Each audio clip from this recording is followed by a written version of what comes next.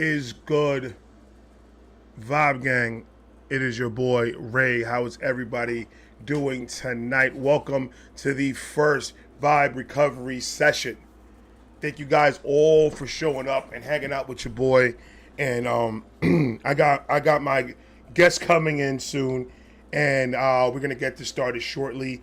What I'm gonna do first, though, for everybody that's coming in, for everybody that doesn't know what's going on right now, I'm gonna play a video that I recorded.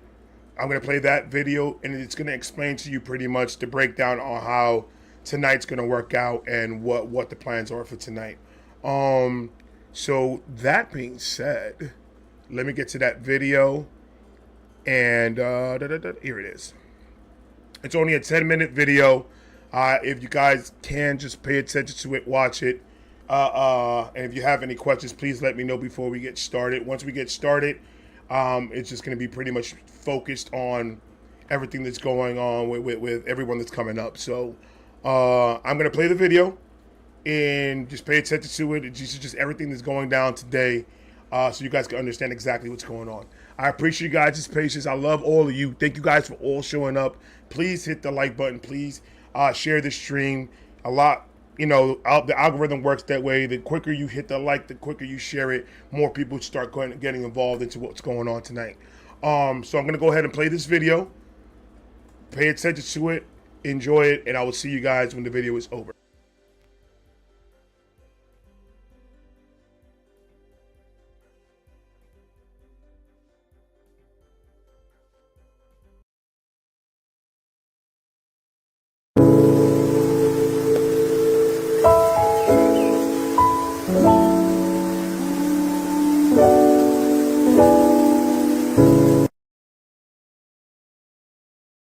What is good, Vibe Gang? It is your boy Ray here with another one.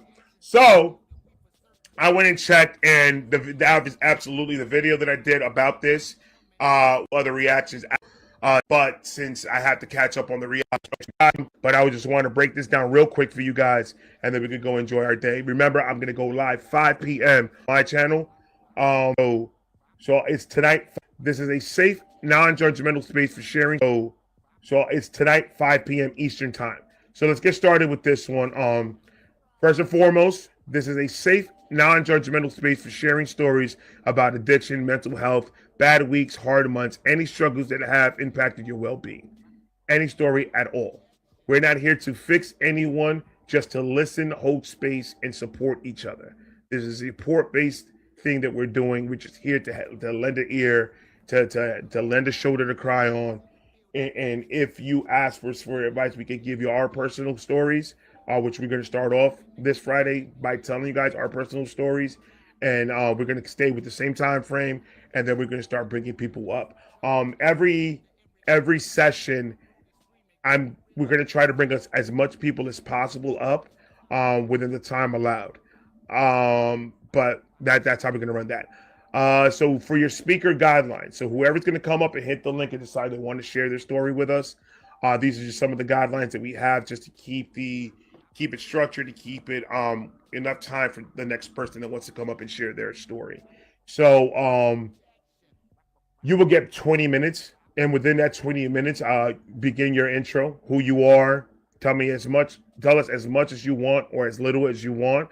Why you're here, why did you decide you want to hit the link, and then continue, and then start off with your story. Start off with your story. Then after that, you'll come and sit with me and Carly. Me and Carly would come up. It's your option whether you want me and Carly to be there while you talk, or do you want me and Carly to get off screen while you get up there and say what you want to say. After the 20 minutes, I will, pop up on the screen that'll show you, hey, the 20 minutes is done, and I'll just bring me and Carly on the screen, and then, or I'll tell you in the private chat, hey, you got 5 minutes, or whatever, because I have to keep it time, because like I said, I want to have enough time for everyone to get their thing off. I don't want to rush anybody, but I just want you to keep in mind the next person needs some time in order to let them to speak and get their thing off. So begin with a short intro, who you are, why are you here today, and just share your story, and go ahead and share your story. Now, understand that this is going to be, and you can remain anonymous if you want. If you decide you want to do that, I encourage it. I want you to feel as safe as possible. So if you want to turn your camera off, you can, and we can show you how to do that backstage. If you want to change your name, put a different name on there, you could do that. We're trying to keep it on our part as safe as possible, where there's going to be nothing that's going to track back to you or your name. Now, on the vocal, on changing your voice and everything, I can't do that on my end. You could do that on your end if you have the capabilities, but on that part, I can't. There's only so much I could do. And also understand that when this goes live, the comment section, the live chat, there are going to be people in the live chat, but understand it's going to be a safe, non-judgmental environment. The minute people start acting up, or if people start going in, they're acting a fool, my moderators already know. My moderators already know what to do in that situation. My mods are on top of it. They are going to kick whoever's in there disrespecting or judging or doing anything. They're going to get kicked out completely. This is not what we're going to be doing for this. This is not I want to hear your opinion on what you think about this. No, I don't want to hear no. This is a judgment-free place. I don't want that. My moderators already know to kick anybody coming with disrespect or judging out immediately. And then when the live is over and now we have the actual live that anyone can see, that comment section will be closed for that live. I will not keep that comment section open. I am not trying to keep that comment section open. So there won't be nothing there for you guys to worry about anybody going there talking crap about when you went up there or whatever. So we're going to try to keep you guys as safe as possible so you can be comfortable to open up and start the healing process. If you have any audio visual issues, you guys just let us know. Hey, something's going on with my camera, something's going on with my mic, whatever, and then we'll go backstage and we'll try to figure it out backstage, and try to fix it as quick as possible. We already went over that. We went over that post stream. We already went over the post stream. Respect and safety rules pretty much speaks. Respect every voice, which means whoever's on the panel, on the comment section, on the chat, it's full respect going all around. People on the stream need to respect the people on the panel and the people that are going to be on the comment section.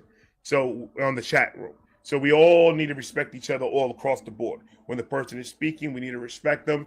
And when we're fellowshipping and we're talking with each other, we have to respect the conversation, but as well, we have to respect the comment section or the chat room and make sure that everybody's, getting respected all across the board. I don't want no mocking, none of that stuff. It's going to be allowed in this shit. None of that roasting stuff. There's a time and place for all that stuff, and this is not going to be that time and place. Trigger warnings. If you are going to say anything or talk or speak and tell your story, and I don't want to censor you at all. This is an open dialogue. You could say whatever you want. But when it comes to the respect, it comes to this point too.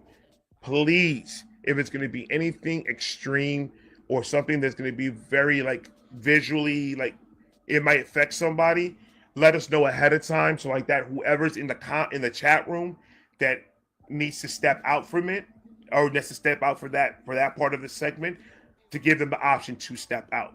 But just to be respectful, please let the chat know, let us know if it's going to be vulgar. Please to give the warning for other people that if it's going to be too much for you and you can't handle this type of conversation, please give them the option to step out and not be part of it if it's going to be too much for their mental. So please let us know ahead of time if it's going to be anything like that. We're not going to censor you. I'm not going to edit these videos. I'm going to let you get your shit off. But be respectful for the people in the chat too. There's a lot of things that could trigger a lot of people, and we're trying to keep this as safe as possible. But we want to keep this as open as possible. We want the people that are going to come up here to tell their story to be free to say it and explain it to however way they want, and no judging at all. And that's pretty much it. All this stuff, like I said, is going to be part of the video that's going to be down below. Please read over it. I'm going to have it down there.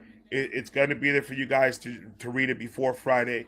And I'm also going to have the rules and everything on the description on Friday's live as well. So it's going to be there, and we're going to assume once we start Friday, we're going to assume that everybody already seen this video and everybody is on board with how it's going to be ran. And if you don't agree with it, you don't have to hit the link. Understand, we cannot control nobody else that is screen recording the live. We can't control what people do with the footage with the screen recording. So when you hit that link, you have to understand you're putting yourself out there. Period. You hitting that link, you're putting yourself out there to tell your story. And I can't control what other people do. Carly is not going to be able to control what other people do. Know that before hitting that link. That could be. I'm not saying that there is. I hope to God that there isn't. I'm praying that there isn't. But it could be that somebody might do something like that. That could happen. Keep that aware before hitting that link. I love you guys. Thank you guys so much.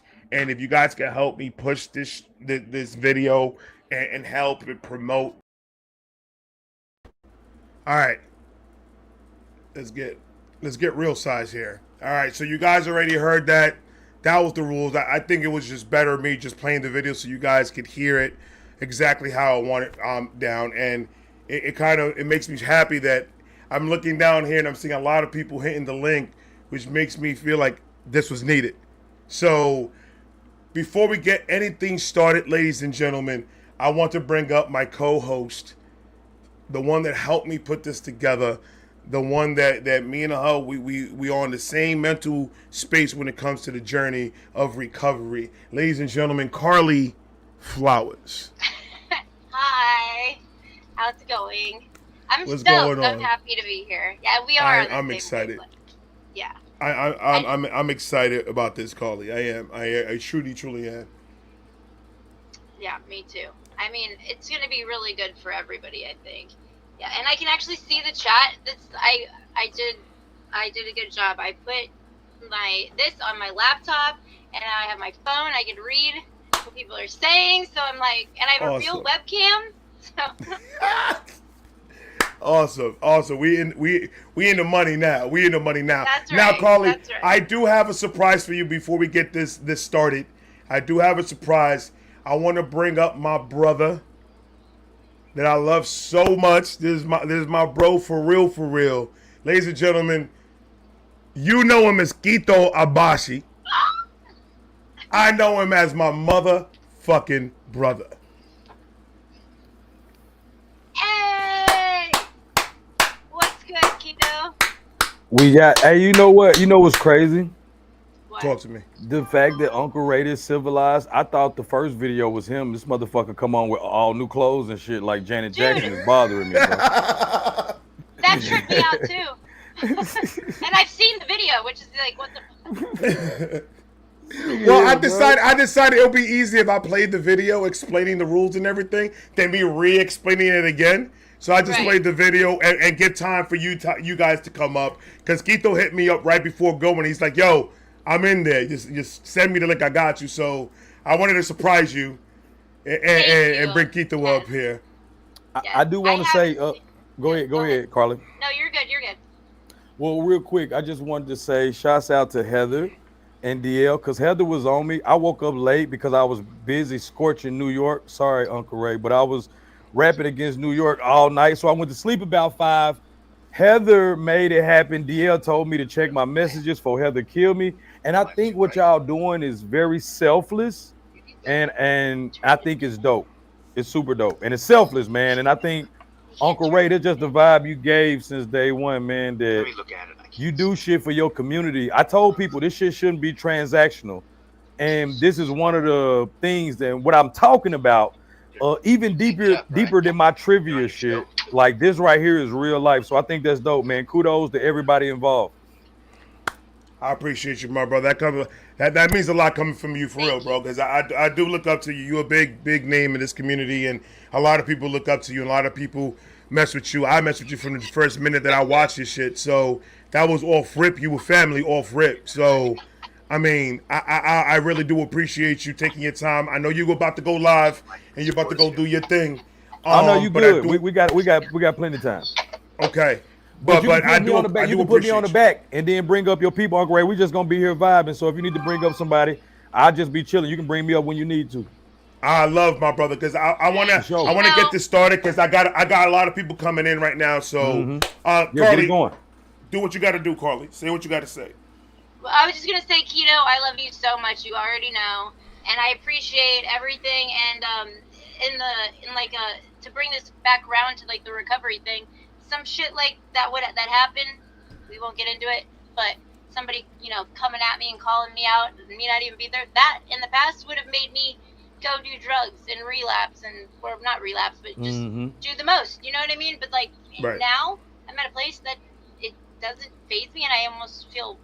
Well, no, I do feel empathy for that person, and Right. it's just a whole other mindset that you're in when you're sober. You know what I mean? Mm-hmm. And it's such a great. And I just want to say, oh, you fucking, would you knock me out? Shit. No. Sorry, my dad is here helping me with this computer, and he's trying to turn down the brightness. There we go. Okay, sorry. It's all good. It's all Never good. mind. Can't do that. Okay, fine. You're good. Fine. Thank you. He works with computers. He does, what is it? What's it called? What you do? Supply chain automation. He writes programs for giant distribution centers to make the things do the things like Willy Wonka Chocolate Factory, but like, I love chocolate. How do you say it? Anatomically. Yes, that's what I was looking for. Yeah, but he has clients like Amazon and Walmart. Nice. Huge. Frito-Lay. That's dope. Yeah. That's dope. Anyways. He cooking. Quito, my brother, I'm gonna throw you backstage. I'm gonna bring you up when we got the opportunity. I'll bring you up. Thank you so much for hanging out with me. Sure, you already Until you know. go to your live, brother. I appreciate the shit out Let's of you go. for real. Yes, sir. So we gonna get this started. So how are we gonna get this started? I would like to spend some time telling you guys my story, but before we do all that, I do want to start with the prayer. So Carly, do you want to do it or do you want me to do it? We can just do it together. Okay, so then we'll do it like that. That's perfect. So if Do you like I don't to know say God, or I just say, well, we can. I mean, it's when I say this is all I want to preface it. God means your higher power. It does not mean God in the sense of any type of any rhetoric. Right. It's whatever you believe as your higher power. That's what we're using as God. So it doesn't mean nothing to nobody. We just trying to keep it as naturally fluid as possible. So like that everybody could join in and we could all get this started, and I'm excited about it. I hope you guys are too. Please hit the like button. Like I said, the more you hit the like and the more you share, the algorithm works that way that it'll start just giving us more people and more recommending this live to more people. So the more people in here, the more people could heal, and the more people could heal, the better this world's going to be. And that's the whole point of all of this. So I'm trying to look for it right now. I don't know where the hell I put it because I want to say it exactly. So go ahead. Hold on. Let me think of my some things I cannot change. Courage to change things I can, and the wisdom. Yeah. Okay, I got it. Right. Got yeah. You got it. I'm getting this loading on my phone. I'm in the studio, so my signal sucks. So Well, I'm waiting for the stuff to load up. I'm pretty sure I can follow along. Yeah. I'm pretty sure I can follow along. And boom, and boom, and what the heck? Okay, there we go. Got you. I got it. All right, ready? Me too. Let's go. So if you guys can, please, right now, we're going to get started with the Serenity Prayer. And this is what we're going to start Go ahead. Well, I'm sorry. Go ahead. First, we should do a moment for the still sick, take a moment of silence for the still sick and suffering. Yeah, so let's take a moment of silence right now for everyone right now that's still sick, still suffering with addiction, with mental health problems. We're going to give us a moment of silence for there, and then we're going to start with the prayer. So about 10 seconds, moment of silence, and then we'll get started with the prayer.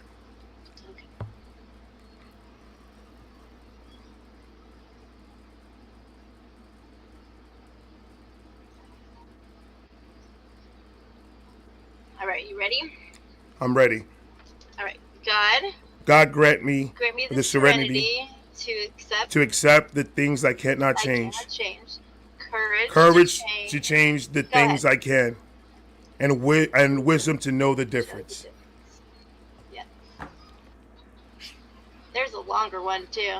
Living one day at a time, enjoying one moment at a time, accepting hardships as the pathway to peace, taking as he did this sinful work as it is, not as I would have it, trusting that he would make things right. If I surrender, oh, this is like a really God one. Sorry. Yeah. Yeah, all right, so... But wait, surrender. That's the point. Surrender. Surrender. That's the point. So the way we're going to get started, I'm going to... Since you guys already heard my story many times through my reactions and everything, I'm just going to give you a short breakdown on how it all came down to be. I'm not going to take too much time because this is not about me. This is about everybody that's waiting right now in the bottom. Is about everybody in the comment section or in the chat that want to hear some stories and want to find some healing within our stories. So I'm going to start it off with pretty much, I started doing drugs at the age of 15. It was mainly pills, cocaine, and alcohol. It was just 3 mixtures of the worst. But in my mind, I tricked myself to believing, oh, it's only occasionally, so it's not a problem. At that time, I was being very rebellious. I was being, not that I was being physically abused, yes, but also it was more mental than the physical. It was more mental that was getting me. So I never really felt like I belonged anywhere. But when I was on the drug, it made me feel like I was somebody that I wasn't. So I got lost in that. And at 15-year-old, we all know that our minds are just building up. So are just starting to be a sponge and just get the knowledge and get everything that you can to be a respectable adult when you get older. And I just went down this pity hole that started from a couple of weekends out of the week to I couldn't wake up in the morning without thinking about when I was going to get my next fix. Through New York, leaving New York, me thinking I was going to leave that type of life, I thought maybe moving to Florida, taking my mom's option, because at that point, at 16, my dad kicked me out. I was living in parks. I was living in bus stops. I was taking trains all night long to the last stop and then take it all the way back to the next stop. And that's where I slept. That's where I rested. That's where... So there was a lot of things that I had to do for money. And then not only that, but on top of that, dealing with a habit. So I needed money to survive, and I needed money to survive my habit. So I started to get into this dealing and going on the streets and trying to make money enough that I could take my habit, because I'm what people kind of call themselves a functioning addict. I could hold a job for 10 years, do my job exactly the way it's supposed to be done, but without the drug, I can't do none of it because I break down. Let's fast forward all the way until I found YouTube, I found you guys, and I found my recovery, my true recovery. It came to a point where I got arrested, I lost my job, all in the same week. And I got Baker Act. So that was as rock bottom as I could get. I couldn't get any lower than that. I was about to lose my wife, which you guys know, Miss Vibe. I almost lost my kids. She said, it's either you're going to fix yourself and do it for yourself, or this guy's to stop now because we can't. So at that moment, I literally lost everything and I was about to lose everything else. And I had to make a decision. Once I made that decision, it was the hardest decision of my life because I didn't know how to be me. I didn't know who I was. It was hard because I didn't know there was a lot of things that comes with getting off of pills. I deal with the damages of me being in those pills every single day. Every single day. I deal with the damages that those pills did to me.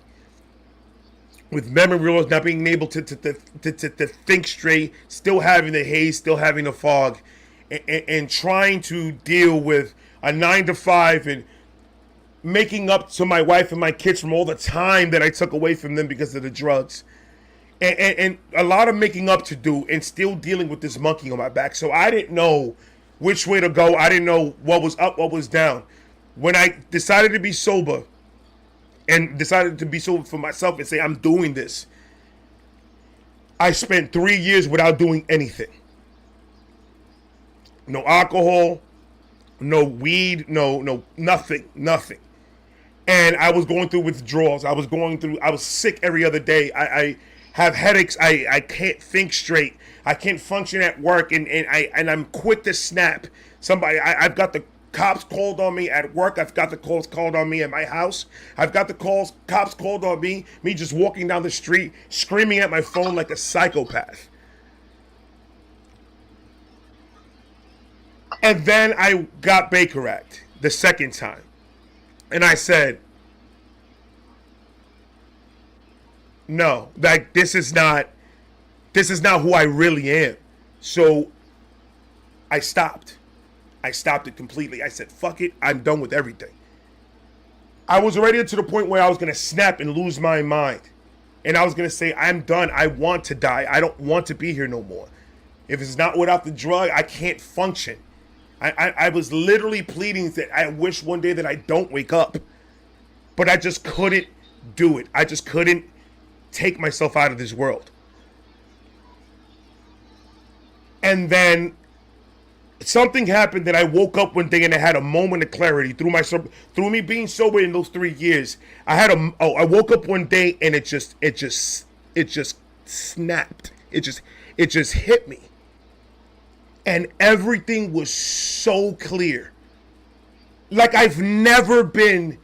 I get goosebumps right now even talking about it because nothing has been this clear in my life. And I was able to think for myself now. The drugs was not controlling anything. And then I started to find something to take that monkey over my back because I know I need to fight this addiction. So I found painting, and I did my painting for a while, and still trying to find my help, but I don't want to talk to nobody. I don't need a psychiatrist. I don't need nothing. Through medication that didn't work, and doctors telling me that maybe I should try weed and do it medically and get the license and do all that, I didn't want to do anything. I didn't want to fall back onto that. I didn't want to go back into the drug because I thought weed is going to lead to something else. So I said, no, I don't want to do it until one day I saw myself that I was about to really lose everything because I really couldn't control my anger. And one of my guys at work gave me a blunt and said, smoke this. I smoked it. And it cleared the other half that was hazy. It cleared that other half. So I started to investigate, do my research, find out what it really does, what it really is, and decided to give it a try. And then I found YouTube. And I'm sorry. Oh, fuck. And then when I found YouTube, I found a place where I could be me. And a place that I was able to actually be who I always wanted to be. And not be judged. And not be made fun of. And even if you are made fun of, understand that doesn't mean anything. Like, people are always going to try to take you down. As long as you keep your head straight and you keep on going through the positive route, it don't matter what people say. And you guys helped me believe that. My wife, my kids helped me believe that. My psychiatrist helps me believe that every day. I could say right now I am fully recovered of that monkey. I don't need it no more. I know I don't need it no more to be me. All I needed was real people to tell me who I really was, because I didn't believe it. I've never believed anybody tell me that I was this great guy and I'm this and I helped and I do that. I didn't want to believe any of that. But now I'm starting to believe it. Because I see everyone that comes to me that I see the happiness. I feel the happiness through the messages, through the lives, through the karaoke's, and through everything. I feel it. I've never. This is who I am 100%, and I am accepted by 155,000 people. That to me is fucking insane. So that's my story, and I appreciate you guys taking your time to listen to it, and I love all of you. So there you go. Thank you for sharing. No, and you're so right. Like, it's so hard to see how you are as a person. Like, for me, like, same, like, who I am as a person and how people see me, because I always felt like that. Like, what? I'm not worthy of this. I'm not. Why would anybody say that? Or they're just bullshitting or whatever. But, right. I don't know if you saw my comment. I don't know what it was on recently. It was a recent one on a video, and I just was telling you, like, how much joy you bring to me. I can only speak for myself. Well, I know others obviously feel the same way, but just just seeing you talking, it feels like I'm talking, or you're talking to me. It feels like you're my best friend, and I'm in the room, and you're making me laugh, and I'm laughing so hard I'm crying, and that joy and that light and that, honestly, you have so much. Your humility is amazing, and the things that you do for, like, for instance, for Ren, you're doing all that promotion for him. You're not getting paid, like all this big money. There's no incentive. It's just because you truly care, and you care about the community, and it speaks volumes. But you've never said, or because you don't feel that way. Oh, I'm doing this because or even I don't ever get that vibe from you. Others, I will just say others. I totally get the vibe that they do things like that for their own personal gain, whether it be their own image, their own money, or whatever it may be.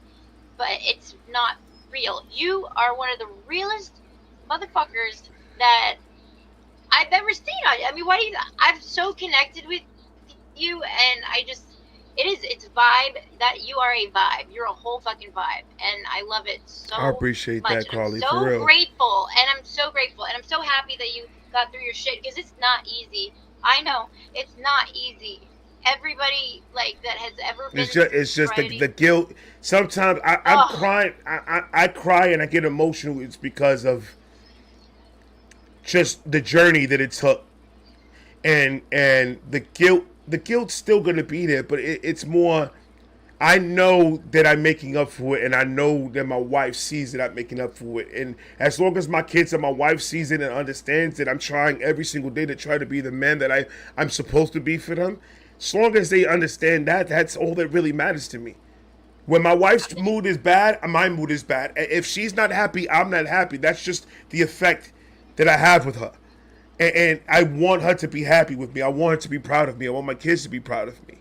So I had to do something. And if it wasn't for you guys, the comment section, the you, Carly, all the Beehive, even all the rest of the reactors, if it wasn't for all you guys, like, giving me that push and giving me that oomph and saying, yo, Ray, you got this, man. Go ahead, keep it pushing and keep on doing it, giving me my flowers every time you guys see me.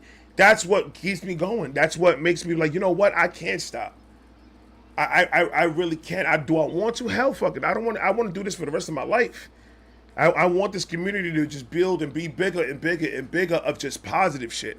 I'm not trying to do no trendy shit. I'm not trying to do nothing that's going to make me $1, because I know that if I do the right thing, God's going to provide for me no matter what. I don't care about nothing else. I'm good. Yeah, as long as I know, mm-hmm. Yeah. So, I mean, you always have to have that faith with recovery. Comes hand in hand. No matter what your faith is, whatever it is, you have to have that. That goes hand in hand. You have to have that belief that there's hope that you can get better, hope that there's something that's going to help you get better and give you that push and give you that ammunition that you need to keep on pushing forward in this crazy world. This world gets crazier and crazier by the day. And all of us that are not going and abiding by with everything that we see, we fight every single day temptation. We fight every single day. So recovery over a drug and everything else should be no problem because we fight that shit every day because we keep it 100. It is hard to keep it 100% in 2025 because then you're considered a hater, you're considered woke, you're considered somebody, a preacher, you consider all this other stuff, but you're never considered real. So not worry about what everybody else Not thinks, and never. just worry about what you can control, and that's Right. it, and just keep it pushing.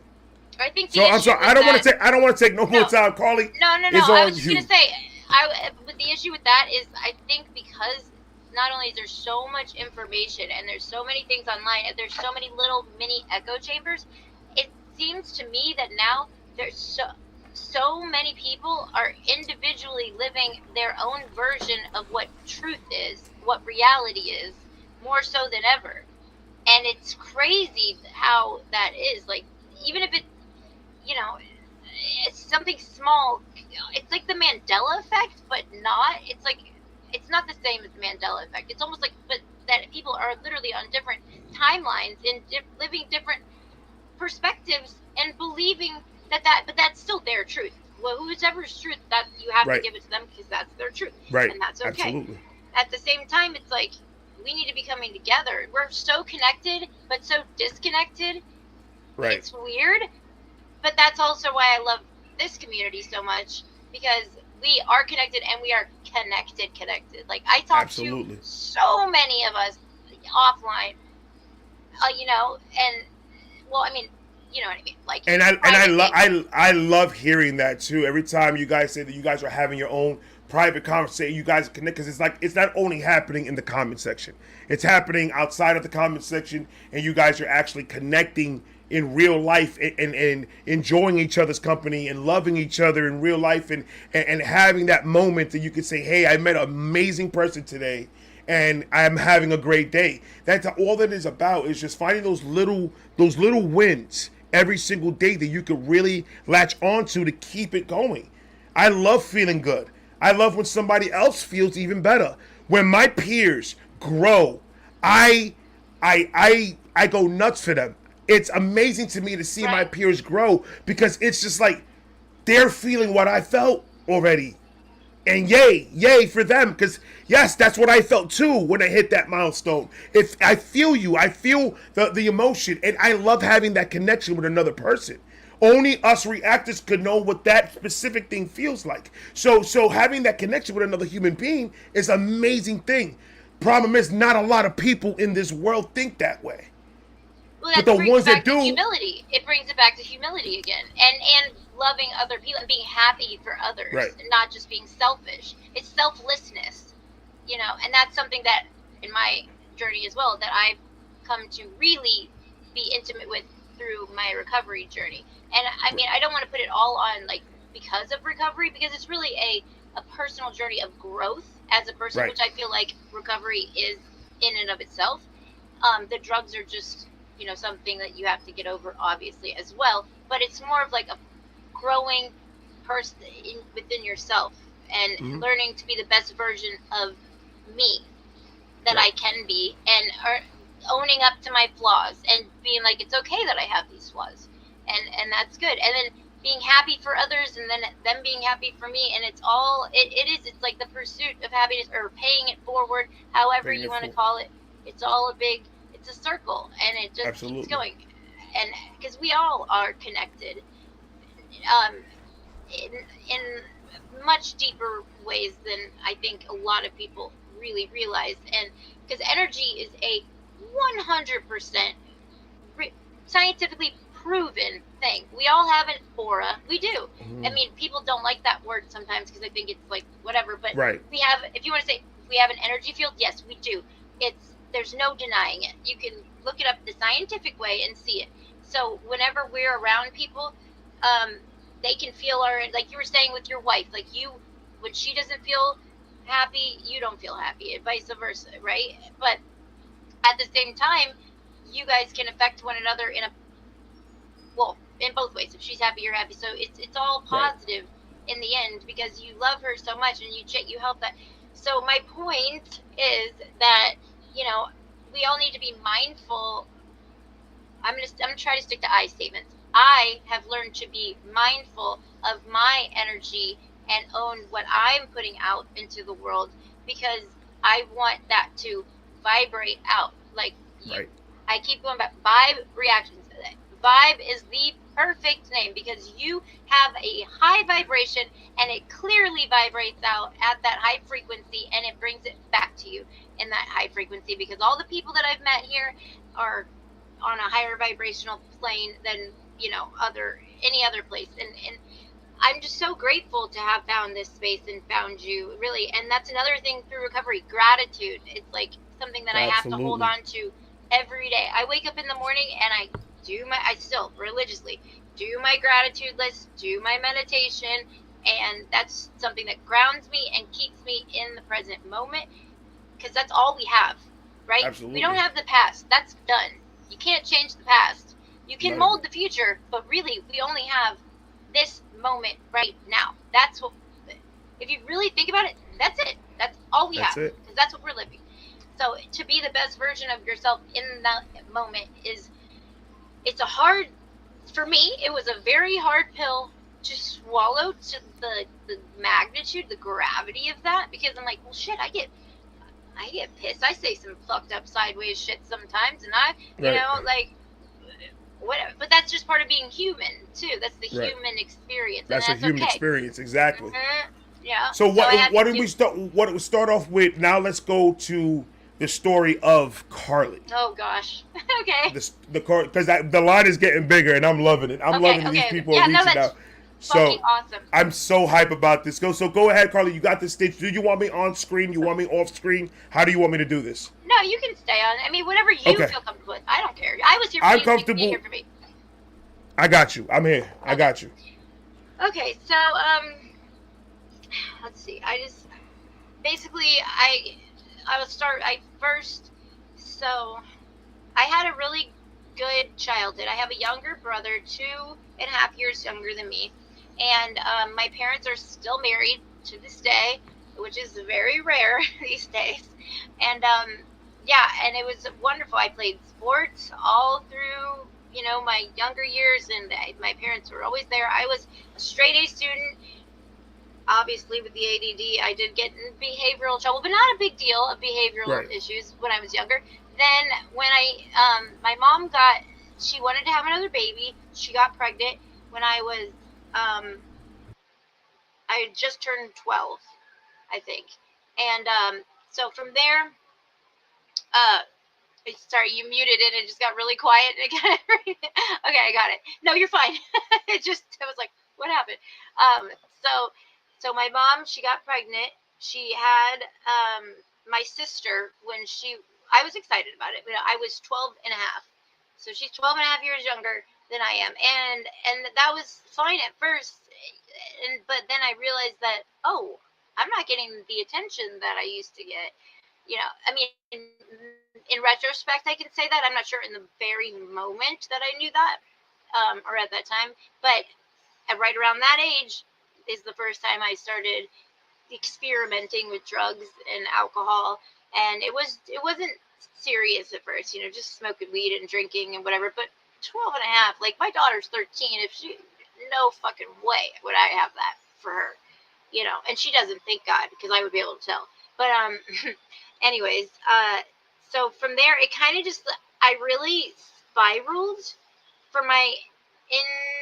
starting about 13, later 13, almost 14, like out of fucking control. I was doing ecstasy, I was doing cocaine, I was still smoking and not drinking too much, but of course that's like the thing kids do. And it was a lot. It was like I was sneaking out, stealing my parents' car, at 14, and driving all around in the middle of the night. Then I'd bring it back home. I mean, my mom was, obviously trying her best, so terrified, just worried. I mean, I understand now as a mother, but I just didn't. Never felt happy anymore, and I didn't know why, but I didn't also care at the same time. I just wanted to do what I wanted to do when I wanted to fucking do it, and I thought I knew best, and I didn't give a fuck what anybody said, and that was that. So here I am, going at 16, I was at Ultra Fest in Miami trolling. Like, that's not something a 16-year-old should be doing. But I just, any way I could cut a corner, I cut a corner. I ended up getting kicked out of high school at 15. I was about to turn 15 in freshman year. And well, I had a horrific attendance, and I also told the teacher to fuck off and die, and that's considered a death threat. But whatever. So I got sent to this school for homeschooled kids, at that I thought was accredited, and the teachers were so corrupt. They had a keg at the Christmas party for the kids, and then finally I had like this awakening when I was going into my junior year. I told my mom about it, and I was getting bullied. Girls didn't like me, whatever, blase, blase. So still doing drugs, but not as heavily as I was prior to that. Then I ended up going to, I tried to go back to regular school, high school, and my mom found out that the school was a scam. None of my credits would transfer, so I had to go to that's when I really started surfing, like all the time, every day, in the water, and it was very, very good for me. I ended up going to a school for kids that would travel a lot and didn't have the time to go to school, so we did all our work on computers. I finished uh, 3 years and a semester of high school in a semester and a month, and I graduated a year and a half early. Got to go to college early, but then my parents said, okay, as long as you graduate high school, which that was technically for me, that was graduating, so I was done. I didn't have to go, but I could move out. So at the time, I had a boyfriend who was 24 years old, and I'm 17. And well, I just turned 17, moved out with him, and then the drugs started again, and I was doing, going and partying, ketamine, acid, tons of ecstasy, tons, you name it, except for heroin. Back then, that wasn't a thing for me at that time. So then he ended up being abusive. Whatever, I left him. Then things got better for a little while for me. Like, I got a job. I was surfing. I ended up getting sponsored. That's when I moved. I went to Costa Rica for a vacation. I moved there, lived there. Well, just didn't leave. I went for a 2-month vacation. Didn't leave for just shy of 3 years. And then my sponsors wanted me to surf the circuit here. So but Costa Rica, best time of my life. Like, that's when probably till now, that was the most sober I was, the most healthy I was. It was amazing. While I was living there, I was traveling all over as well. I was on the WQS for surfing, so that's the World Qualifying Series. I mean, I was doing really, really good. Of course, still doing coke, but it wasn't like a thing. It was just like, oh, we're partying tonight, let's just do it, and it wasn't anything serious. So that was like a really, really good time. Then I moved back, and I had another contest I had to go do in Mexico at this really shallow reef break, and I did I went off. It was like late in the heat. I took off too late in a wave, went over the falls, hit my tailbone on the reef, and just some couple discs were compressed. Not a big deal, right? I mean, it hurt, and it was like big deal then. My sponsor sent me to this doctor in Florida, and that time era, crooked doctor, grossly overprescribed me Roxy's, and should never ever have them. So I stopped. I still competed for a little while. I moved. I was living here at that time. I think it was about 19. No, later than that. So I had to be like 20. So I didn't like the pills really. So that kind of stopped at that time. But I knew the doctor, and I knew what the deal was. Later, that comes back in. Anyways, so then I was a bartender, and I was like the surfer girl. Everybody, it was almost like I felt like I had a pass to do whatever the fuck I wanted, because people looked at me like, oh, she's so cool, she's this, she's that, she's da, da, da, da. And that's just, it's such bullshit now that I look back on it. It's like, I don't feel ashamed because I'm letting go of that shame and guilt, but I did for a while early in my journey, like how I was acting and embarrassed. And then the Warlocks ran the one bar that I worked at, and they started asking me to sell blow for them. So I'm selling blow at the bar, like keys, literally. It was, yeah, a crazy time. Then I met my ex-husband. I had another relationship before that, ended up being abusive. Met my ex-husband. Literally no time between him and the other. Moved in, moved out. It's terrible doing that, but yes, I did that. My ex-husband was supposed to be selling it while I was working, and he ended up doing it all. It was just fucked. The whole situation was fucked up, but I had still paid for it. So, okay. Point is I was doing way too much coke. I would be after party back at my house after the bar closed at 2. We'd party all fucking night, and then I'd take a handful of Xanax to go to sleep, and then do it all again the next day. Because I was still like waking up and going surfing and going to work, I felt like, oh, it's no big deal. I'm good. So because of all that bullshit with my ex-husband, and at that time was when the pill mills were like really at their height down here. So I ended up hooking up with one of my other buddies, and he and I created this whole like pill mill ring that we would take junkies. I say junkies. I was fully a junkie. Ended up being, and a whole bunch of them. We would drive them down there, pay for their doctor visit, pay for their scripts to get filled. We'll hold on to the scripts, pay for them to get filled, then take half, and we could do this every week. Boom, boom, so much money. We ended up buying a boat. We bought freaking brand new cars. We bought, it's so fucking dumb looking back on it, but. And I ended up starting to try to do the pills again. Like, I just do a half, and because I didn't get sick when I did it, and then I did another half. For a straight week, I did this, and then I woke up one day, my legs are hurting. I'm like, what is this feeling? And my ex-husband's like, oh, you're withdrawing. I'm like, what? What? Because all those other drugs I did in the past, no withdrawal symptoms like that. But this was like, oh, I don't want to feel like this. So, of course, I just kept doing them. And that started my whole addiction. During this time, before we were even married, he left me. He cheated on me, did some fuck shit, and then I ended up, I was up for 3 days in a row, snorting blow and drinking, and among other things, and I ended up taking handfuls of sleeping pills one morning, like probably almost the whole bottle. Got Baker acted, had to stay in the hospital for 8 days, and then go to the Baker Act place after the hospital. But it wasn't because I wanted, at the time, I'm like, oh, I just want to kill myself. But I didn't really. I just was like pay attention to me kind of thing, right? So it worked, which I don't know if I kind of wish it didn't, but either way, not like that I lived, but that he didn't come back to me. So he did, and then he and I stayed together. We ended up getting married in 2010, and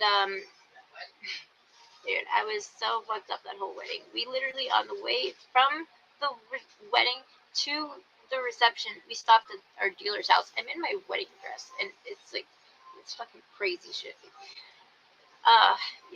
by like a couple ounces of blow and just more pills, and we were together. I'm trying to think. My daughter was born in 2012. So then I'm doing all these pills. That period from when we got married to when I got pregnant, we were ridiculous. Pills, And then when I got pregnant, I'm like, okay, I'm done. No more. And I weaned myself off slowly, because I told the doctor straight up what was going on. And he's like, okay, don't stop, but wean yourself off. So I did. But I still, even when I got down to less than a quarter of one a day, I had the most atrocious withdrawals. I never knew what it felt like to go through that until then. And I was, oh my God, it was hell. But I ended up having her, and he never stopped. But I had her, she was healthy. She's super just beautiful. You guys have seen her. You guys, smart, perfect child. Because I had told my doctor that I did have those issues. She actually had to have a bag test in the hospital where they put a bag on her, so she pees and then they drug test her. But of course, she was clean. So, and like I said, my ex-husband never stopped doing those. He ended up going to rehab after, like, I think she was about 6 months old, and then I had to move back in with my parents, which was like terrible. So I felt like all sad because of that, and then that triggered me to start using it when she was maybe about a year at that point. And then of course that's here we go again. This is the cycle that never just. Then I would get off of them for a little while, go back on Suboxone, or try to get on Suboxone. That never really worked for me. But I would sure get them from the doctor and sell those too. Then, so after that, he and I ended up. Well, he was being physically, and he got out of rehab, got another place. He was being so physically abusive, so mentally abusive, so emotionally. That's the worst. It's not worse, but it's just as, I think, the emotional and verbal abuse. But I was codependent, and I was a drug addict. So, and my poor little baby. But I mean, so we ended up finally breaking up. Done. But I still was. Then I'm sad about that. There's another excuse, right? Oh, my marriage, well, I'm back at my parents using drugs. Get arrested multiple times. One time I ended up staying there for a couple months in that period, and so he ended up taking her. He had met a new girlfriend, took her away, and then when I got out, she was like stolen from me. I couldn't get her back. So then another reason for me to start using, right? And that triggered me to end up having to go to jail again. At that time, the judge was going to send me to prison, and he said that I could do a deterrent program, which was go to this place called the Bridges of America, which is and at this point I'm using meth too, and heroin. It moved on to heroin, so it's meth and heroin, because the pills got way too expensive at that point. But also on the outside, I was working. I seemed like I knew what I was doing. So not everybody knew. My family knew, of course, and they begged me to get help. And if you have your baby, even that, which is so fucked up to say, and some people when they hear that, they don't understand. Like, why wouldn't you stop for your kid? Like, you don't think that way. It's like nothing. The addiction. This is how I describe it. If you've ever seen, I'm sure a lot of people have seen Sleeping Beauty, and when Maleficent pulls up those black thickets all around the castle, and the prince has to cut them down, that's what I feel like the addiction does to, like, your brain. Like, those black thickets come up, and then they just take over your brain and then your body, and then you're just stuck. And it's fucked up. Okay, so from there, I go to he has Cammy, and well, she was good then, even though he would never let her see me. But that's neither here nor there at this point. So I went to this program it was an inpatient, 9 months, and it was hell. But it was good. It was a good hell. It was the best time. It was the first time I ever had real recovery and structure. It was very intense. So I went through. We're all the way to 2016 into 17 now. And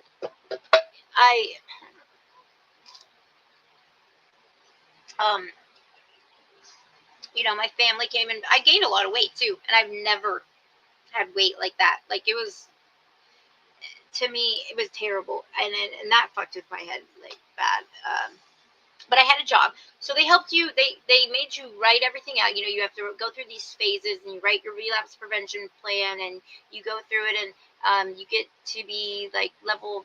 I can't remember the exact things, but it's so militant. Like, every morning you have to be in line. It's almost like prison. You have to get in line, except for you say it's a creed, and it's a long creed, and you have to memorize it. And you say that bitch twice a day, at count, and so it's very, very militant, is what I would say.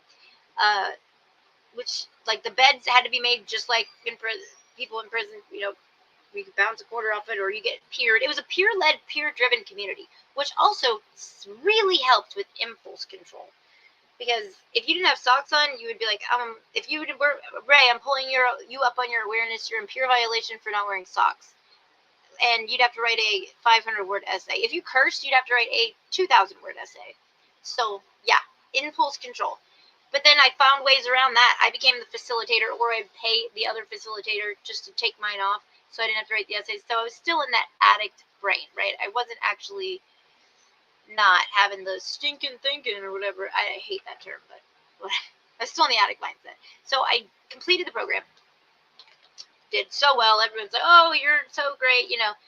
But I think at that stage in recovery, I get you want to applaud people on and be happy for them, but at the same time, for me personally, too much like praise too fast when I knew that I was already like, you know, navigating this not really by the book, but it looked like I was. And that kind of was not good for me but I wasn't holding myself accountable. That's what it comes down to. I wasn't ready at that time either. So I get out, kept using, or I know I was sober for a while after that. Sorry. I relapsed. Oh, and I used to say at that point, relapse is not a part of recovery. That's just for weak people. That's bullshit. Blah, blah, blah, blah, blah. Yeah, no, it is. I mean, maybe not for everybody, but it was for me. So I got out of there, came back. I had nothing.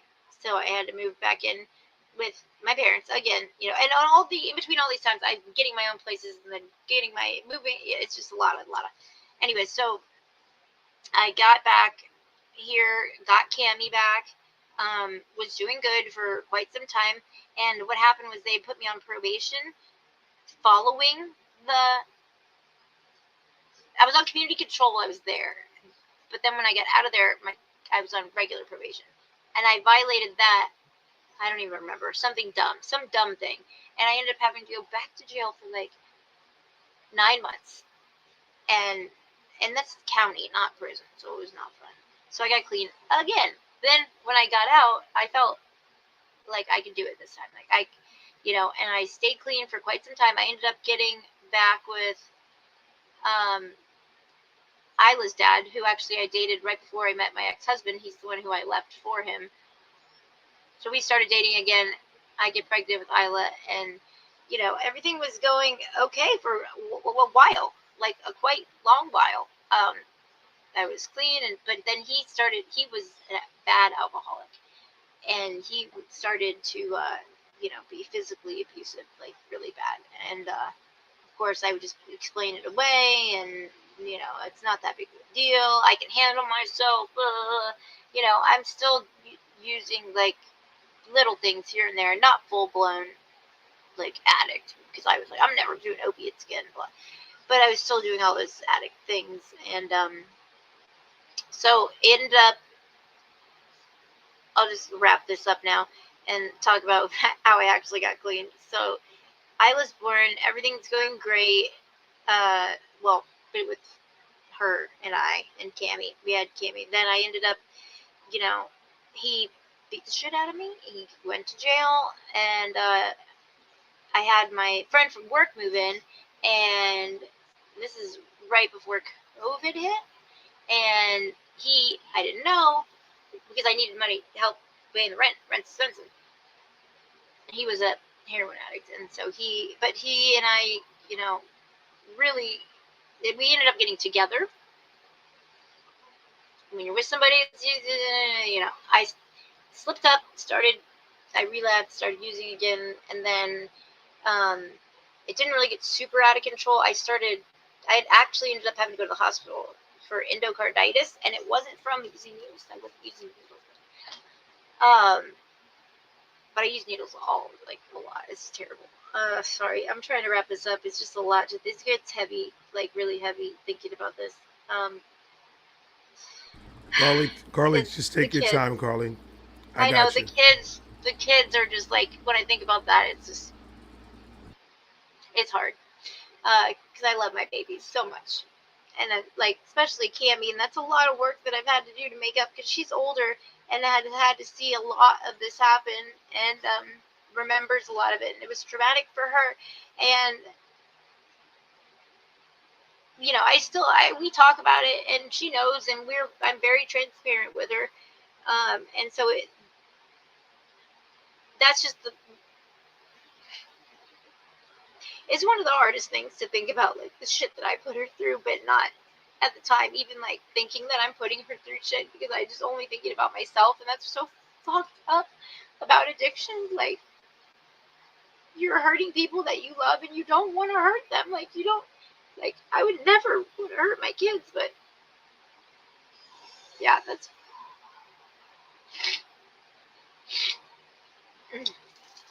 sorry. Okay. Anyways, so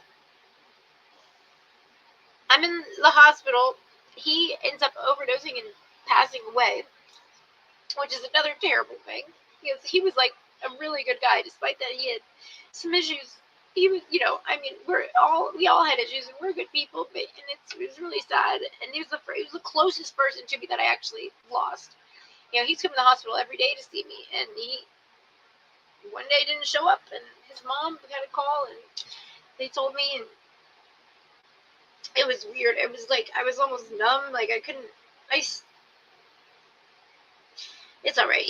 I've talked to him since then. He's come to visit me a couple times, and I know he's good, and he's still around. Yes, Jay. Yeah. So, anyways, moving on. So I get out of the hospital. Then I get back with Isla's father, who was sober then, had gone to rehab. He was living in a halfway house at the time, and he and I always, like, when he's clean, like, we really would vibe and get together, whatever. So I didn't want to live at home, and so we moved. I'm out, and he immediately started drinking, and you know, and now I have both the kids up there in New Smyrna, and with him in this house that we just got, and he's already all messed up. And then of course I use it as an excuse. Well, I'm just like, no, not at that time. When I left him, I stayed clean until I left him and had to move back into my parents' house. And that's when I was just like so depressed, because I felt so alone and I felt so isolated. And I was living in an RV with both the kids outside of their house, and it was fucked up. I didn't seek help like I should have. I didn't seek anybody. I just wanted to be alone. I isolated myself. I did what I had. I would take the kids to school, go to work, but I just didn't ask anybody. I didn't talk to anybody about anything, and I knew I was in like a terrible headspace. So one day this is in 2022.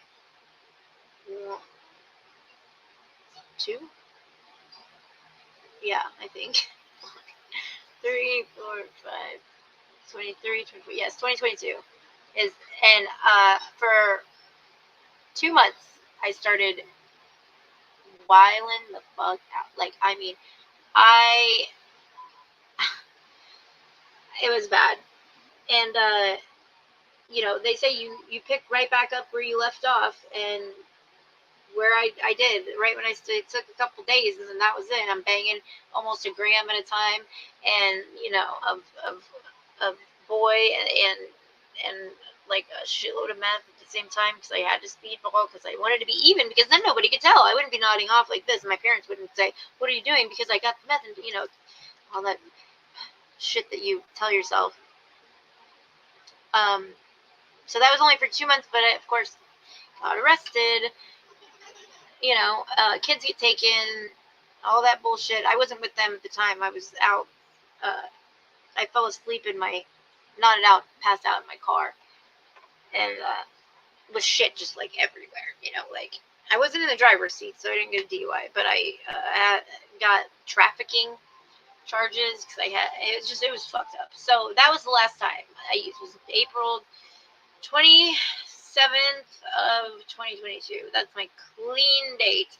But I went to jail, and my parents took the kids, and I ended up beating the trafficking charge. I'm pretty smart with the law, and I was able to get out of that, thankfully. But I said, okay, so out of all that shit, nothing clicked for me. Nothing ever said, like, okay, that's it, I'm done.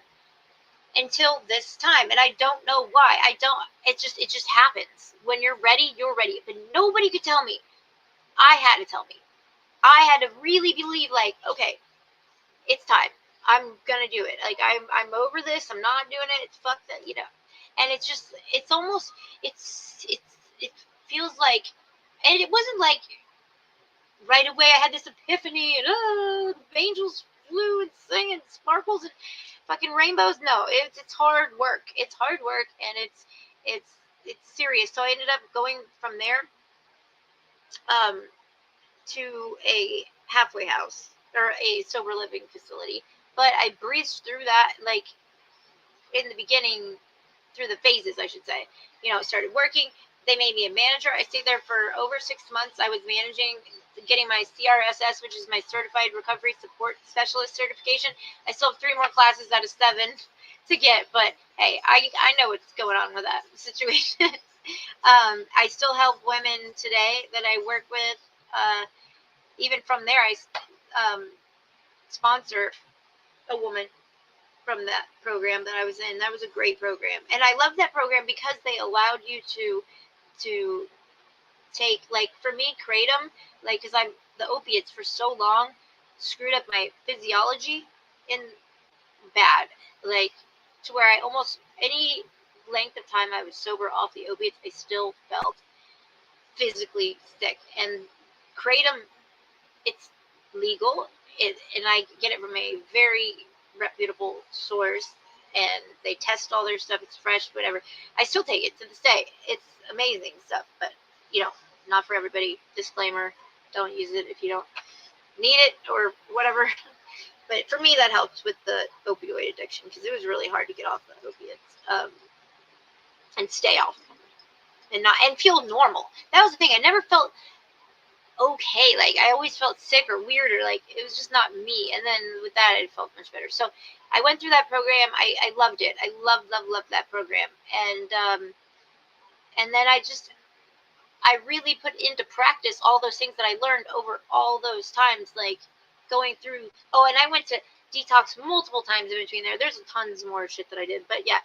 So it's just finally knowing myself, and then really rooting myself in my spirituality, and learning. Like, I've always been like this, but after that, I've been really stepped into, like, voraciously eating up any type of knowledge I could about everything that I was interested in. And I think that's something to do with the ADD also, but it was able to finally clear my head, like, for real. And once that weight was lifted off me, it was like, okay, all right, like, I can do this now. And my kids, like, dude, they're the best. And oh, sorry, my mind's like everywhere now. The ADD is really kicking in, but yeah. So I'm sober, I'm clean, and I'm doing really, really good. And I'm gonna save the rest if anybody has questions for another time. But I love you guys. Yes, that's pretty much it. Thank you, Carly. I'm gonna tell you something. Can you hear me, Carly? I'm gonna tell you something. You strong, girl. You are strong. Like, no lie. I'm so proud of you. I'm so that story, that your journey, it was ups and downs throughout that whole journey. And to see you smiling and always happy and always vibe, it's so beautiful to see what it was and what it is now, that the outcome of everything. A beautiful, big-hearted woman that is just, your smile brightens up the whole entire screen. And I am so happy to call you a friend. Thank you so much for sharing that with us. That was amazing. You're welcome. Was an amazing story. Wow. I thank you for letting me share. Yeah, Always. it's a lot. Always. Guys, if you in the chat and you guys are messing with what's going on right now, if you guys are really, really messing with what's going on, please, I want to see fire in the chat. Give it up for Carly. Carly, you're a strong woman. You're a strong woman. Yeah. And every woman's strong. We're all strong. You just have to step into that power. It just warms my heart to see how well you're doing right now and how focused you are right now. It's just so dope, man. Thank you. So we're gonna go bring Quito. Quito's about to go live, so I'm gonna bring Quito up real quick so Quito go say bye to everybody, because he's about to go live in about 15 minutes. So I'm gonna bring Quito up real quick. Quito, Yeah, he muted. No, he's put his earbuds in. Yeah, no, I'm here. I had it on the What up? speaker. You know, What up, though? I had it on the speaker, so I ain't want the feedback. Gotcha. Bruh, y'all got powerful stories. You see my camera went off over here, but y'all got me crying and everything over here, nigga. Like, bruh, I'm over here, bro. When Uncle Ray started, I said, damn, because first of all, man, you know what? Real quick, I'll say this. I never really had a drug addiction when it comes to the typical way where people would say it with pills or anything. But Yeah. addiction sometimes is not just, drugs or whatever. It can be No. whatever Anything. that occupies that time of you being pretty much crippled mentally. You know what I mean? So in my case, it was several things. Like music to me was I didn't know how to balance it. I was so tunnel vision when I first started. All I saw was relationships wither away, whether with my parents, whether my kids, because you think you're gonna make it tomorrow, and you look up and your kid graduating high school, and you wasn't there. You know what I'm? Whatever reason you want to look at it, and nothing in your life changed for the better since the day you started. If you would have just been there more, you know what I'm saying? So Right. I had several addictions like that, just not tunnel vision to the wrong way. Because they always said you got to work hard, but working hard is not kind of taking your relationships for granted, especially when it comes to kids, Absolutely. family, parents. You only get one set of parents, you get one set of brothers. It's only one or two or three best friends through your lifetime who really, truly, unconditionally love you. You know what I'm saying? So not taking them for granted. So it ain't really about drugs. Some of us have our addictions, whether we know it or not, or our thing Right. that's similar. So nah, that was powerful. I appreciate y'all because y'all really made me look, and that's why we can relate because it's humble humility. It's being able to look in the mirror and say, hey, I was a fuck up.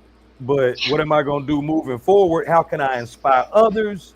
Right. And how did it help me? Because God does not make mistakes, bro. Like to me, Not at all. all the shit y'all went through, that's what make you a superhero. I'm just gonna be real, bro. Like for real. Man, I that's a appreciate fact. that, bro. You wouldn't even be relatable. Like, how can you relate to people if you just this perfect ass? You know what I'm saying? Like, Right. It's a fact. come on, bro. That's a fact. My bad. I get you. You know, I turned to Keto Luther King, but y'all, especially Carly. Hey, look, both of y'all separately. I had no idea about Carly. I just knew that she good at everything she do on the fucking live. She come to That's a rap. fact. She show up and she read. I don't know where it come from, and Uncle Ray just got a vibe, bruh. That since his name, vibe. And Right. it's just a vibe where it just feel 1000% genuine and legit, which will make me open up to this motherfucker like I've been knowing him for 30 years. You know what I'm saying? And that's a fact. Like, nah, I that's for real. appreciate you though. For real, Nah, I appreciate I really y'all, do bro. appreciate you, man. Thank For you. real. Thank you. The night is just starting. We've been here an hour and the night is just starting, and I'm already my emotions. Like Carly made me cry. Keith was about to make me fucking cry right now. I was about to get him off the screen. I was about to get him off the screen real quick. It's But good for us. I do appreciate you, and this is what it is about, Keith. And when I go up there in July, August around there, it's gonna be more of this, more content, more fellowshipping, more positivity, more love, and I can't wait to meet you face to face, meet my brother face to face, smoke something real quick together, and do some of this content and entertain these people like we know we can. Yep. That's a fact. That's a fact. I'm ready. Hey, just Sir. let me know when you come down. I got you, bro. Yeah. You good? You ain't got to worry about the trees. I'm good. You know what I'm saying? So nah. I'm not gonna worry about good. it. You just showed me that sack right now. I'm not worried about it, my brother. Oh yeah. It's filled back up. It's filled back. To the rim. It's to the rim. There we go. There we go. Hey, My but brother, nah, man. enjoy your stream, bro. Have a positive stream. Have a sure. successful stream. Man, I pray that nobody over there's gonna start no bullshit with you, man. I hope you have a positive night and everything goes smooth. Yeah, it's No gonna be Sashas. smooth though. No Sashas or those other two guys. That No, were... we good. We good. But nah, man, y'all keep it up. I'm gonna watch the playback to see who else come Right. up after Carly too, though. I want to hear the rest of the stories, bro. So nah, I want to see bro. the playback on this. I got you, bro. Love I you, appreciate Keto. you coming on, man. Take your time, Appreciate bro. you. Love y'all, man. Y'all keep going, bro. Appreciate y'all. Love, man. What the?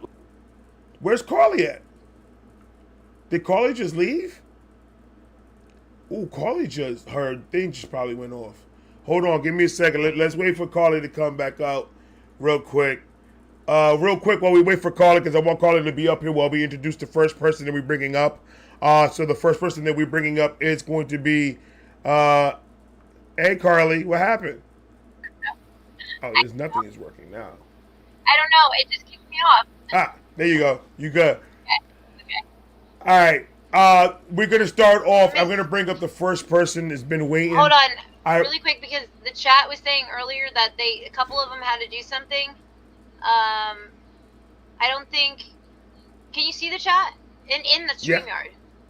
Mhm. Okay, because Kristen. Yeah, okay, she's back. Never mind. We're good. Yeah. All right. So we're gonna bring up the first person, Jedediah. That's gonna be the first person that I'm bringing up. So Jedediah, get your stuff ready before I bring you up on the screen. Like I said, please, people, in the chat, let's keep it positive. Let's keep it the way we've been keeping it so far. It's been amazing. I've been watching. You guys are so dope. Thank you guys so much for keeping this so positive and with love and no judging and everything. You guys are so awesome.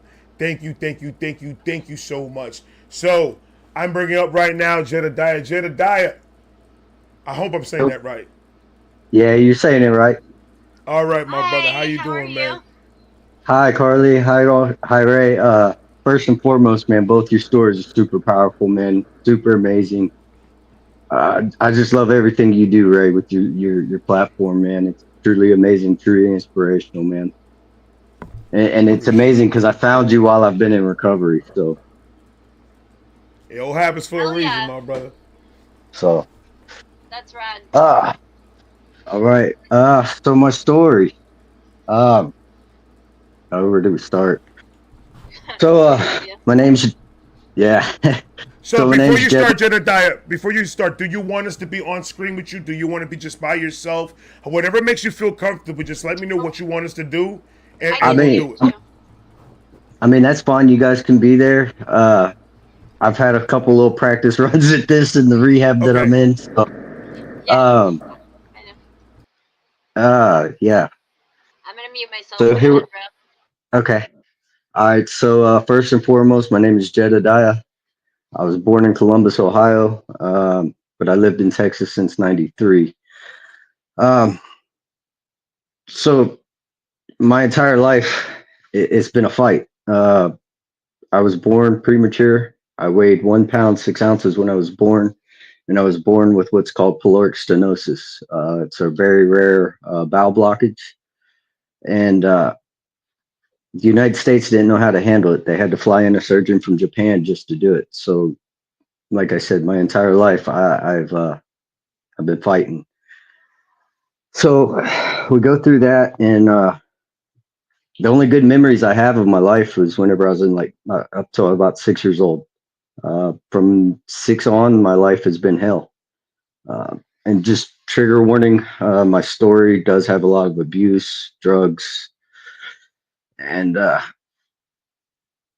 death, so to speak.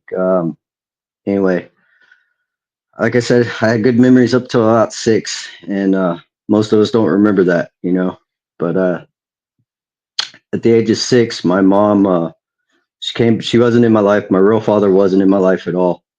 He left while I was in the hospital. I spent the first 2 years of my life in Children's Hospital in Columbus, Ohio, and my dad just dipped on us.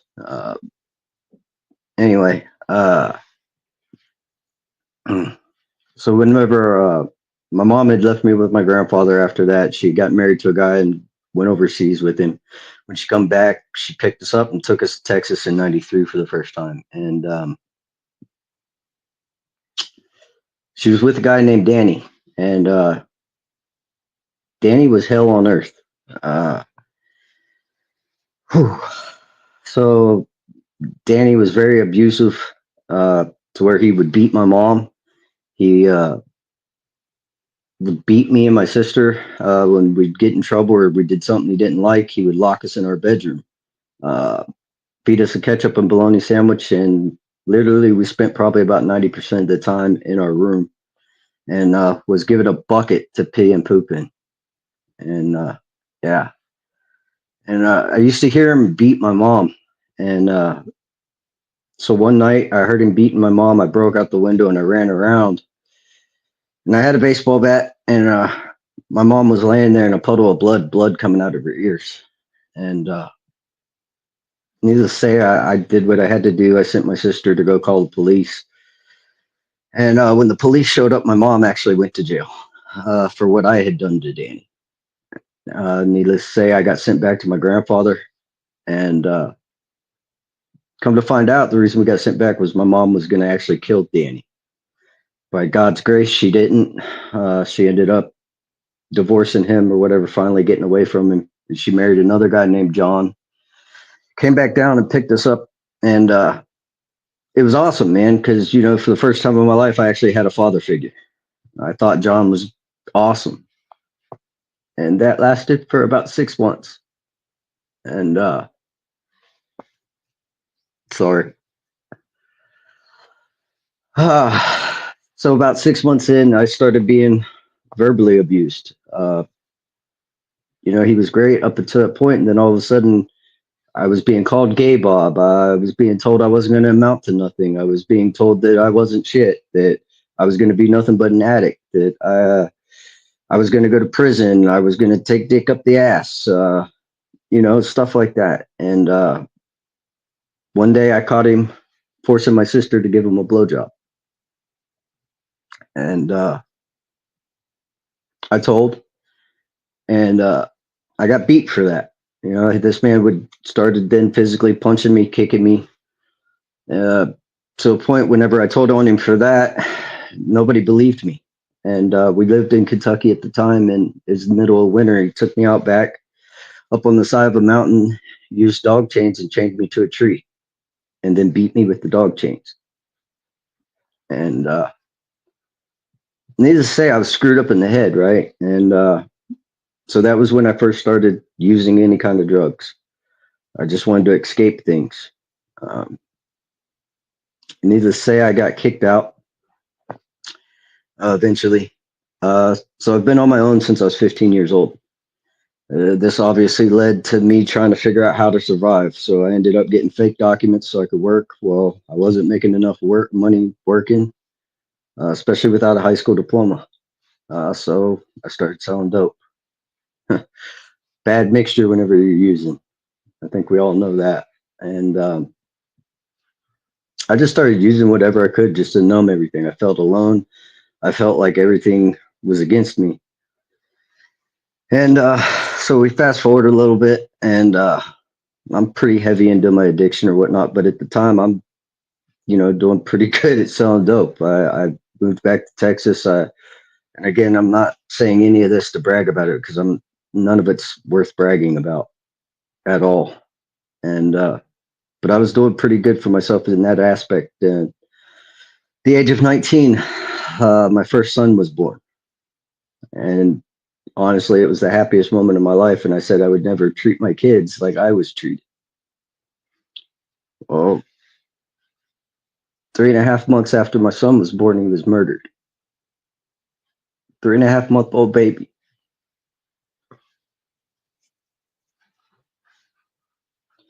Needless to say, that spun me into a horrible, horrible addiction, but not before sending me to the mental ward.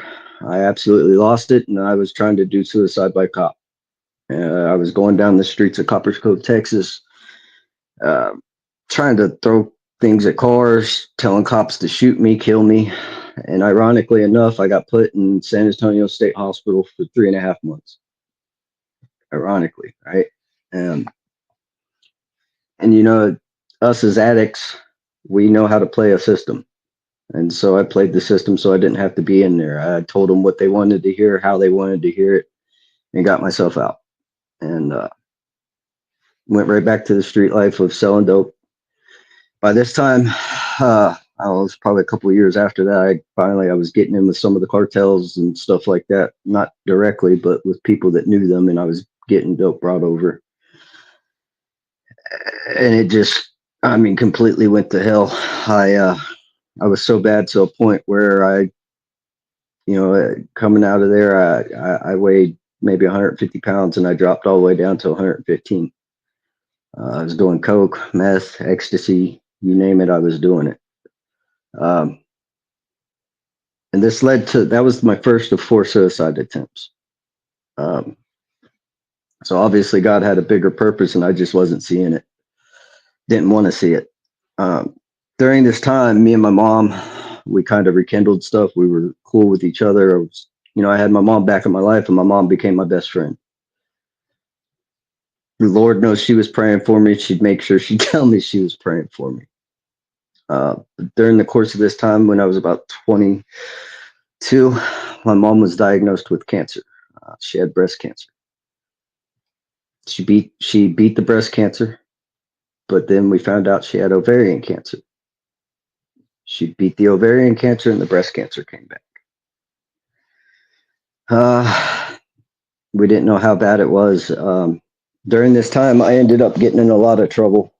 I got snitched on. I got caught with 3.5 pounds of methamphetamine, half kilo of cocaine, a pistol that was stolen off a military base with bullets that were stolen off of a military base. I was looking at 66 years. They were trying to give me 5 years per bullet federal time. And, I should have known that God was involved in the picture in this time, because during the court, my mom, she's not doing well. She's very sick, but she looked at me right before I went for sentencing and she said, I've been praying and praying, and God's not going to let you get that 66 years. And sure enough, man, I got to court, and the lawyers come to me with a plea deal of 10 years. All the gun charges and bullet charges would be dropped. I just had to take the dope charges. So I took the 10, and I got 8.5 years, is what I ended up doing out of that 10. And in 2014, my mom beat the breast cancer, but she was stage 4 pancreatic. And there's no coming back from that.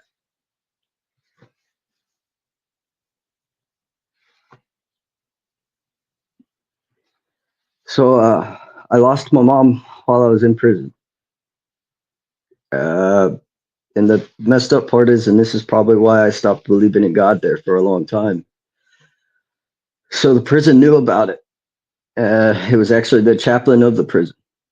And he didn't tell me until the day of my mom's funeral. So I didn't get to go to my mom's funeral. I didn't get to do none of that.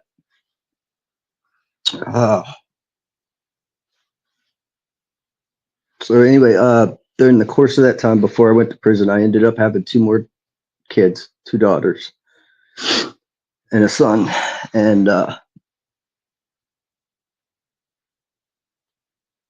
man. So after that, I was still in prison, and I didn't believe in God. I hated the world. I hated everything around me, and I was still getting high in prison. Anybody that's been there knows it's completely possible. And my addiction fueled even more. I ended up getting sent to McConnell unit, and during that time at McConnell unit, there were Kenneth Copeland came. I just wanted to get out of the dorm, so I went. I didn't want to hear no religious stuff or nothing. I just wanted out of the dorm.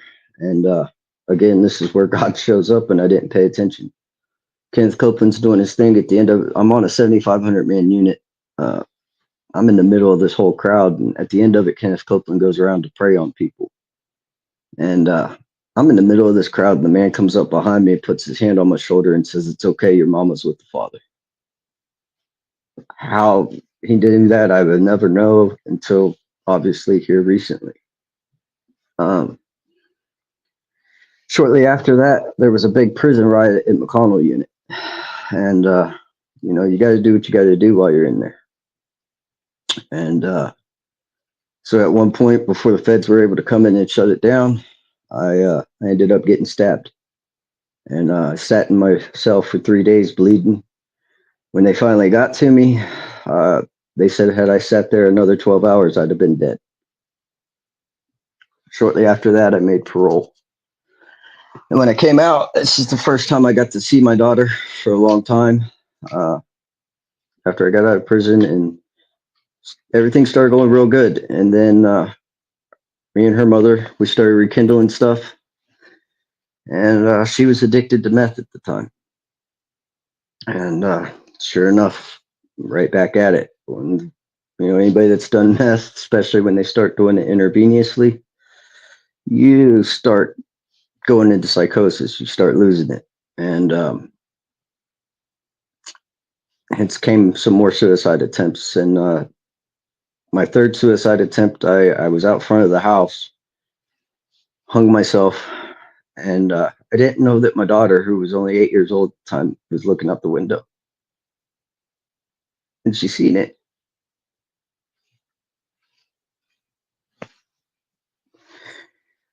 After I got out of the hospital for that, my daughter looked at me and said, "I hate you. I don't want to ever talk to you again." And of course, that fueled it even more, And I blamed everybody. I blamed her. I blamed her mom. I blamed everybody but myself. And as most of us in addiction do. And so we went on, go on past that, and I got off parole finally. How I was able to do that, I don't know, because I was dirty the entire time. But I managed to get off parole, and that's when I moved to Ohio. I knew I had to get away from everything, and I thought that would fix things. Change of people, places, and things, and that's supposed to fix it. Well, us as addicts, if we want it, we're going to find it. And sure enough, I found it. I started doing pills, started doing everything, and this is where what would have been my fourth suicide attempt came in. And I was to a point where I didn't care. My daughters didn't want nothing to do with me. My son didn't want nothing to do with me, and I hated the person I'd seen in the mirror for everything I did to everybody. My mom died while I was in prison, praying for me, and I couldn't even make her proud. My real dad didn't want nothing to do with me. And everything that John had told me, I started to believe. Well, not that I already hadn't, but I was. I believed I was a piece of crap, that I was never going to amount to nothing, that no matter what I did, I was always going to be a screw up. And I had never done heroin. Close, I was doing oxys and everything else, but I was over it. So I called up a guy and I told him I wanted an 8-ball of heroin, and my plan was to take every bit of it, put it in a syringe, and shoot it. And this is how God works. And I knock on his door, and right as I knock on his door, my daughter, who told me she hated me and didn't want nothing to do with me, called my phone, and she said, "Daddy, I love you, and I don't want to lose you. Will you please get help? I found a rehab. It's in Ohio, and it's free." And it was called the Refuge Ohio.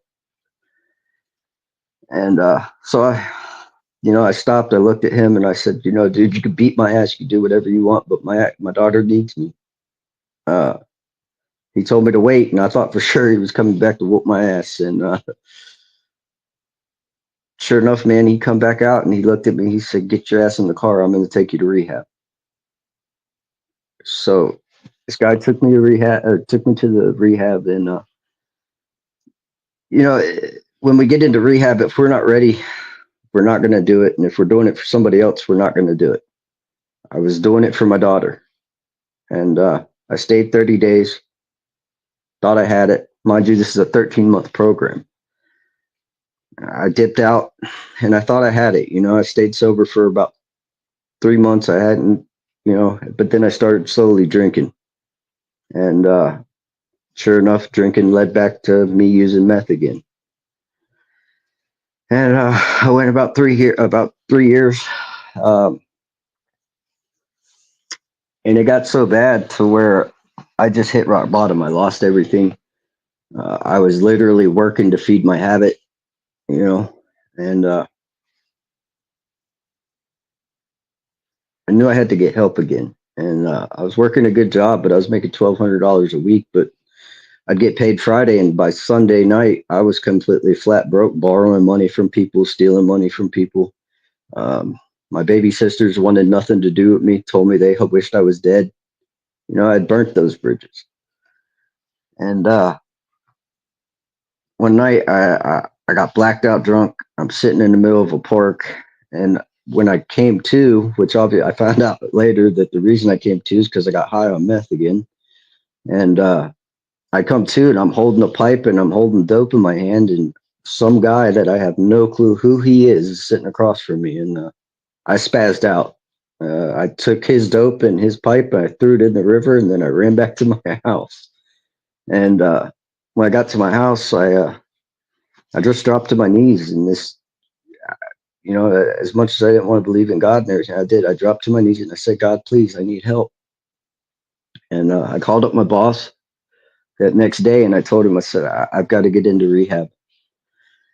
And I'll be honest with you, had I waited the 3 days till I got paid to go to rehab, I'd be dead right now. I wouldn't be on this thing with you talking right now. I wouldn't be here. And told him all that, and he said, okay, that's fine. And 30 minutes later, my boss was at my door, pounding on the door, told me pack my shit, get in the truck. He was taking me to the detox center, and he took me to Maryhaven Detox Center. And at this time, this was about 9 months ago, and I was 110 pounds, soaking wet. Took me to the detox center. I came back to the Refuge, Ohio, which is where I'm currently at now. And through that journey of that, I still hated the world. I didn't want, but this time I was doing it for me. I gave up my apartment. I sold my car, and I was done. I gave up everything because I knew if I didn't, I was coming back out of here. So I gave up all those things. I came back. It was about 2.5 months in. We did an assignment called a life map, and that's when I started realizing where my issues lied, and I realized I was the problem. And I started realizing the purpose that God had on my life. I started realizing, where I was broken, and that what John had done had led to some of that, but most of it was my decision making. It was me letting myself feel the shame, feel the guilt, and not having a purpose, and I can now safely say I'm sitting at 9, and I'll be at 10 months sober on the 6th for the first time in my life. I have progressed in this program. I've been named a leader in multiple positions through this program. But the biggest things I've gotten has been I was able to forgive the man that murdered my son. I was able to forgive John for the things he did to me. I'm able to realize that my mom's looking down on me and she's proud of me. I now have daughters who wanted nothing to do with me, but I just turned 40 on April 12th, and they called me, told me that they loved me and they're proud of me. And they can't promise a close relationship, but the fact is they're at least reaching out. I now have a sister who told me she wanted me dead and didn't want nothing to do with me. Now lets me come to see her every time I get a home visit.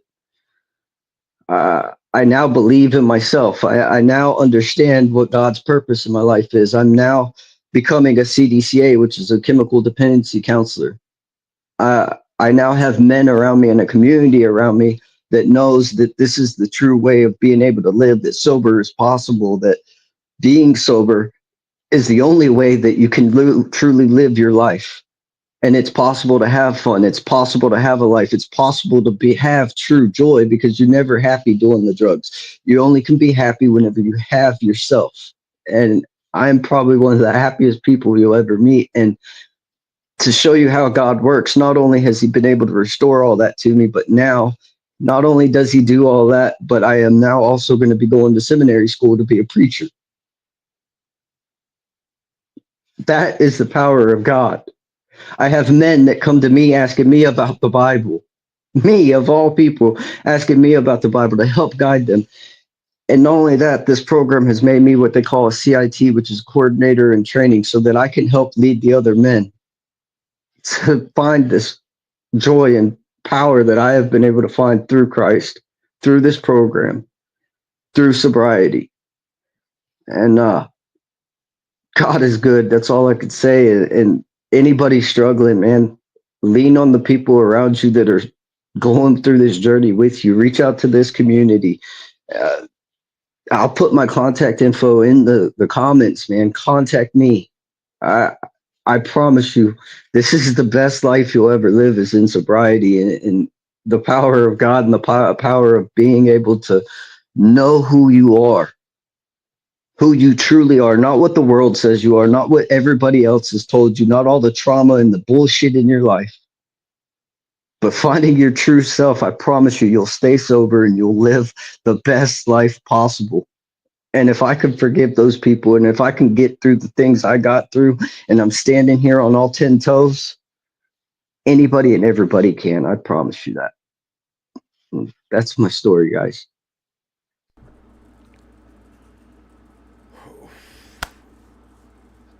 Jedediah, thank you. Just Powerful. thank you. Your story, your journey, your whole entire life is your purpose. Your story is going to connect with so many people, and it's going to you're the sign of hope. Your story shows the sign of hope. You've gone through what is the worst of the worst that I could picture in my mind, the worst of the worst throughout your whole life, and to for this to happen, it's just bro. I don't have no words. I have no words. Your story really. I cried the whole time. You're Superman right now to me, bro. You're Superman right now to me because you're here with us. You're here with that smile on your face, with your whole entire story. You need to write books. Your story needs to be heard all over the world. It's the most amazing story of everything was going up against you, and you were fighting and fighting and fighting. Yeah. And look where you at now. 9 months going on, 10 months sober.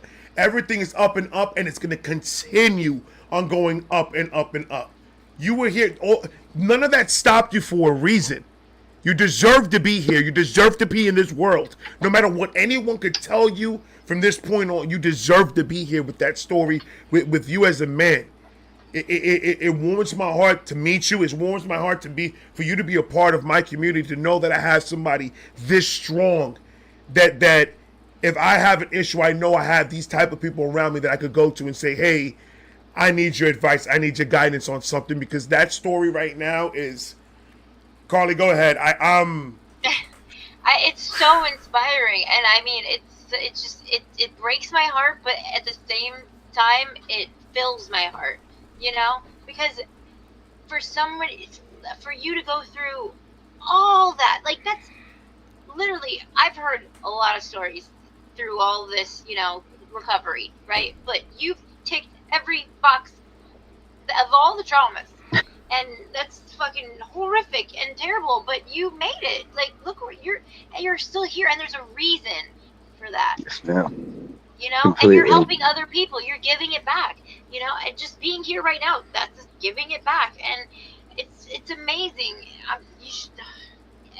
But the common thread in all this is we had to be ready when we were ready. Nothing could make us be ready. And once you get there, then all this beauty, and like, you finally see it. There is that other side, the fence that you get to, and you're like, holy shit, I can do this sober. Like, it's possible. Like, wow. And it's beautiful, and I'm so proud of you. Thank you so much for sharing. Thank you. Thank you guys for allowing me. No, thank you guys so much for allowing me. This has truly been an opportunity that I've looked forward, and I hope I get more opportunities. I just want to help everybody feel and see and be able to experience the things I've been able to experience. And I truly know that that's God's purpose on my life. He built a soldier in me, and fuck yeah. I'm hitting the ground running, and I truly am thankful to you guys for giving me the opportunity. Of course. Brother, thank you. whenever. I reach out to me on IG, Jedediah. Reach out to me on IG. I want to talk to you about some things and everything like that. But hit me up after this, Okay, and I I will got you. do. All right, All right, man. I thank you. appreciate you. Thank you so much for your story, bro. And we're gonna continue on doing this. So if you ever want to come back up, hit the link. The link is going to be available. If you ever want to come back up and maybe share your story again, or maybe add more to what you need to add more to, or updates on how you've been doing, I would love to hear and continue to see how you've been going, what's going on in your life, and follow up with you and make sure you're still good. And if you need anything from us, we're going to be here for you. So I want to Most keep that definitely contact will. with you. Yeah. Most Your mom definitely is will. 100% with you. She's your guardian angel. She's there That's with a you. fact. You That's a know fact. that. Thank you. I know you know Thank that. Yeah. I do now. Took a long Jedediah, time to realize, but yeah. love, brother. But I yeah, love you, man. Thank Yes. you so much for sharing that with Thank us, you. man.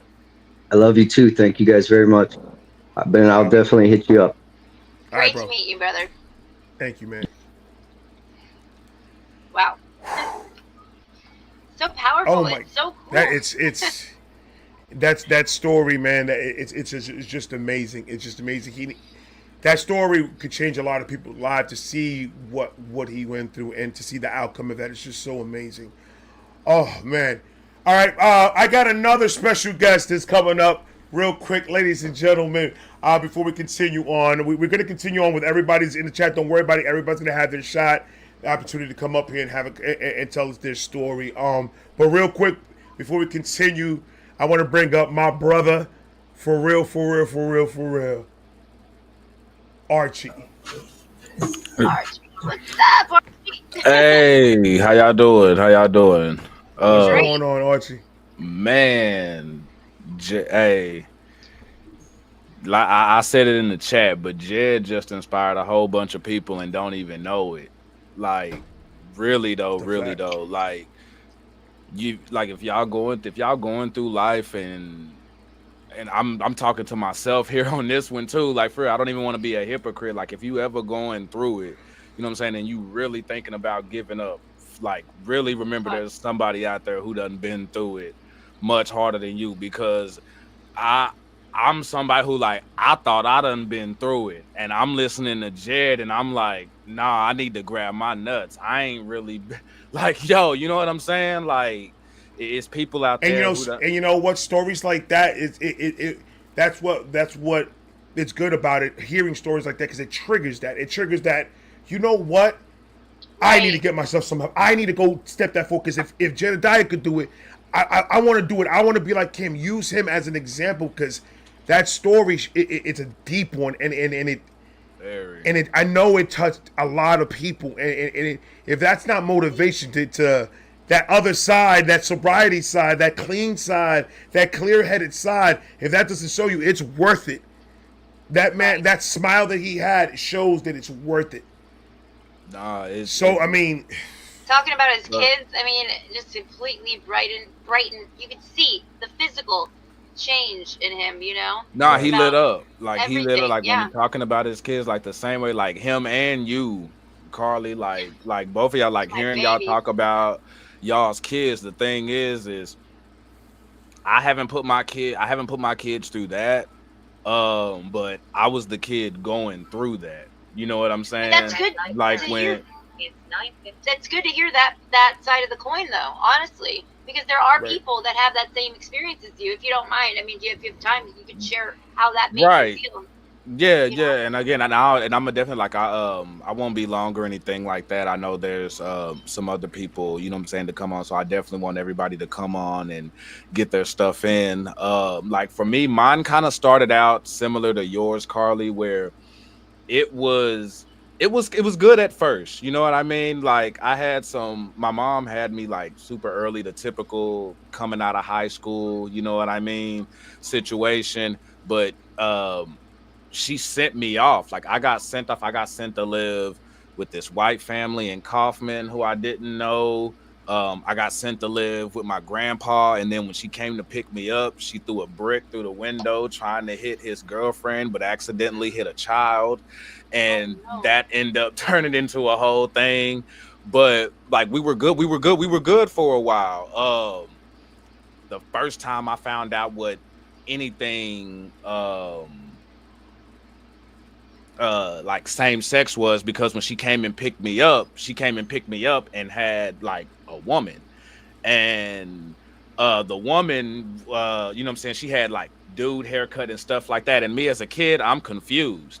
And this chick who she had, like, she was on her abusive ish as well, because she was born in jail and stuff like that. So she would like legit, before we would go do anything, whether it be like going to the pool or anything, any type of fun, we had to drop our drawers. Like, we had to drop our drawers to make sure there was like no stains in there, making sure you're wiping your ass and shit like that.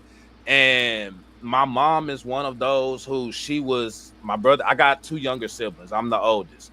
And they could even attest to this. My mom was one, I don't know if y'all have been through this, where when my mom gets with somebody, she puts that person over the kids. You see what I'm saying?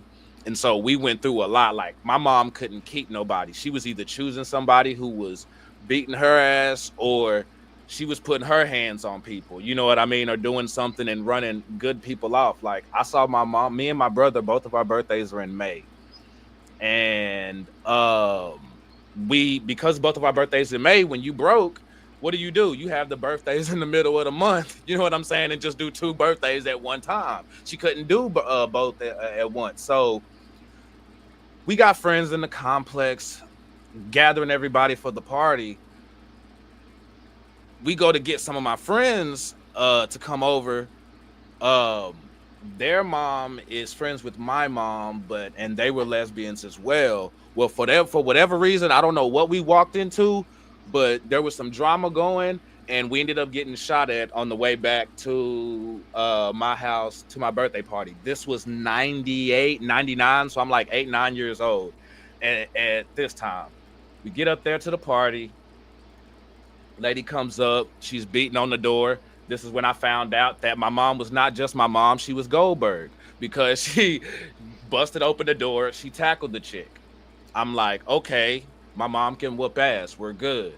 Going throughout the night, my mom has a different girlfriend at the time named OJ. That should let you know that this ain't going nowhere good. If your name is OJ, I feel for you. Please change your name. We're at the party's winding down. They're in the room. You know that sound when there's fighting going on. You know, punches don't sound like they do in the movies, but when you hear that, like that skin on skin, like, you know it. My mom's in there getting her ass whooped. It spills from the bedroom to the living room to the door opening. She knocks my mom down the stairs, like a full flight of stairs. My mom goes down the stairs. She bangs her head on the the AC vents, like when you're in apartments, those things right there. Bangs her head on one of those. I see that. I'm on 10. I've already been shot at during the day. I'm coming down with a golf club. I'm Tiger Woods. I'm on that ass. And it was so bad that they didn't even take my mom to the hospital. They set the hospital up in our house, like in the room, and she was like there. That was kind of part of it. She stepped up her game. She moved us out to the suburbs and stuff. We were doing good for a good bit. That's what put me onto a lot of stuff. But we were out here. We're in the suburbs. We're living good, and she gets another boyfriend. She gets a girlfriend this time. In between, she had a few different boyfriends, but she couldn't keep no dude because I would run them all off. I'm the man of the house around here. Sorry, dog. She gets a girlfriend. The girlfriend causes her to lose her job.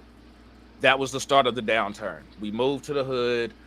My mom's selling weed at the time. At least that's where it started.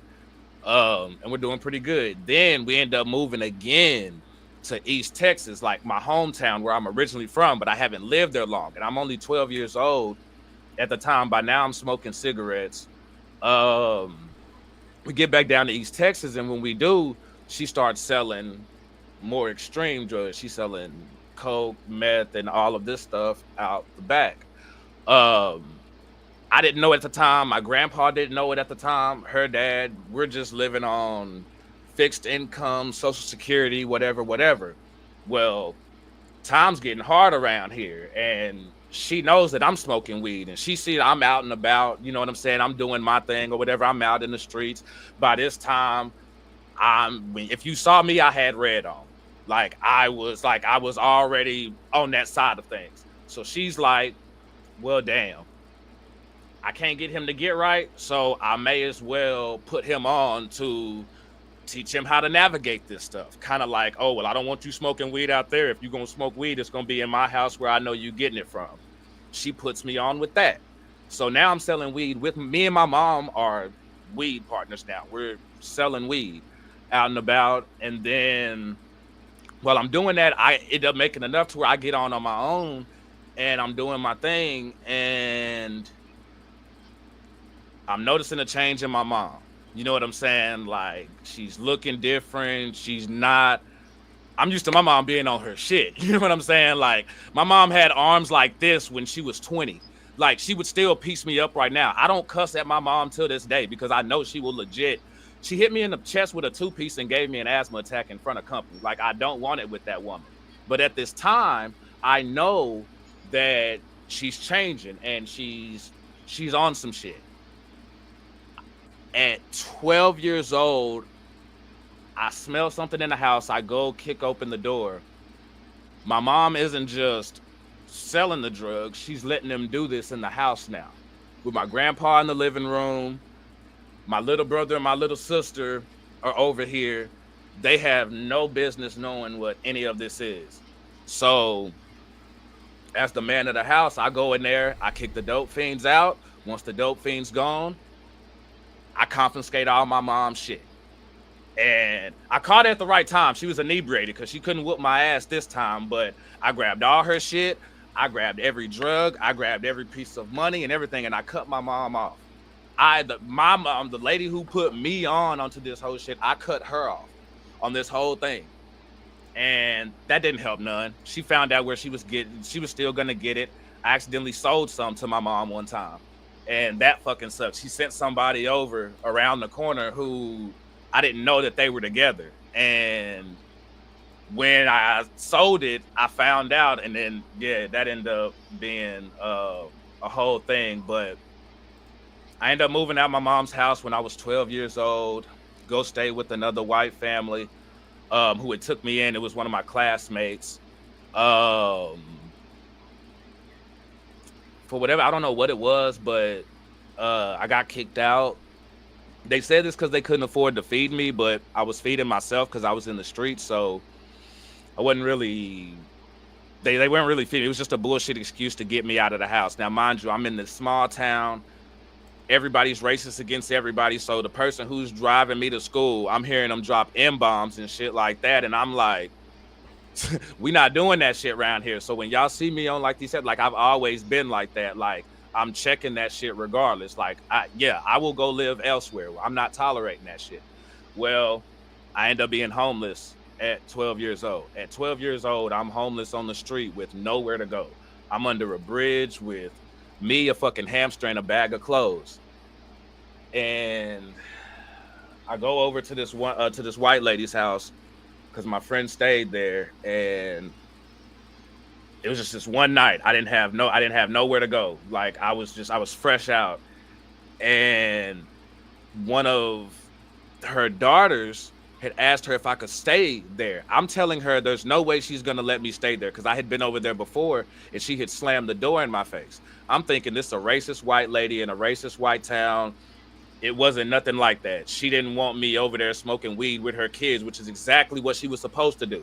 What the fuck? Like, I'm 12 years old. What the fuck I'm doing coming over here bringing freaking weed? You know what I'm saying? Like, she was doing what she was supposed to do, but she ends up taking me in, and I'm thankful. I'm like, damn, this lady just took me off the street, didn't know me for nothing. But when she takes me into the house, there's also 11 people in this house as well. So I'm living in a house with 11 people. I'm sleeping on the floor, don't have a lot of clothes or anything like that. It's basically in the same situation where both of her daughters are staying there. One of them is been addicted to drugs all her life, in and out of jail. Her kids are also staying there along with the boyfriend. It is just a whole thing. And that lady ended up being the one that saved my life though, because had she not took me in, I definitely wouldn't be here. Like for real, I would either be back out there in those streets heavy, or I would be locked up on some dumb shit, because most of those folks who I ran with, like, it's the typical shit, like dead or in jail type. Like my wall is filling up.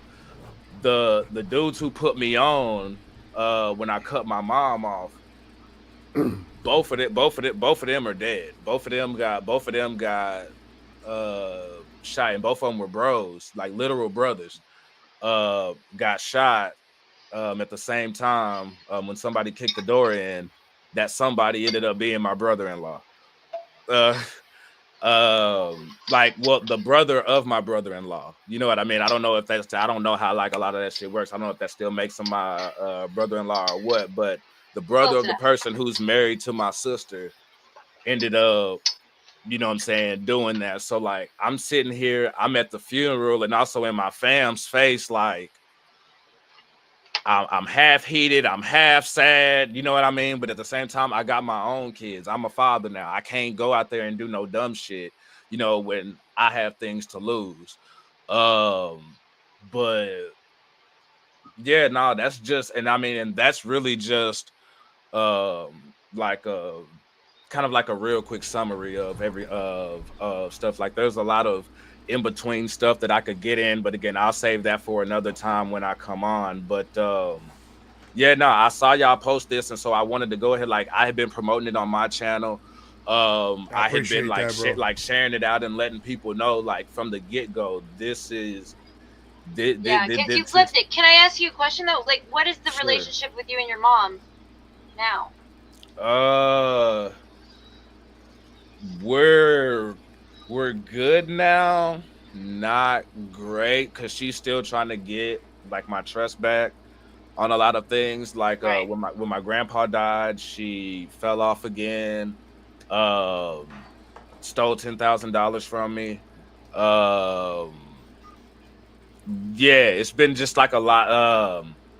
Yeah, like a lot of shit's been going on. Like everybody else, I don't like the C word when it comes to cancer and stuff like that. That's hit like super duper hard, like back to back to back to back to back. And yeah, it's wild. But like right now we're good. She's just still trying to get my trust back, because even though I'm the oldest, my siblings will tell you that like I had it the hardest, and I still look at myself like the black sheep of the family. You know what I mean? I'm probably the last one to get the news. You know what I mean? If everybody go on vacation or something like that, I'm likely not there. You know what I mean? Yeah. I had, while my brother and my sister, they had families to take care of them, like their dad's side of the family. My dad my dad walked past me in the parking lot when I got caught on fire. You know what I'm saying? So it's like I've been on my own since I was 12.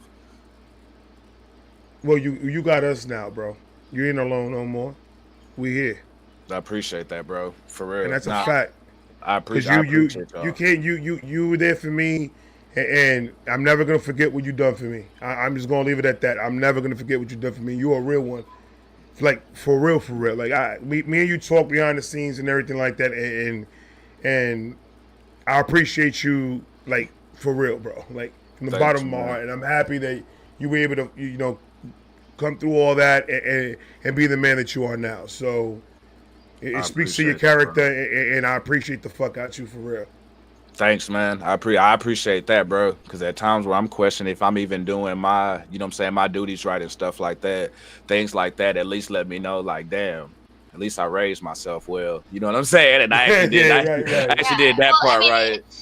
Right. Yeah, it's so interesting, the juxtaposition of like an addict that, like us, who went through that, but you saw it and then chose a different path. There's so many points in life where you either go this way or that way, but you still have the same issue. Like a lot of people could probably say they have the same, not exactly, obviously, but a lot of the same thread of things that happened to them, but they chose to use to numb the pain.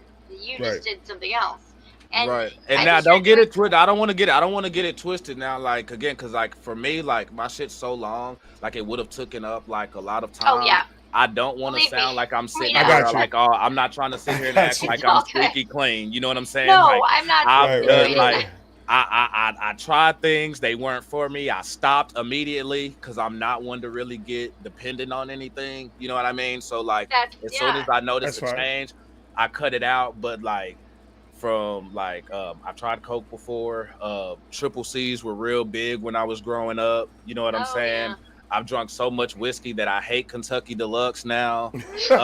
And this was all before I was 15. So Kentucky. like by the time I was 15 and performing in clubs and stuff, doing, you know what I'm saying, doing shows and everything like that, everybody else, they still in high school, you know what I'm Right. saying, on they, you know what I'm saying, like they still thugging it out and shit. I'm like, bro, half of the shit that y'all bragging about in y'all's 20s, I It's done crazy. before I was 15. Like for Right. real, like Right.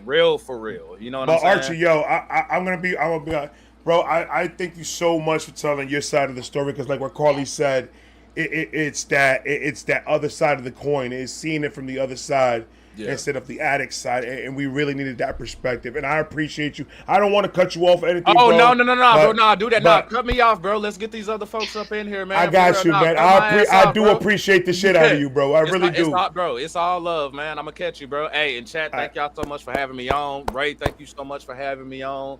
Love you, Carly, Archie. you as well, and thank you for sharing, Jediah, and all of y'all who opening up to us. I appreciate y'all. Much love. love, brother.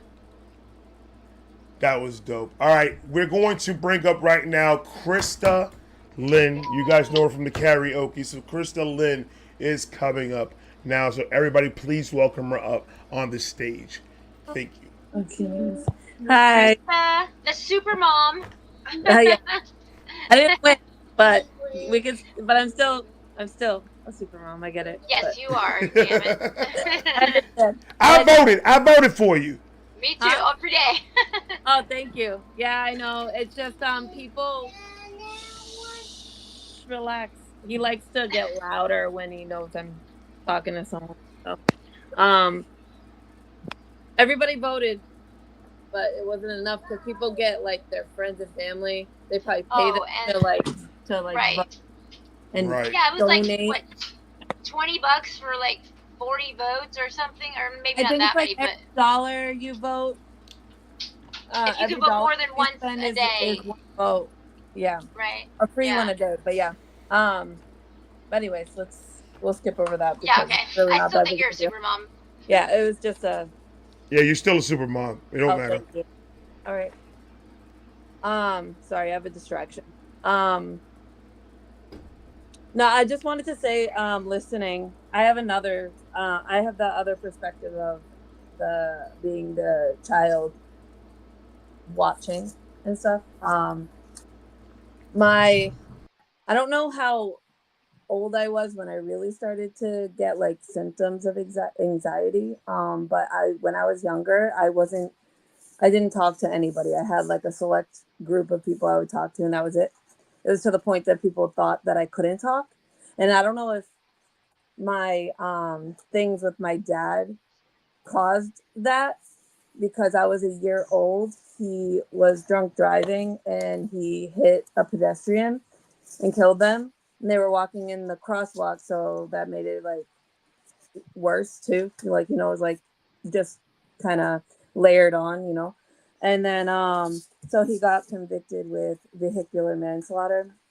And I think he only went to jail for like a year or something like that, but it's like he never got in trouble like that, you know, only with his parents, not like with the law or anything like that. So when he got out of jail, um I think he held so much trauma from it, and also he didn't want to kill somebody.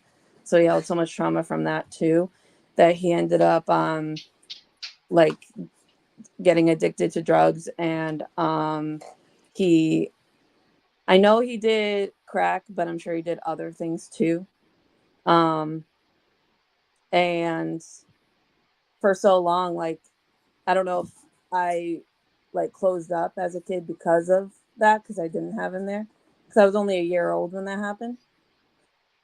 But as I got older, I just knew that my dad was there sometimes and not there sometimes. And then, because when he was sober, he was there. When he wasn't sober, he wasn't there. And then as I got older, like teenager, he just wasn't there at all because my mom just completely cut him off, you know. And it took him some time to fully get over it. So now he's clean and he's got like a second chance, and you know, he's married now. He has his my nieces and nephew from my stepmom. You know, he pretty much got a second chance, you know, which I'm happy for him. Connor, and he has Connor too, but he lives in Tennessee, so like he doesn't see him all the time. Oh my gosh, sorry. It's okay. To do with him, I don't know. My daughter's over there. Yeah, but I can't filter him out because he's so loud, and he doesn't. Well, he's little. He doesn't listen. So basically, what I'm trying to say is that as I got older, as a teenager, I got like levels. So like I didn't understand why he wasn't there, and then he was there, and then you know what I mean. And then all of a sudden, because my mom didn't really talk to us about, you know, when I was really little, she wasn't going to tell us why he wasn't there, you know.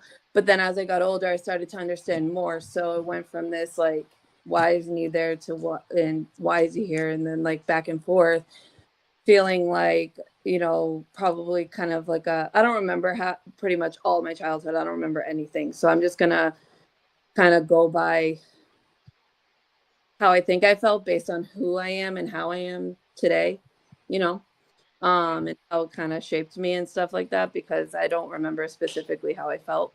But I think like I felt, I get like reminiscences of it today first, like how I react to things, I guess, in a way, whatever.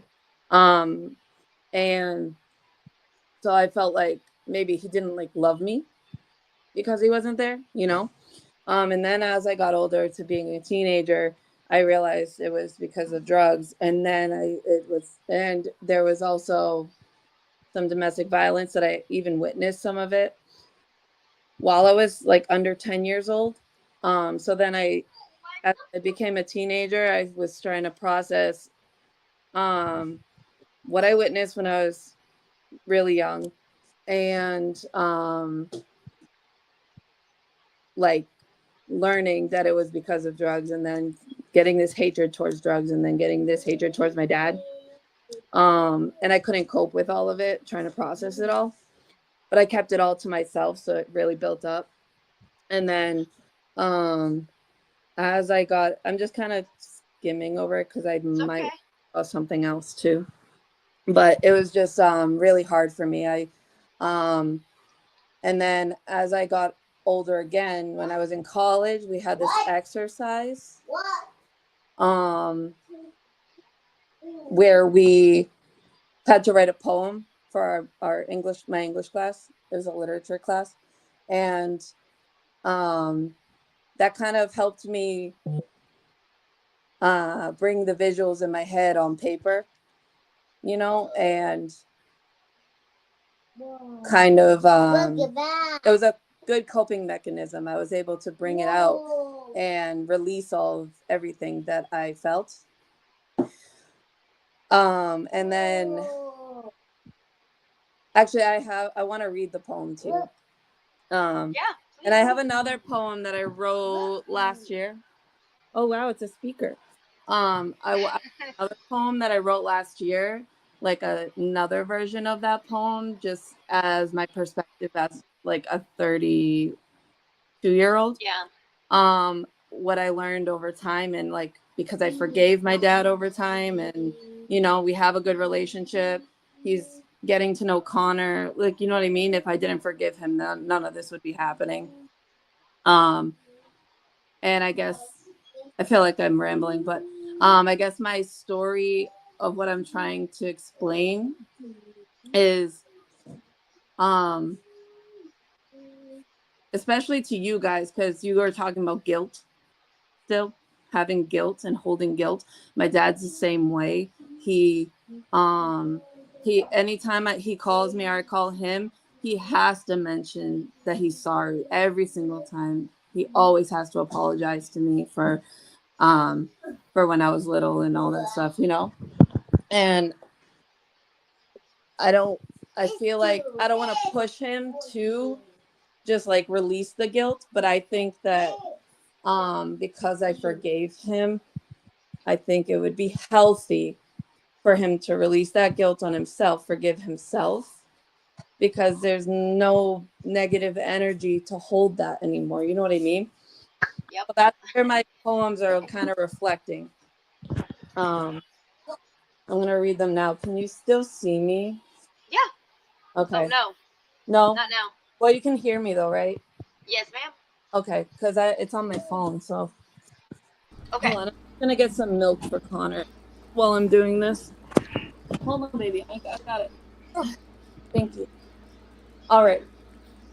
So the first one, when I wrote when I was like 18, 19 years old, and this was my way to release my feelings so I can move forward and start to move towards like the path of forgiveness and stuff.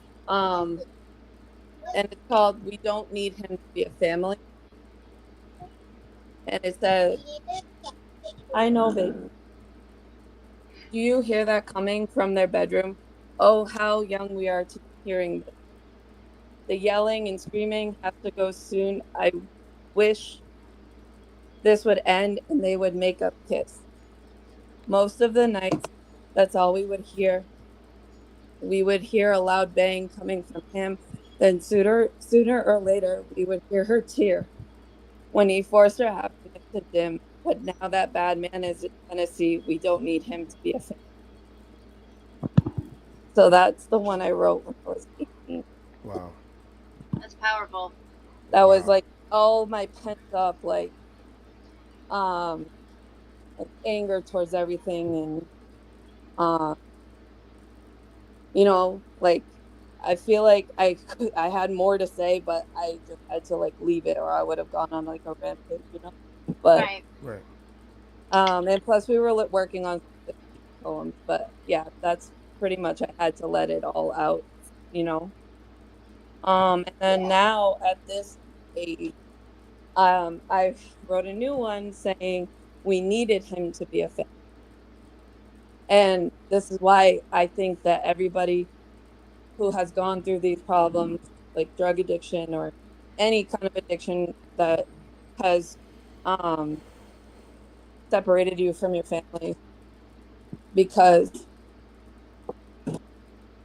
um, where the point is with my dad and my relationship with my dad and my brother and him and everything, that it changed a lot and you could really start to become a family, you know. And but it takes it on both sides, you know, Right. not just I'm gonna forgive you, you need to forgive yourself. That's how I see That's the first step, I think. it. Well, I mean, Absolutely. it really is. That's the main thing, too. Well, it's both sides. You have to have self It's love time I before you think, can do anything. yeah, we're gonna go to bed. I think it takes more time over like on the end of the person who had the addiction, because and I understand that it might take more time on the person who received, like who was on the Right. other, like who was the kid witnessing it or whatever. The But parent, again, yeah. the situation. But I feel like even if your kid does forgive you and still wants to be in your life at some point or wants to be in your life again, whatever it is, I feel like there's still like a lingering thing. And I see that with my dad to this day after 30 years, you know. Like for Right. him, you mean? For him, he can't get over it. And Have you asked him, or have you told him like I fully forgive you? Like, yeah, yeah, I and he's still I have told him that um he needs to release the guilt. Well, I don't remember the words I used, but basically like that he needs to right. release the guilt. I forgive him. I don't it's not like a part of me like that anymore, you know? And but he still will say, I know, but I can't. Like, you know, Yeah, He it feels like definitely. get it. I go ahead. completely understand, but I think that that's so important because it doesn't matter who forgives you. If you're gonna hold on to that, then you're not gonna feel whole, you know? It's a fact. Right. You That need is to feel absolutely a whole fact. yourself, not just listen to somebody else's words, you know? Right. Yeah, just like how when everybody's telling you, "Oh, you need help, go do this," that none of that matters. It only matters when you're ready. So it's the When you're same ready. thing. But when you're on the healthy, you know, when you're going through the uh, process of recovery, letting go of the guilt and shame was the most difficult part for me. You know, I still obviously I have guilt, but I've dealt with it and I've talked to Mm, Cammy, you know, in a healthy, gonna go. positive, you know, productive manner, and we've talked so enough where she's okay. I mean, she still has resentment, and she tells me that, and it's okay. And Mhm. but I will never stop making up for it. But what it is just my actions. Like, there's nothing I can say that will Right. change a fucking thing. So Yeah. it's just I'm here now, and I'm really, really here, not just here Right. and fucked up. So and I have to forgive myself. So in order for her to heal as well, you know, that's my experience. Everybody's different. So I try to keep it I statements, obviously. But I think that's a great place for you and your dad to be at. Absolutely. Yeah. I do too. I like that. Even though he is kind of far, he's not that far. He's only in Tennessee. I'm in Maine. Well, now I'm in Maine. I used to be in Massachusetts, so he's closer. But um, now he's like 2.5 hours further from me. But which was already far in the first place. But he comes up once every summer, and I make sure I bring Connor to go see him and all. You know. But I mean, obviously, everybody's story is different, and I would never push any process on anybody. You know, everybody has their own Right. processes, but that's just how I feel. However, your process gets you to forgive yourself, and for the person that has the addiction or had the addiction, and the person that was affected by it but not having the addiction, Right. the recipient of like the whatever, um, they their process will be different, but those are so important. It's not just about people forgiving you, it's forgiving yourself too. Forgiving Yeah. yourself. Yeah. Right. Everyone's I mean, affected, not just the addict, the whole family. Yeah, You everybody. know, Yeah. But right? I just yeah. But I'll read my I wanted to talk about something else, but I'll save it for the next one, but I'll just read my second poem and then I think I'm going to have to go cuz now he's forcing me to go to bed even though he fought me to stay up. all right. So you won't be able to see me, but I'll read it. Okay. So it's we needed him to be a family.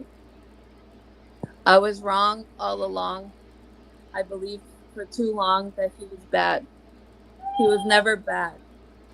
All of our beliefs were just projections that you pushed on us. Anytime he was brought up by us, you interjected with your objections.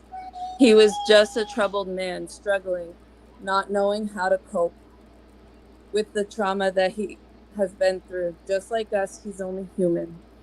When he went to Tennessee, it wasn't that us, Connor.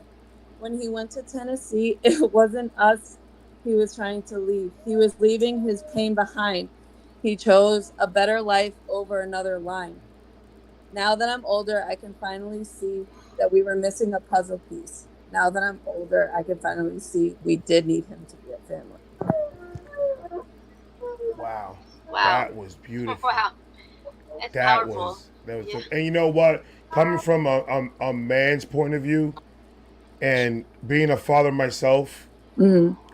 I'm like right now to the point where I'm fully trying to fix me Mm-hmm. before I could fix this. What I've been trying to do was try to do everything else but fix myself. and then wonder why nothing was working for me. Why isn't it working? Why is the therapy not working? Why is YouTube not working for me anymore? Why is this not working for me? But I took that extended break that I took, and that extended break, I fixed relationships with my parents. I fixed relationship with my wife, and I'm in the process of right now fixing the relationship with my kids, because the guilt is so strong, and I knew that if I didn't fix me first, then none of this was going to matter. I was not going to be able to fix anything else, because I have to be 100% myself to do it. And the guilt as a father, because there's a lot of things that land on a man, in a man's brain, is you have to be the provider. You have to be the strong one. You have to be the one that when anybody's going through whatever they're going through, they go to you. So being that I failed my family so for so many years, because when I wake up is thinking about the addiction, and when I go to sleep is thinking about how I'm gonna get high the next day. That's all that was going through my head. I missed a lot of my children's growing up. Like my wife is one of the strongest women I know, because she was able to raise these two beautiful, smart, good-headed kids, and I could say I had nothing to do with that. I have to do with it now, and now me and my son have that relationship that I've always wanted him to have. He'll come to the studio and we'll just kick it here, listen to music, and talk about just life and whatever troubles he's going through. And now we're open and talking, and I'm not being angry anymore, and I'm not getting triggers anymore, because I finally figured out that I'm never going to fix anything, any of this, unless I am okay with me. That's why I couldn't accept compliments when people gave it to me. That's why I couldn't accept any of that, because I was like, I didn't deserve any of that. In my mind, I was like, what the hell is that for? Like, no, don't give me that. I don't deserve any of that. But then now I'm starting to see, like, no, I busted my fucking ass for this. And I worked my ass to get to where I'm at right now. So yeah, I deserve every fucking thing that comes my way. Yeah. Because it's true. You have to love yourself before you think you can love somebody else fully. I never could love my wife 100% unless I fixed what was going on with me. And the main thing that was going on with me is what was going on with me and my dad. That was the most mental, physical abuse that I've seen in my life. And then I went out and started doing the same thing to my kids and my wife. Not physical, but mental. I was mentally abusing them all these years because of my addiction, my decision to be on this drug and stay on this drug and ruin my family's life. And now that with the healing and with the process that I went through, I'm starting to feel like a man again. I'm starting to feel like I'm worthy to be called her husband. I'm worthy to call her kids, because I'm going 11 years without going back to that. Like, in these 11 years, I've never thought would ever be to a point where I'm at right now, where I got like, the money doesn't matter, nothing matters. What's mattering to me right now, and what I'm fully focused on, is my happiness, because I figured out my happiness brings happiness to everybody else. If I'm not happy, I'm not going to be able to be in front of this camera making everybody else happy. I'm not going to be able to make my kids, my wife happy, my mom, my dad, my sisters, my nephews. I'm not able to be there for nobody. So I had to say, you know what? You have to button up your pants and lift up your fucking boots, and it's time for you to be the man that you're supposed to fucking be. And it's just, our egos get hit really hard, and men's egos are the most stupidest things in the world, but we have them. And it gets hit when we have to admit guilt. When we have to admit guilt, our egos takes a shot. And when I started to try to find that happiness for myself, I finally found me. Instead of trying to fuck my ego. Like, my ego doesn't mean anything anymore. My ego is over there in the other side of the fucking room, and I don't want to talk to it. Because every time I paid attention to that ego, it was what was going to benefit me to make me feel better. It's not about me. I got me. I'm good with me. I'm happy with who I am inside, truly. So now it's time to throw it out there and share that feeling, because that feeling is what I want everybody to feel. And it's a hard road, whether it's be a different road, whether it be a different situation. It's still a hard road that you're going through. And no one else can tell you what you're going through is bad or good. You're the only one that can be the judge of that. And it's about how you continue on your life. Are you going to continue holding on to all that negative stuff? Are you going to continue holding on to that stuff that made you feel like shit that you did? Or are you going to finally say, you know what? I can't change any of that. There's nothing I could do to literally go back in time and change nothing that I did. So me beating myself up consistently over it, it's not good for me. Obviously, it's not good for my wife and my kids because they're living in hell. Right. So we needed to take that step, and we took that step, and it's beautiful because it's about that. It's about the connection. It's about you and your father, Krista, that are building that bond again. And as a man, just give him time. All I can tell you is give him time because he's going to figure it out, and he's going to find that inner happiness again, and he's going to be 100% with you on the relationship and with you and your son and everything. It's just men tend to dwell Yeah. on their egos being shot for a very long time, and that's just how men's brains work. Mm-hmm. And it just takes a while in order for him to get out of that and say, you know what, let's do this. And then you'll see that change, and when you see that change, it's going to be a glorious day for everybody. Yeah. Because it's going to be finally the family that you guys fought for years to get. You're finally going to get that. And it doesn't matter how old you are. It doesn't matter. You're finally going to see it. You're finally going to get that feeling that you wanted as a child when you were writing your poems, to the person that you are now, that you're strong. You're a strong mother, that you'll do anything for your child, and you're not going to let nothing stop you. So that's a testament to you. But also your father is going to be coming around, and he's going to be there, and for you and him and your child to be there to enjoy that.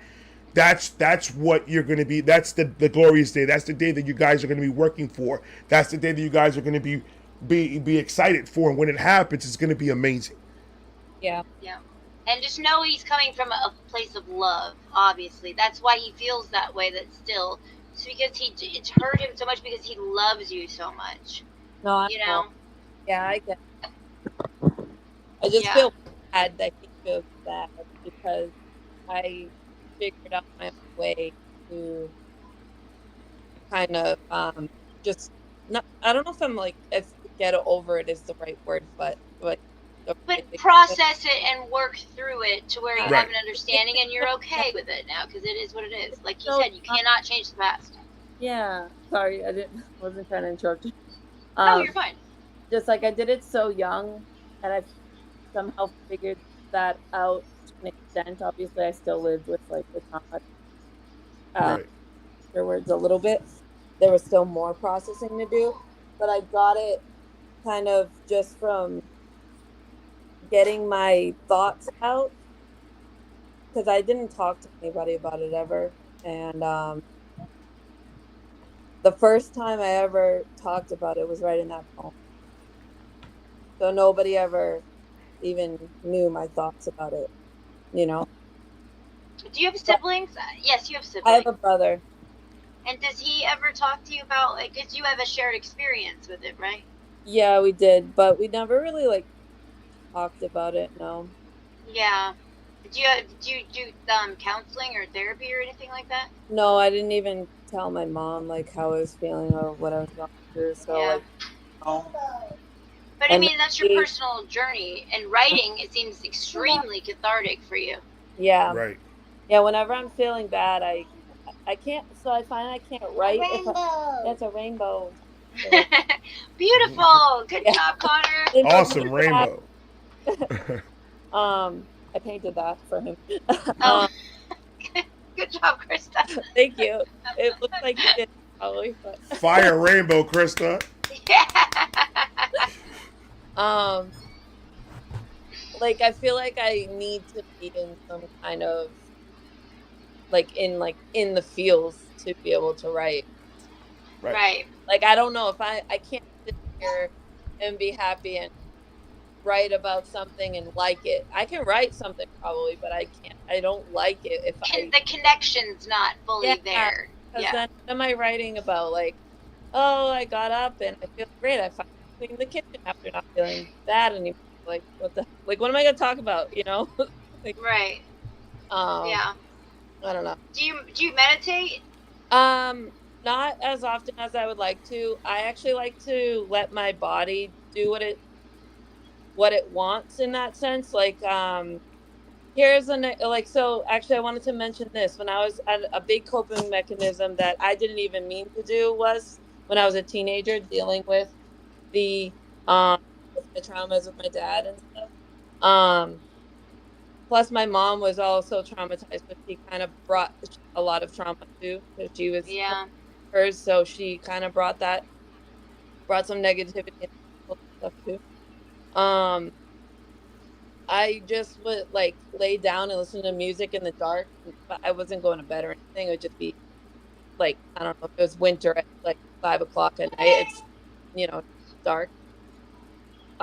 So I would just, it didn't matter if I would just lay down in the dark, listen to music, and then all of a sudden, like I just started meditating before I even knew what meditation was at like 15 years old. Yeah. So like those were my most powerful meditations when I was a teenager. So now I don't even try to meditate on my own.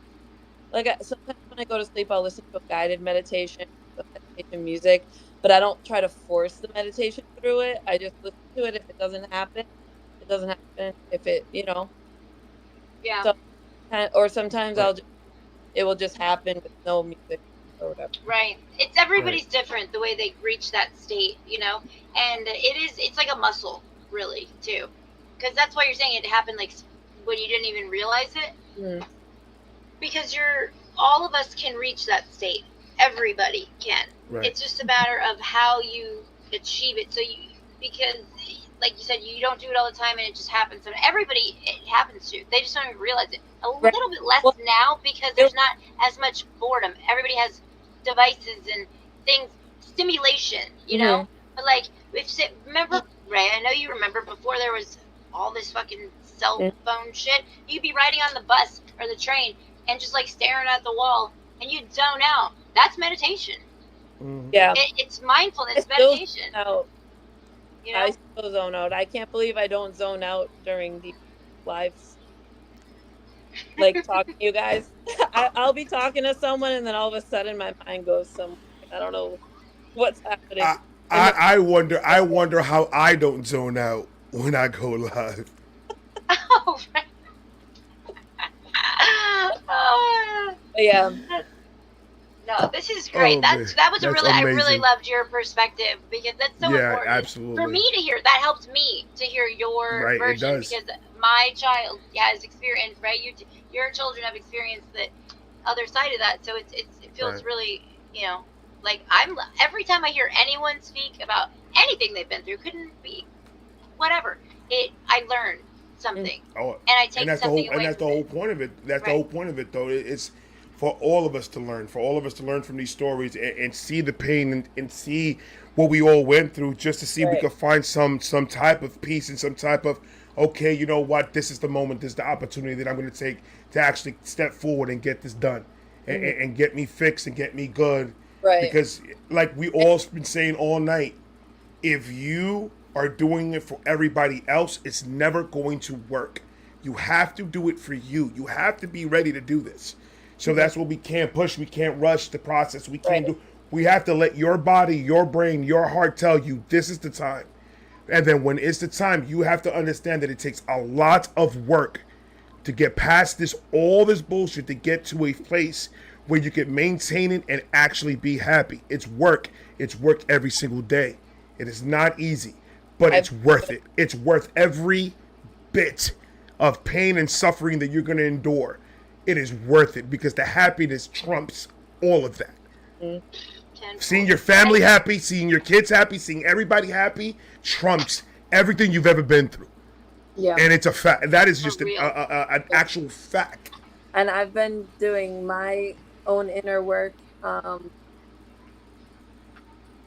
for like mostly trauma, but like also I was recently diagnosed with generalized anxiety disorder, and she thinks, after having some conversations with my counselor, because now I didn't have one for like my whole life, but now I have one. we were talking about some circumstances from when I was born till like, and when I was a kid and until now. Stuff. And it's possible that I forget the word. Um, it's like when you are, is it something like gestational or something? Because while someone's pregnant with you, if they have anxiety while they're pregnant with you can come out of Yeah. the womb with anxiety. Like, Yeah, so, I've heard about. and then my mom had the abuse, right? And like there was like domestic violence in my household. So like I witnessed some of it. So like I the anxiety grew from like my situation. And then as I get older, like I think it's like spiral, which brings me to another story. But I don't know if I You were breaking up. I didn't hear the last part that Yeah, you it's said. cutting out. I got some of that. It's you're going in and out. sorry, I think it's because my phone sometimes when it's on speaker it kinda it breaks up. So the from possibly getting the effects of my mom's anxiety in the womb to growing up with Trump, I got that. Yeah. the, the trauma plus my mom also had anxiety and that could also affect kids at a really young to like if fast forward to like just last year I had like it kind of spiraled and stuff. I just don't know for that story today, but I can. You Krista, we broke up can't. again on the last part. I can't hear you. Ah, how are so? Is it all the way until the end? You can't hear me. Well, you're It's through the like whole thing. You're just in and out, in and out, in and distorted. out. Oh, all right. Yeah. All right, Okay. get Connor to bed. We love you. I'll talk about. And come back. Yeah. All right. Bye. Yeah, we're doing All this right. again. We're for sure doing this again. Yeah, And I we're love definitely you. doing this again.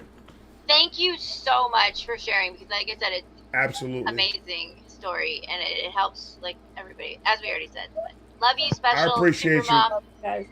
I Give Connor appreciate you, Krista. kisses. Thank you so much. All right. No problem. Thank you for having me. Bye. Bye, Bye. babe. That was dope, man. That was dope. I Bad love Wolf, her. where's Bad Wolf? Bad Wolf keeps on getting kicked out. I don't know why. The link keeps on kicking him out, and He's he was kicking waiting himself for a out. minute. Where's he at? Is he kicking himself out? Where's Bad Wolf No, at? he said it. He'll be back in 2 minutes, leaving everything as is. That was it. Oh, he should be back by now. Is he up there? I don't see him on the panel. Bad Wolf. Where you at? Because I see that if he's having issue, I want to get him in so like that he could tell. Because if he's having issue, I don't want him to keep on stressing all day about that link. Because I was having the same issue with the karaoke. The link that I gave out, it kept on messing up for some people and having issues. So I downloaded StreamYard, made an account. I didn't know that no matter what, that doesn't matter if you're going on somebody else's.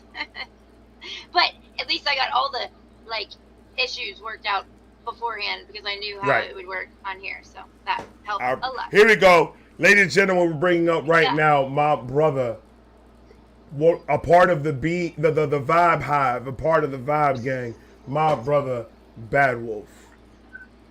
Bad Wolf, are you there? There you go. Hey! Hi, Matt. Yeah, I guess I don't need the headphones, do I? Or, Now you It's good. up to you. I don't know. I mean, I'll hear myself on echo or something. I don't know. But Leave one in. anyway, all right. Okay, well, I'm going to try not to get all as in depth to everything as everybody's gotten. The main one thing that I came on to talk about is a couple of years ago, I had been drinking again for after being on the wagon for 12 years. You know, not drinking. All I did was smoke weed, which was good for me. Everything was working out pretty well. Medicine. I've always been a super hard worker, super loving family man. I never was the mean type. Wasn't an angry drunk. But getting off getting off painkillers from moms and doctors for so long, get physical shit taken care of and worked out.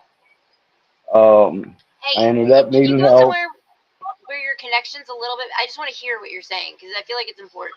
Is I there? feel like It's I can cutting in and out. closer. This can get kind of closer. I mean, oh, it's tell you what.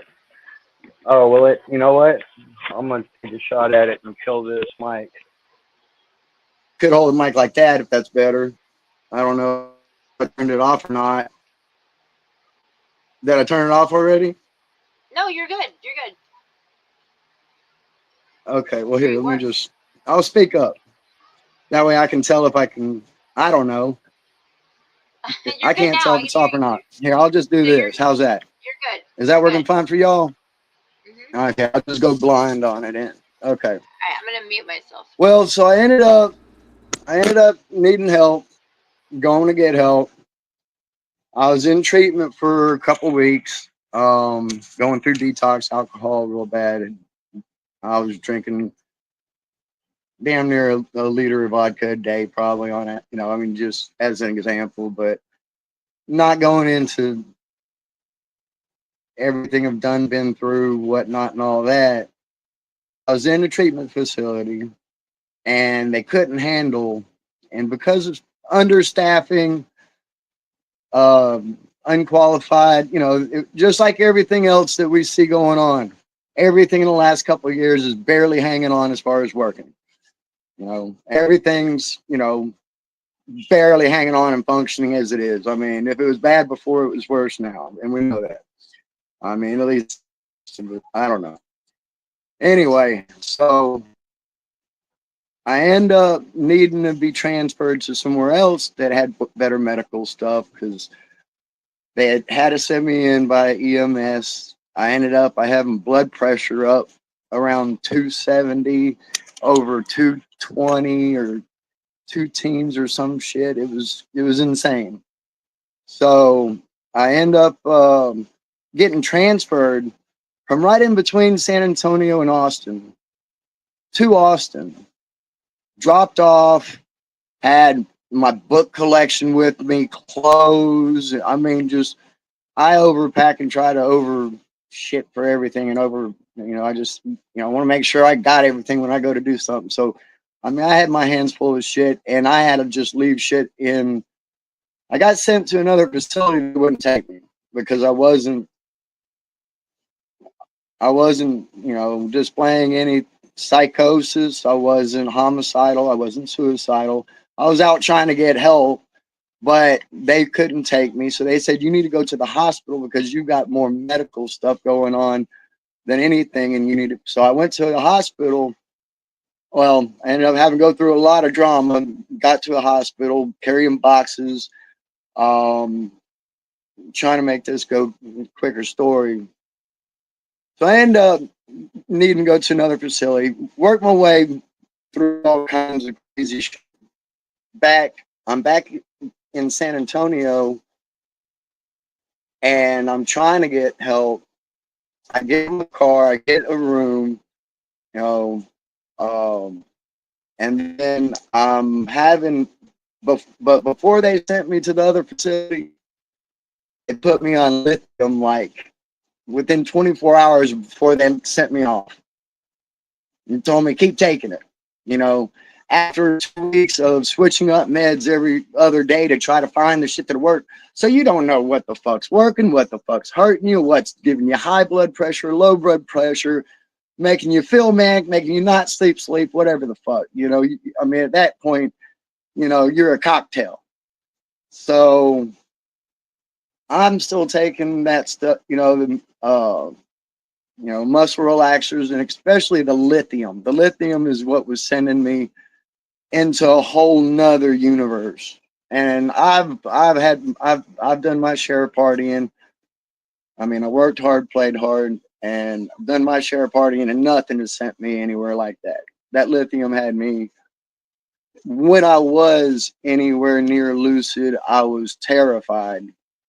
And so I end up at a hospital with some people driving me in with my car, and the hospital ends up checking me out. I'm basically out of consciousness at this point. Um, I come back to basic, to any kind of self awareness. Losing control of my arms on the outside of a hospital room, bashing my head into the concrete and shit, trying to hold myself up with a police officer, begging a police officer for help, being on my hands and knees, dragging my box and everything and shit with me, or what I didn't throw away in Austin, dragging my shit with me. Well, and also what I didn't get back to my car. I got some shit back to my car, so it was all right. But I had, phone and medicine and all that type of shit with me in the hospital, when I checked in, whatever. But so I end up, dragging shit down the street, begging him for help. He's stomping at me saying, "You don't want my kind of help." I'm like, "Okay, no, I don't. Let me get the fuck on." He's like, "Go to the bus station down the street." So I'm there making my way, and he's telling me, "Hurry up," and this and that, and I'm sitting there the whole time begging for help. Call this person, trying to get them to call my parents, call my family, and get somebody to help me, or at least be able to speak for me. That's the big thing about this whole story, is no matter what you do, no matter what kind of help, you this is an example of a situation where you're going to get help and things happen that aren't foreseen, thought about, planned on, or contingency for, that people need to be aware of. Because no matter what your situation, it wouldn't matter if I had a car, had a home, had a box to sleep in, was a homeless, if I was homeless and on something else or whatever, it shouldn't have mattered at all, you know. So anyway, that was the weekend 2 years ago before that once in a century storm in San Antonio. So throughout the night, the next day, I end up crawling around, getting reconcussed myself for sure. I don't remember the people robbing me, beating me, but they could have, because I was doing plenty of damage to myself. Plenty. I was getting nailed. I mean, I'd come to, and bam, I was out of it again. And all I remember is crawling through, rocks, grass, gutters, and trying to walk. And when I could walk, stumbling and, trying to find shelter, but scared of any human contact at that point, So, I mean, basically, I was reverting back to lizard brain, is how lucid I was.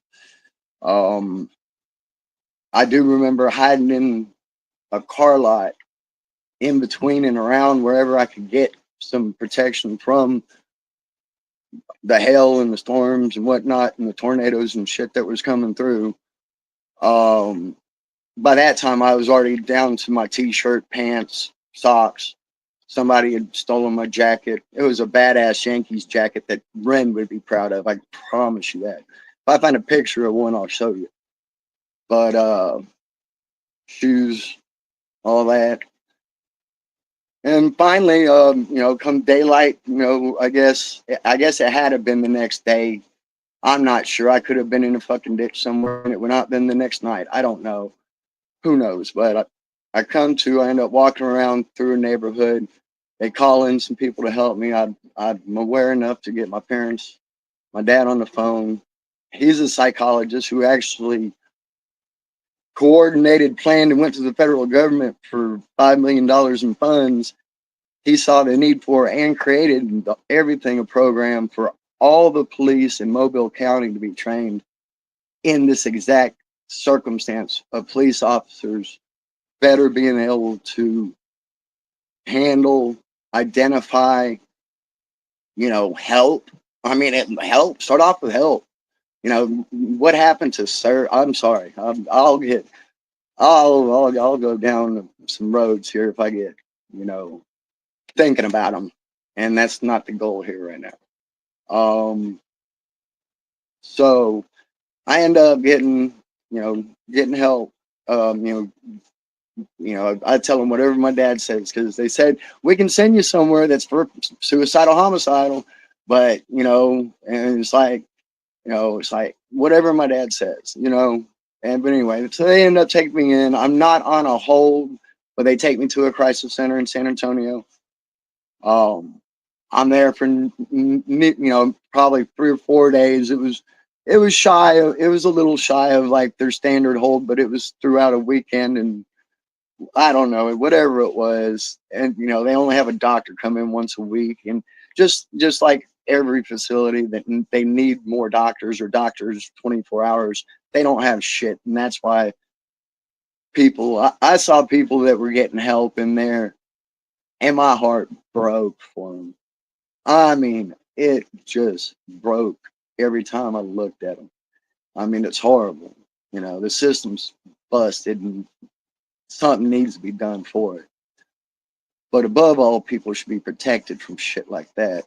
And obviously from all the shit that everybody else before me has said tonight, because they all had it, you know, a lot worse. And I mean, I never had skin problems before that shit. I had glass and rocks coming out of my hands and knuckles a year later. I mean, every time it storms and shit, I, you know, I always thought, people that said they had any anxiety, you know, I always thought it was mental. It was in their head. They could overcome it. You know, it's not physical.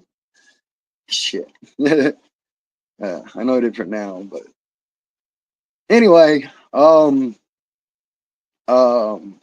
yeah, got out of that place and got rear-ended and totaled my car on the way out of there. So ended up limping home to family, and you know, trying to do, you know, basically the story's the same, different as every one of y'all have said in a lot of ways. I mean, you know, getting to that point at any time, you know, had all those stories piled in there with it, you know, all the dumb shit and all the times I fucked up and did, you know, made bad choices.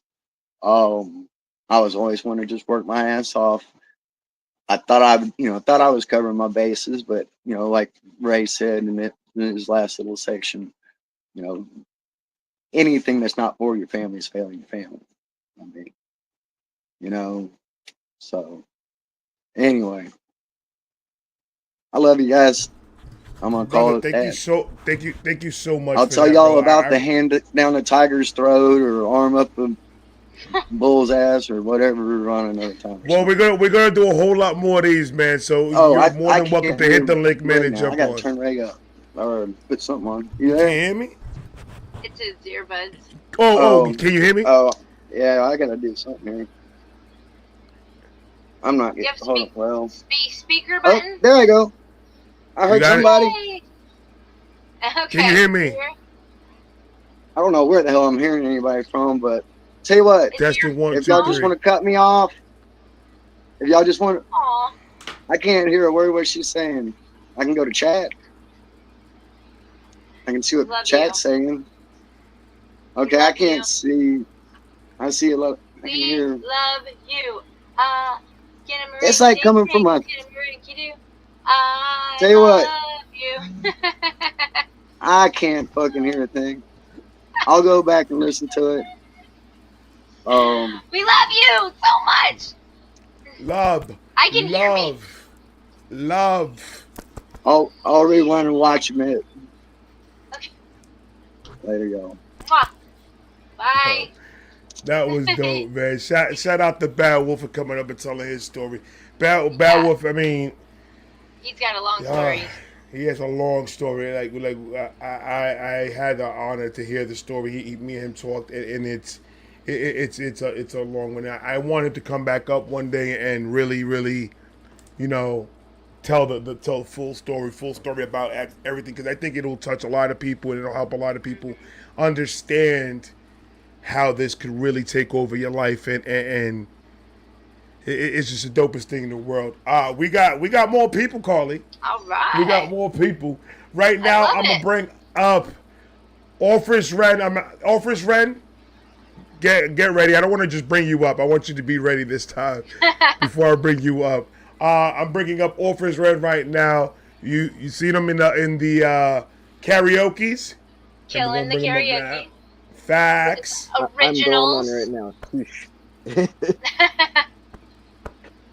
Hey guys, Hi. I'm not feeling too good Hey, today, unfortunately, but I did want to come in and talk for a bit because, well, long story short, I've got a kidney infection right now, and Oh, I'm dealing with gallbladder pain, and I'm AFAB, so I'm also dealing with uterus pain, which is just fantastic. Um, but we can both relate on I'm different ways. yeah, I'm comfy-ish at the moment. I'm laying in my closet. good. Um, and well, I've got quite a story too, and I'm not sure where to start. It's Um, hard, I know. Wherever You you're start wherever comfortable. you feel comfortable. Do you want us on screen? Do you want us to get off screen? Is it more comfortable you turn off the camera? How whatever makes you hang comfortable, out. we got you. You hang out with me. I like you guys. We are I here for you, got you. brother. We're here. Sister. Uh, yeah. So I'm gonna make this story as brief as I can, but it's a long one. Um, so I was born into abuse. I I have memories going as far back as when I was 6 months old. I know this because I told my mother one of them, and she said, "You can't remember that. You were 6 months old." Clearly, I can remember it. Um, but my memory is pretty patchy up until I was 11. Before my parents divorced, for a long time, I didn't know why my memory was so patchy before that. Um, I didn't have my ADHD diagnosis. I never got my autism diagnosis until I was in 35. Um, so yeah, it's been a ride. Um, but I I've started having some flashbacks to things when I was younger. One of the ones that answered a lot of questions I didn't really actually want answered was why do I like hiding in like closets? Um, and I got this little snippet of sound of my brother's voice when he was very young, um, telling me it's a game, and this memory of being very small and him hugging me in a closet, and I don't know what was going on, but it was not a game. Um, Not a lot else before my parents divorced, but shortly after I got diagnosed with ADHD, which, yeah, I put the H in ADHD, all the hyperactivity in the world. But my mom didn't really know how to cope with being a single parent, and she was, you know, going through depression. I'm not going to make excuses for her, but I know she said she was on antidepressants for a while. Um, and she forgot to feed us a few times. I remember being 8 and cooking myself a hamburger because I was absolutely starving. I couldn't even reach the freezer at that point. I was pretty short. Um, but my brother got the hamburgers out of the freezer for me, and I cooked them, and we had food. We had hamburgers. But she was also doing things like trying to beat the autism out of me and beat the ADHD out of me, and that did not work because that's not going away. It's not going anywhere. Anyway, I was put on Ritalin, and that caused, at the time, the formulation of Ritalin actually did cause gaps in memory.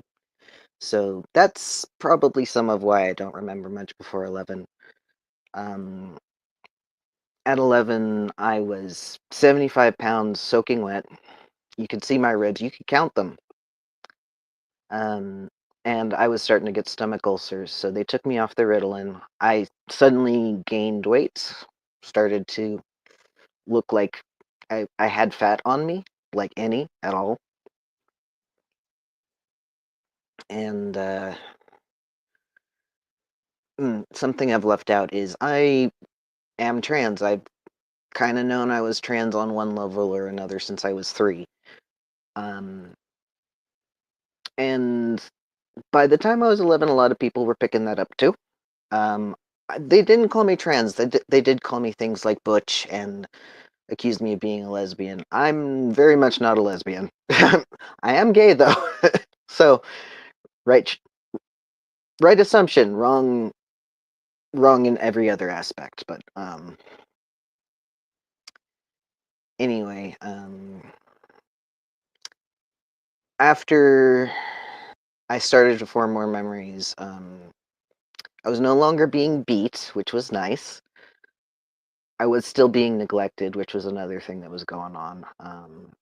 Like, I'd go from lunch at about 11 or 12, depending upon my school schedule, to sometimes 7 o'clock at night before I got food again.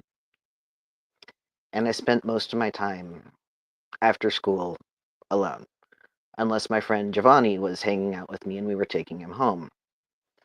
And it was not a good situation.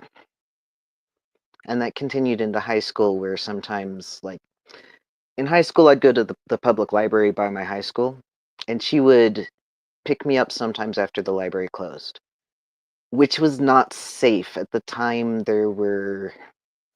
this was around the time that a lot of mental institutions were being shut down by various governmental idiots. And a lot of those people were living in the park by the library. And I didn't get attacked, which was good because that was a thing happening sometimes. But I did get harangued a few times. It was very stressful, and it was not okay.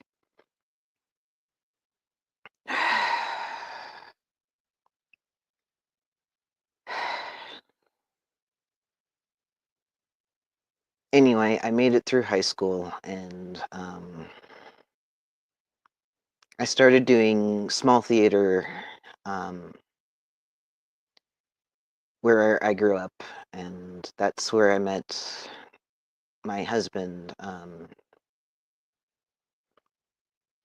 And I was 18 when we met, and he was 27, 28, somewhere in there. And we started dating when I was 19.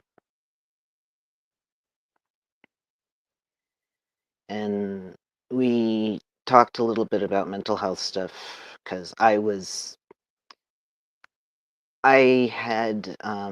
got lucky. I was 16 when I felt suicidal the first time. And I did briefly attempt. I got scared. I didn't go through with it. But I'd had a plan to finish it. And then a friend who I'd met in summer school the previous year came across me and said, "Hey, you don't look like you're doing too good. You're going to come with us." And they basically made sure I was okay. And I didn't try again. Without them, I don't know if I'd be here.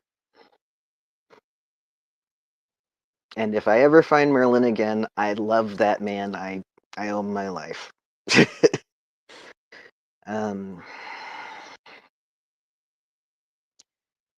Anyway, talking about my husband's really hard. I'm sorry. So we bonded over mental health stuff, and he had apparently attempted suicide. Not quite, but thought about it really hard sometime recently. And he started talking about me like, "You are saving my life, and without you, I don't know if I could stand to be here," and a bunch of other stuff that I know now is often just abuser crap. And I bought it. And like, we got married, and shortly after, he just turned around on me in some ways. Like, he was still himself in a lot of ways, but he'd get moody and just stop talking to me or engaging with me or anything at all. And I didn't know what to do, and I was scared. And I was only 21 shortly after, but and life went on. We moved to Pasadena, California, and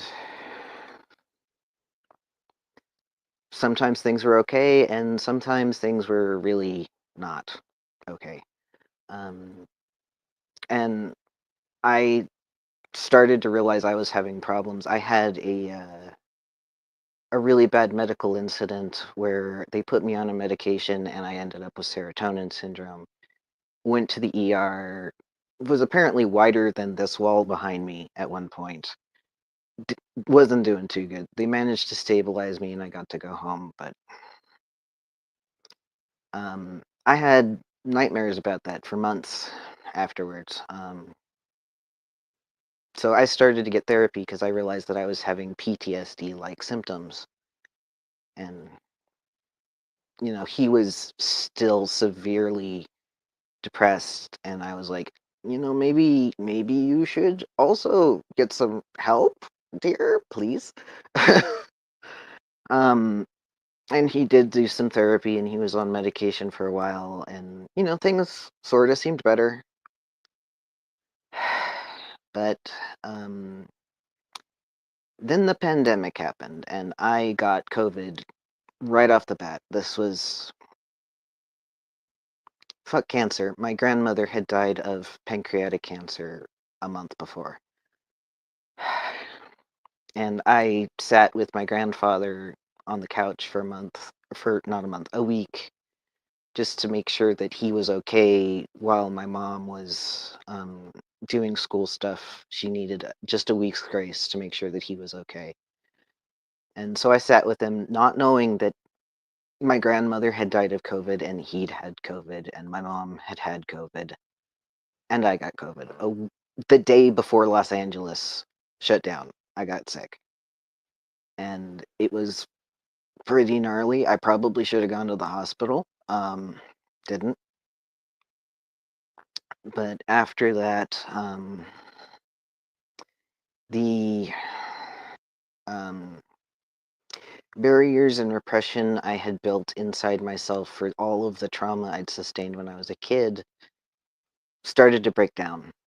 And I was no longer doing okay. I was having even more PTSD, and I didn't know what to do. And my husband went off his antidepressants, and it was bad. It was real bad. And in, I think it was October-ish 2022, we found out we needed to move.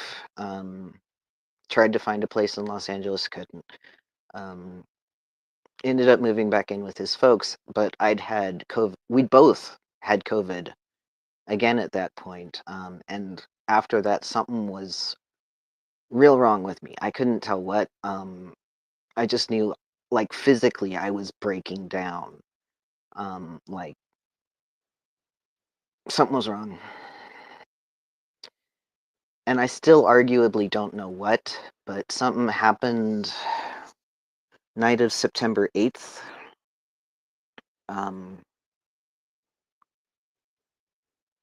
I had what felt like the worst migraine of my life. And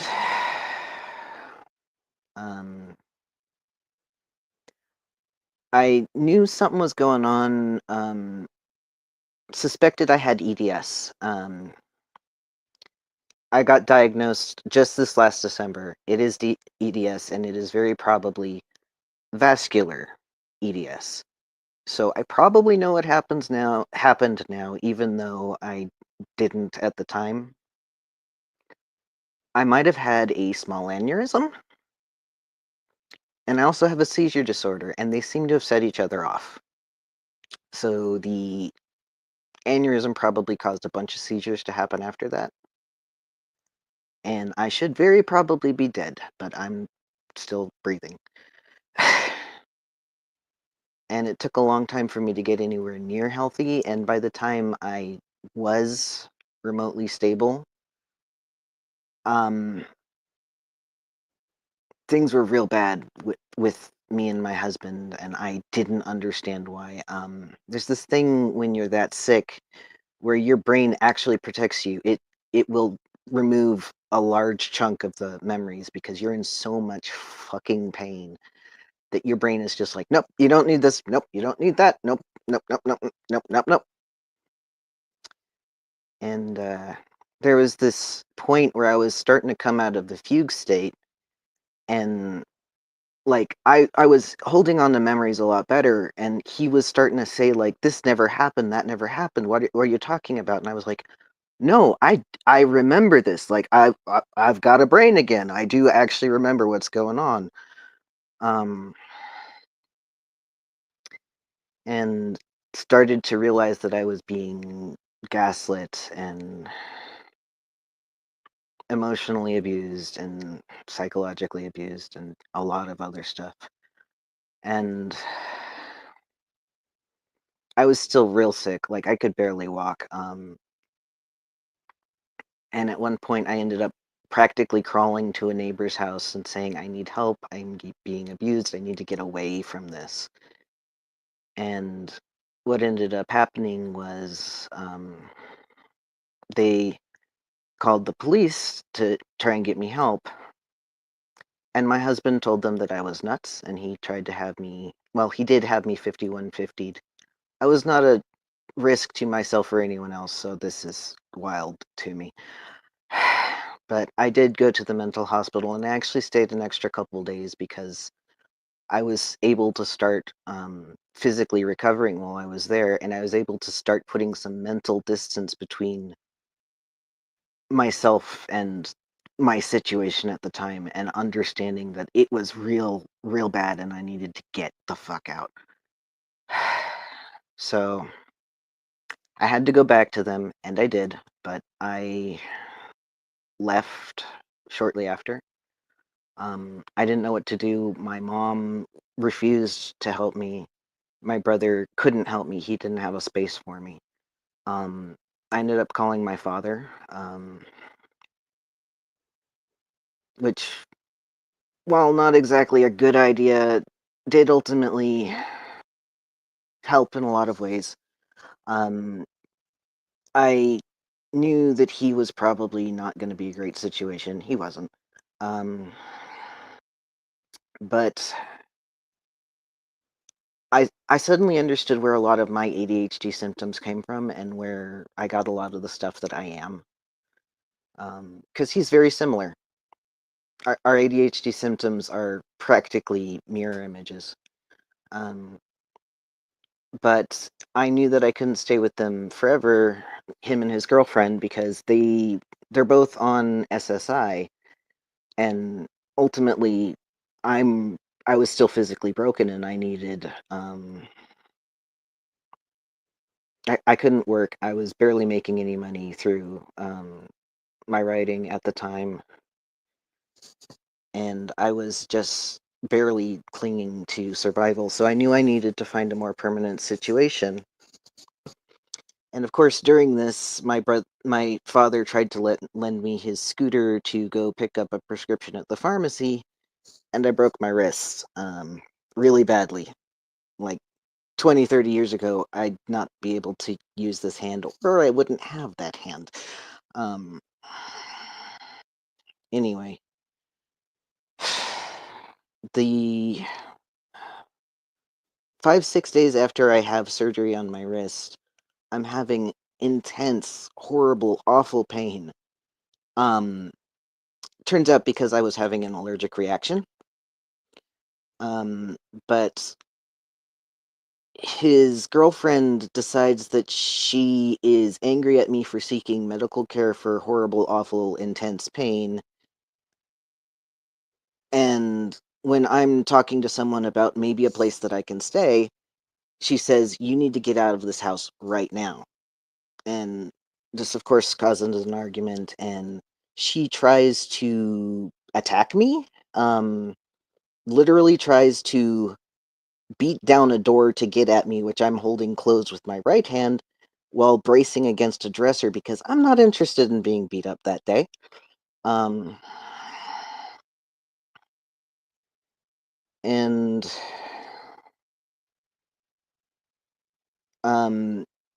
call police. They get her to calm down. My father and calls my sister-in-law, and she and the woman who literally just attacked me drive me to a homeless shelter, and it's full, and they leave me there.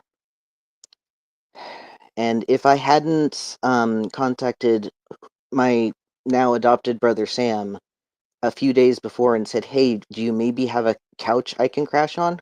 I see you're in California." We met through a social media platform, Blue Sky.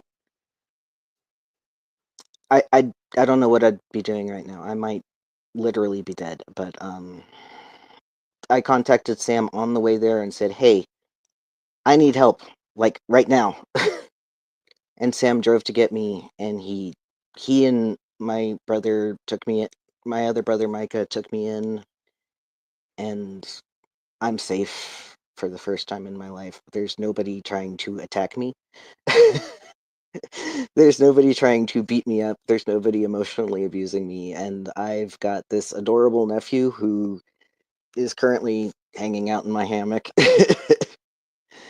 And we've all got our own levels of trauma, and we're all helping each other work through them and past them, and it's like I don't love anything I've been through, but if I hadn't been through it, I don't know if I could be here right now. So, in this weird, bizarre way, I'm grateful for everything that I've been through because it brought me directly here to where I'm actually loved and cared for and been able to recover both physically and to an extent mentally. It's a journey that I'm still on, but I'm getting there.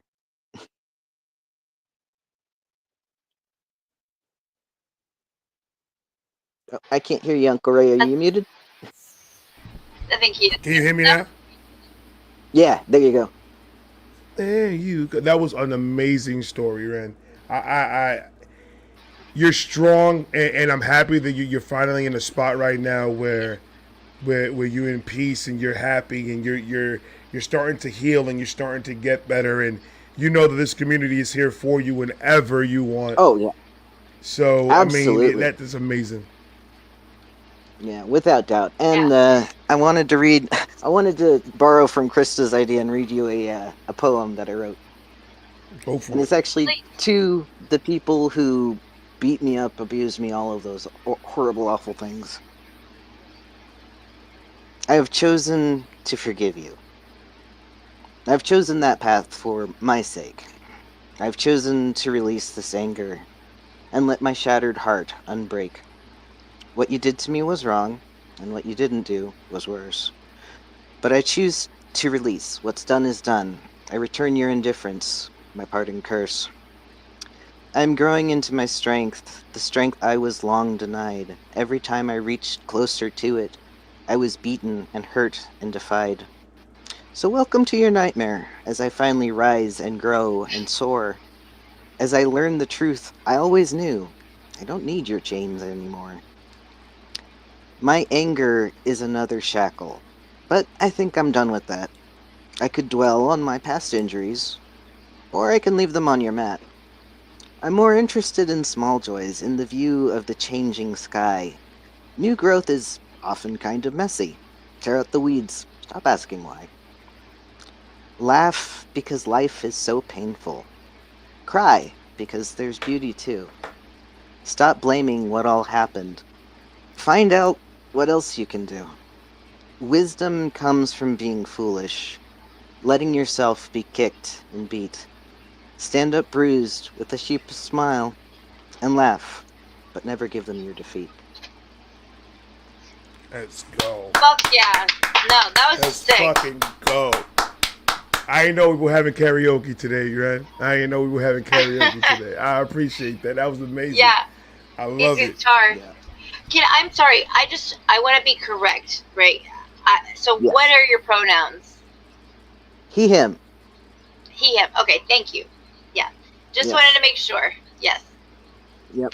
Because I don't want to be And disrespectful. Uncle Ray, Yes. next time you got karaoke, I've got House of the Rising Sun with traditional lyrics from folk versions. Let's fucking go. I can't That's do it coming yet. soon too. Give me It's time. coming. I got you. It's coming soon. I'm doing the talent show first, and then I'm gonna go do another karaoke. So that's gonna be fun. What But is I the do Sounds talent appreciate good. show? Looking forward to it. Like, what This. talent? Like, is it like AGT? Like, anything? Now it's a talent, like, you know, singing, juggling, anything that you could do that is amazing. I want to see it. Okay. I got Okay. options, but I'll be there. You do have Facts. options. You're very talented. Facts. You taught me some stuff Absolutely. too. I was on my phone because you said some things. I'm like, okay, I don't know what that is. Just that's me. I have to figure it. You said fugue state, which I just learned exactly what that is. That's I've been in that state too, in going through withdrawal, yeah. complete dissociation, and fog, and that's and Yeah. well, a couple times. And then EDS. You still have that? You still suffer from that? Yeah, it's genetic. chronic? You either end up Yeah, I read that. Yeah, it's What? basically with vascular EDS, which is the type I have. Actually, my nephew has hypermobility EDS. Weird coincidence. But with vascular EDS, you get a little bit of the hypermobility symptoms, not quite as extreme. But you're more prone to heart attacks and aneurysms.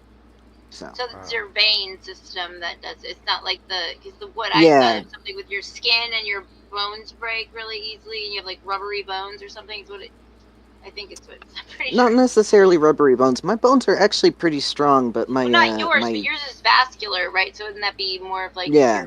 your Oh venous? yeah. With hypermobility, the ligaments in the tendons tend to stretch real easy, and I that's actually have a right. little tiny.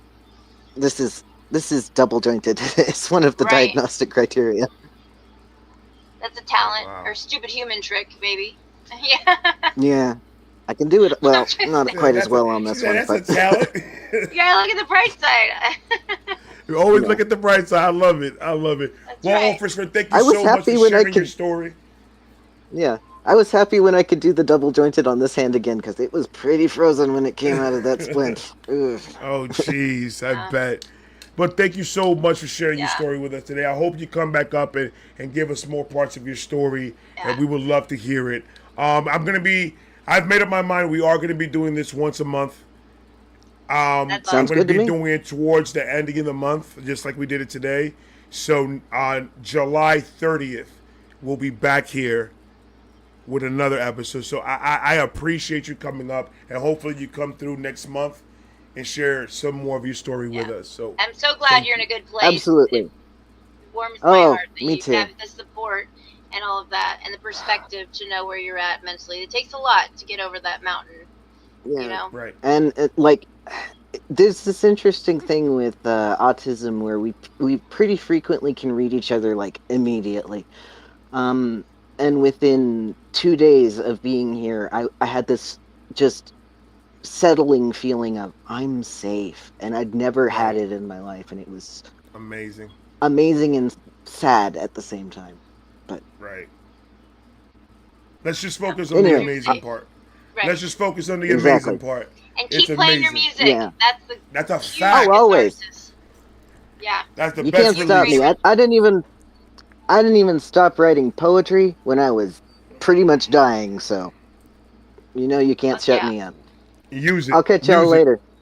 Thank you All so right. much. Bye, sweetie. All right. Right. Wow. How's everybody enjoying it, man? How's everybody enjoying this amazing, amazing live stream? I am so happy how this turned out, Carly. I am Me too. ecstatic right now. How did I you told know you it's how gonna be nervous good. I was. I You did- know how nervous I was, but I am so happy that it's turned out so amazing. Yeah. The stories have been amazing. Everybody's been up. He's been amazing. The reactor community coming out and showing out and just showing love, man. That's amazing. So I'm just happy. We got two more people. Interesting how everybody can relate. Like Keto could relate, but in a totally different way, and then Archie in another way, and Kristen, and everybody's like, you know, it's just so fascinating to me. And we're all just humans, and we're all just getting through this together, whatever capacity that may be. You know, we all go through shit. Everybody does. It's inevitable. Absolutely. And we're here for Absolutely. everybody. We're all left here. And like that, and one more thing before we get to, because we got two more that's on the panel right now. But before we get to the other two, I want to give a big shout out to all the mods that have been in the chat, taking care of business. You guys are freaking amazing. Thank you guys so much for hanging out. I appreciate you guys for real. I am like, my body right now is just like, my emotions have been all day. My emotion have been all over, man. But I love it. It's one of that satisfying feeling that I'm like, I'm happy that people are able to get they shit off, and whatever is that's holding them, maybe just talking about it can release some type of, you know, stress and stuff. So I mean, shout out to the mods, shout out to everybody in the chat. People receiving it too. Yeah, even me. I'm learning things like. From the children's point of view, like that helps me a lot to hear things like that. It helps. Oh, absolutely. Like, you can learn from anybody's story, and that's what's so just blows me away about this kind of stuff, and that's why I love it so much. And with like traditional AA, NA, I wanted to mention that. Like I tried that, you know, because in rehab they're like 90 and 90. You got to do 90 and 90. You have to stick to the program. You have to abstinence, and I'm like. That doesn't work for me. So does this work for me? Like, no, it doesn't. Like, I'm sorry, but it just, you know, because I smoke, but I have my weed card. Whatever. Like, I take kratom, like I said before. I can have a beer because I've never had an alcohol problem. But people in the programs will say, I'm not sober. Yeah. For real. And I'm like, yes, the fuck I am. I know I am. Like, I'm sober for me, and that's my opinion. That's what I'm saying. Nobody can take that away from you because it's true. Because yes, we're coping and we're dealing with it. And yes, I smoke. I got my miracle marijuana card, and I'm just like you. I drink occasionally, but alcohol was never my problem. I never had an issue with alcohol. I had a problem with Roxy's, with Vicodins, with Prozac. No, not Prozac, but. With ecstasy and cocaine, and that's what my problem was. That's what took pretty much my soul away from me. Yeah, you're powerless over that. Right. Yeah. And my struggle is trying to stay away from going back to that. The weed has never been an issue with me because I never liked it. My whole entire life doing what I was doing, I never really liked the feeling of just being in the corner. Like mine was always uppers. I wanted to feel hype all the time. But now the weed is actually helping me. The weed actually helps my mental and helps me calm down. I don't do, and that's another point that I wanted to put out there is I don't consistently all day smoke like that. I wake up without smoking nothing. I spend until I'm sitting in this chair. I'm not smoking anything. I'm not trying to smoke anything. When I'm here, I'm getting lit. Right. Because the anxieties of being in front of the camera, the anxieties of, I hope nobody curses me out too much about how long my videos are, what I say, or whatever the case is. And just those anxieties, those normal anxieties, it calms me. It lets me be who I am. So it's not, the weed is not taking over my life. I don't have to smoke it. Exactly. That's the whole point about it. But it does help the transition of if I'm dealing with anxiety or if I feel my anger building up. You made up a whole character. You made up a whole ass person too. Exactly. We miss Frederico.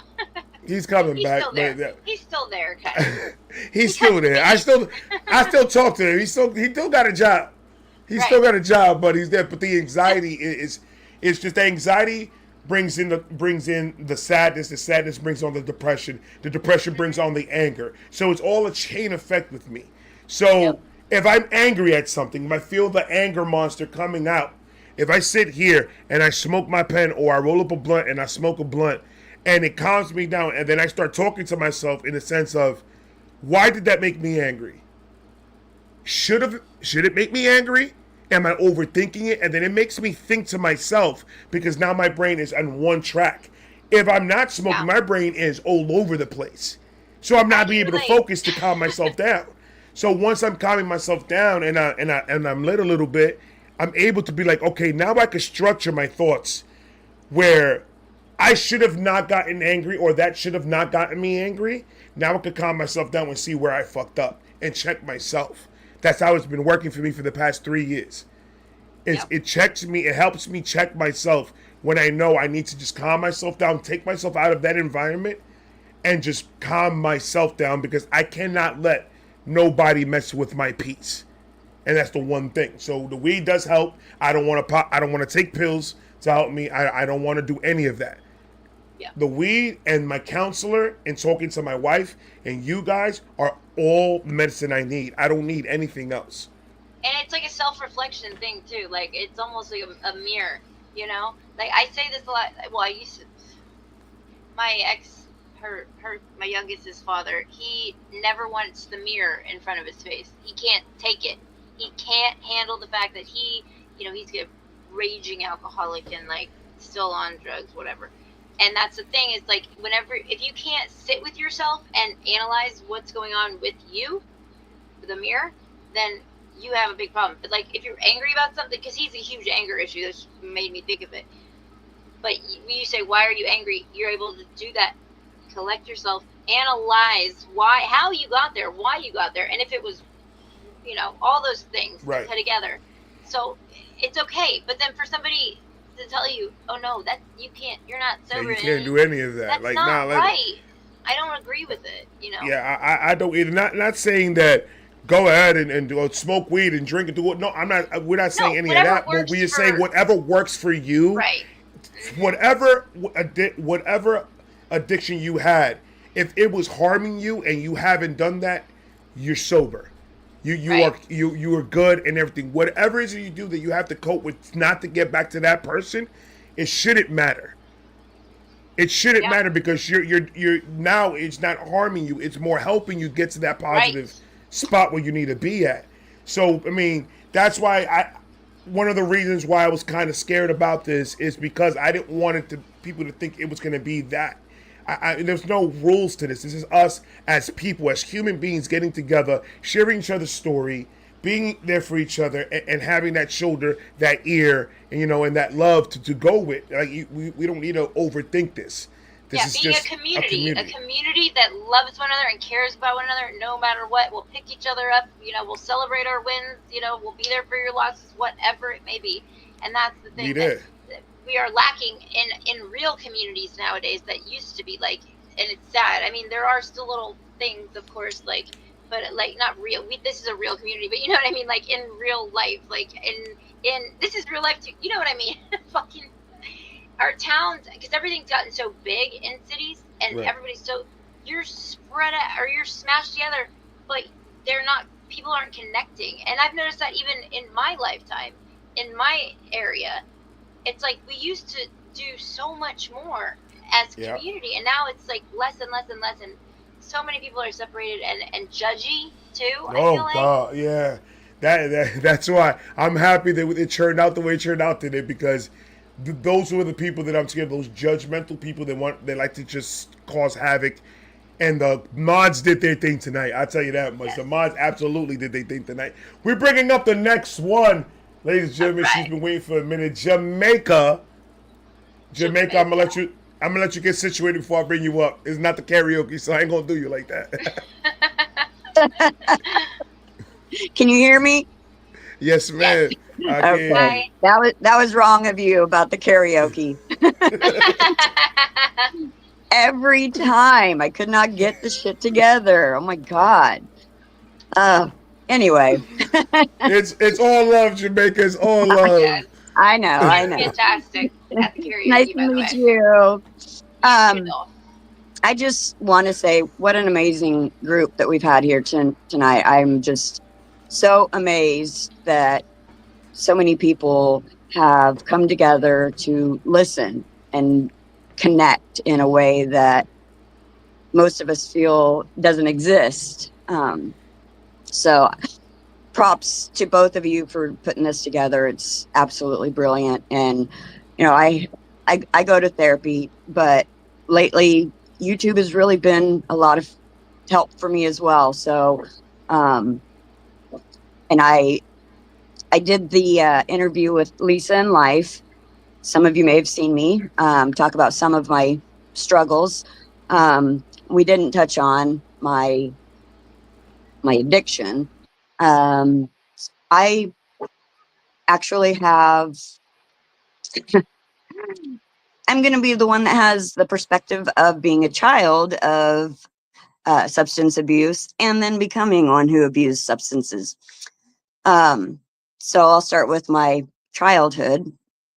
My mom was 15 when she had me and gotten into a bad crowd, started drinking, doing drugs, and like one of the other stories before mine, forgot she had kids sometimes, and so there was no food for days and weeks sometimes. And then she got with my my two youngest sisters' dad and married him, and he was also into drugs and alcohol, and he was also into beating and terrorizing women and children. So he would beat the crap out of my mom on a regular basis, and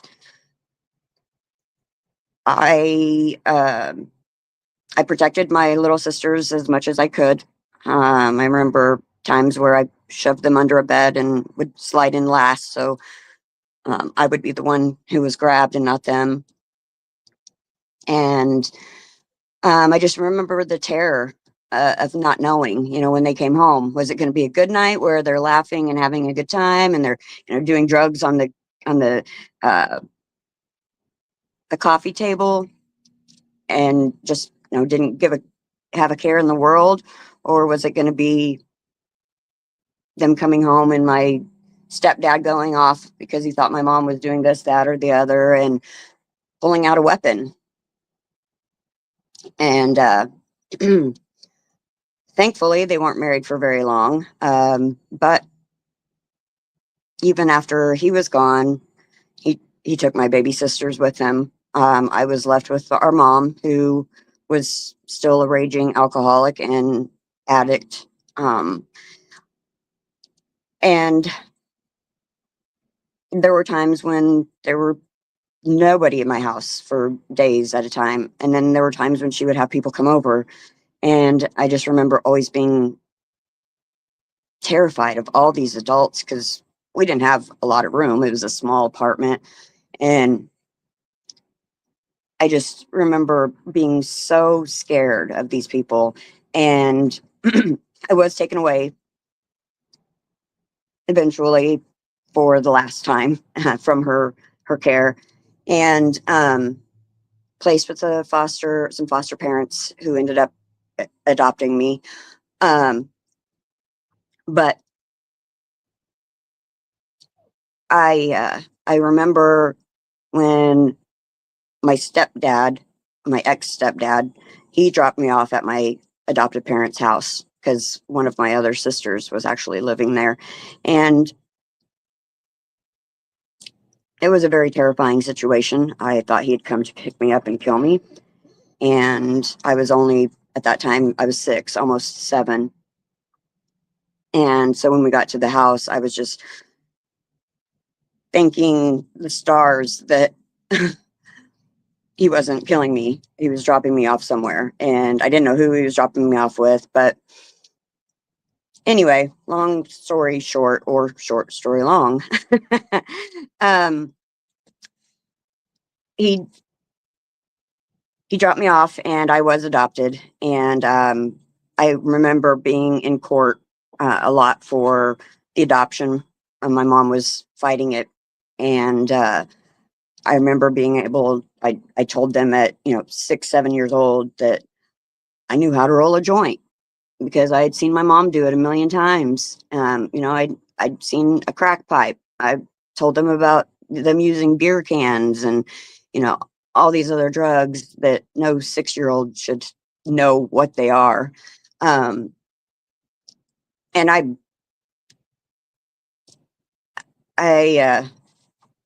anyway, I'm sorry.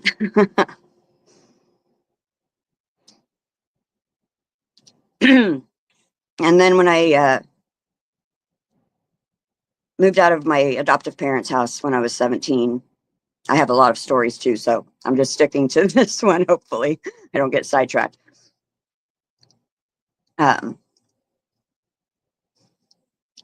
Moved out of my parents' house when I was 17. I had experimented with, well, I won't say I experimented. I started smoking pot when I was 16. Started drinking at 16 as well. But I didn't really think it was that big of a deal. It actually wasn't that big of a deal at that time. But I smoked pot regularly through high school.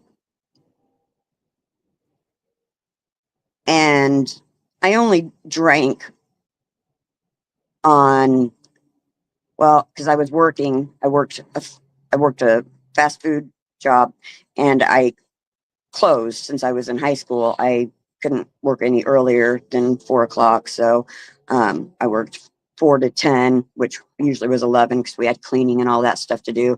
And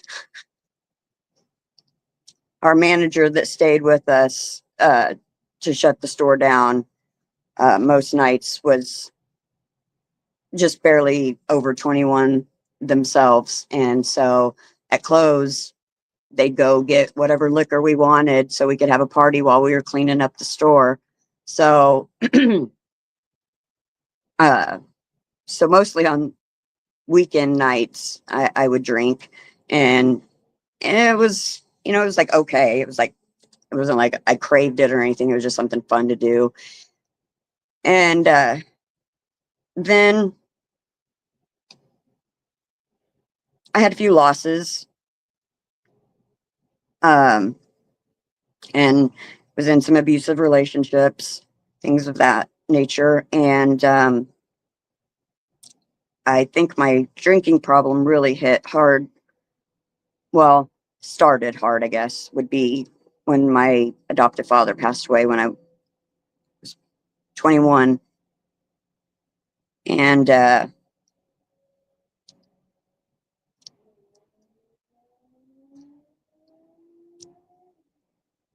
he was the best man that I'd ever known in my life.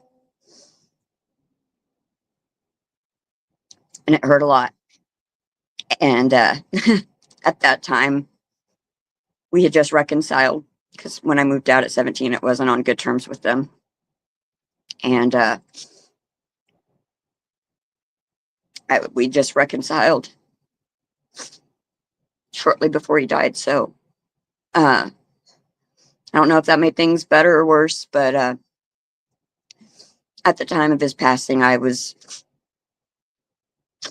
living with one of my sisters, and her apartment happened to be right next door to a bar, conveniently. So for about 6 months, I was at that bar from the time I woke up until the time I passed out. And leaving my daughter, my 3-year-old daughter, with a man I barely knew.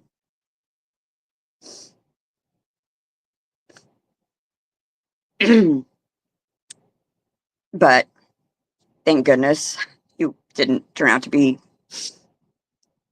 quite as terrible as he could have been, I guess. After 6 months, he said, hey, I can't do this anymore. This isn't working for me. And I was like, okay, yeah, I'm done, you know. So I really did quit drinking, and he and I ended up getting together and moving in together, and I started working at a bar,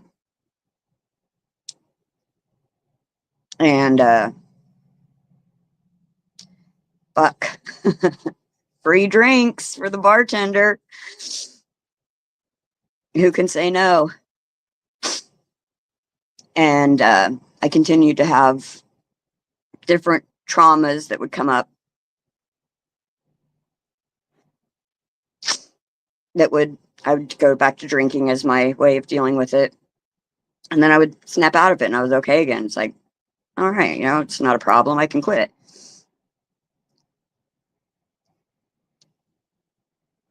And then I lost a sister.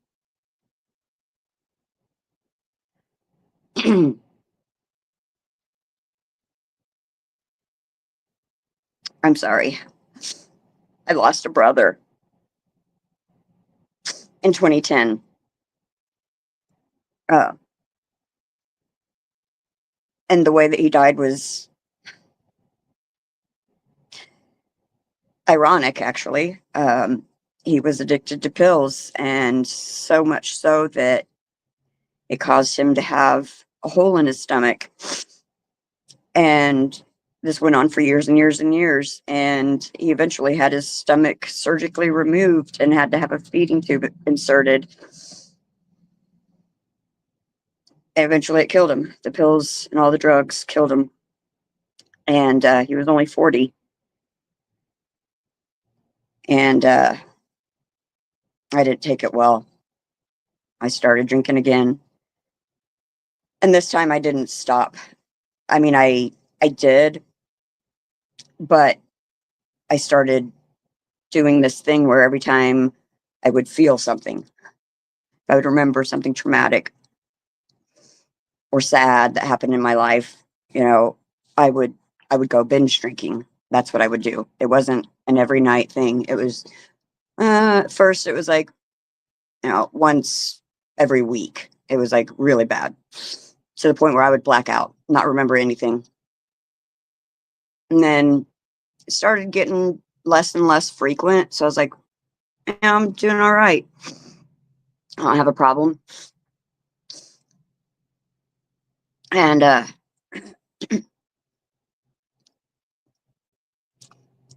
continued that for a long time. I worked in bars. That was my main job all through my adult life, and made it very easy um, to drink. And there were times when my oldest stepdaughter would have to come pick me up after work because I was trash and I couldn't drive. And there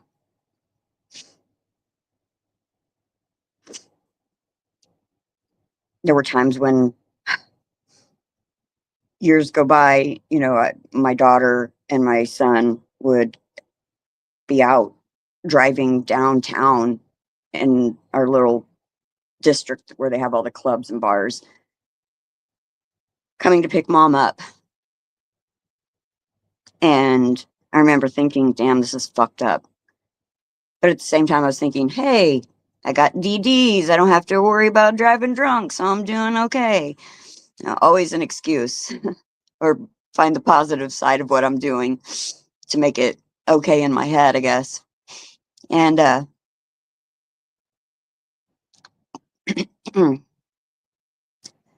it got to the point where I was like, okay, this is kind of getting scary. There were times when I went out with a few people and, you know, I would black out and I wouldn't remember what happened until the next morning. My husband or one of my kids would say, "Oh my God, you ended up at this bar and da da da da da," and tell me all these stories. And I was like, "Oh my God, I could have been kidnapped. I could have been attacked. Who knows what could have happened?"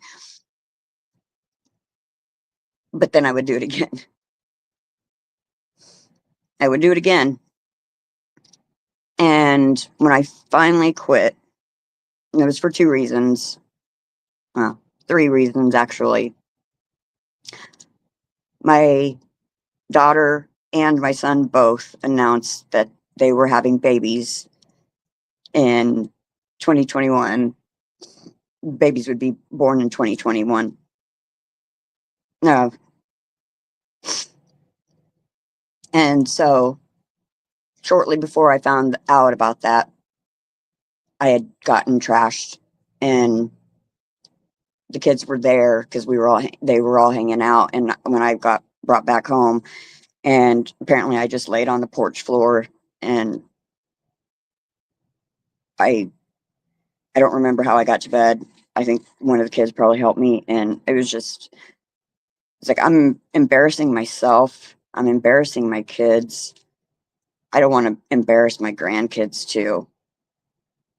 And after I came to that conclusion, I also decided I need fucking therapy.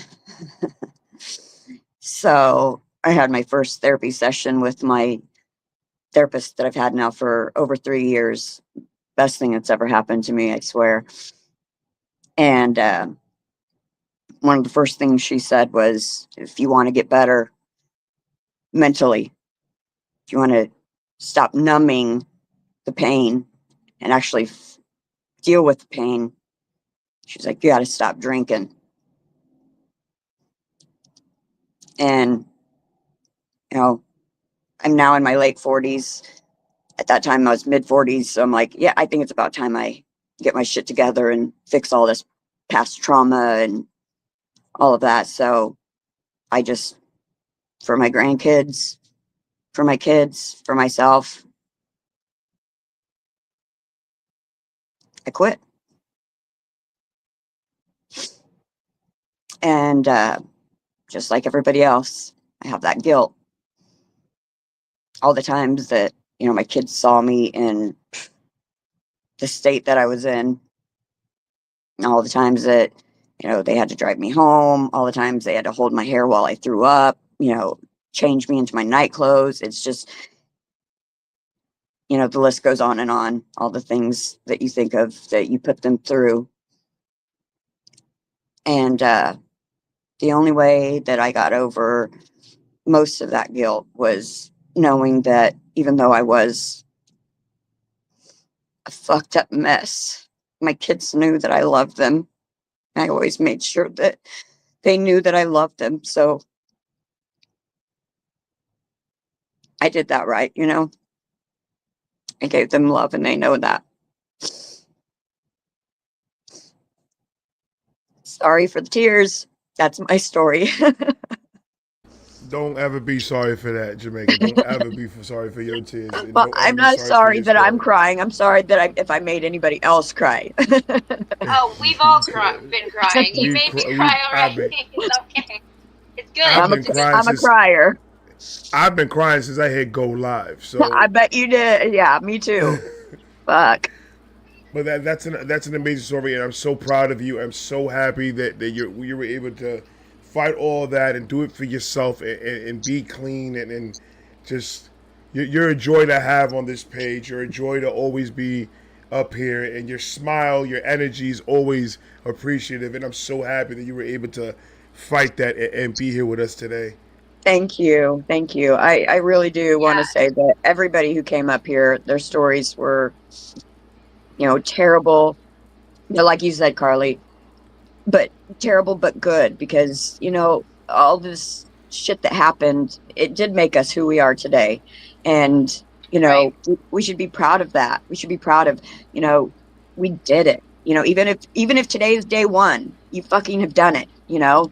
So Facts. and just everybody's, Celebrate the wins. yes, and everybody's courage to come forward. And then Ren, his poem, good lord, that thing was a masterpiece.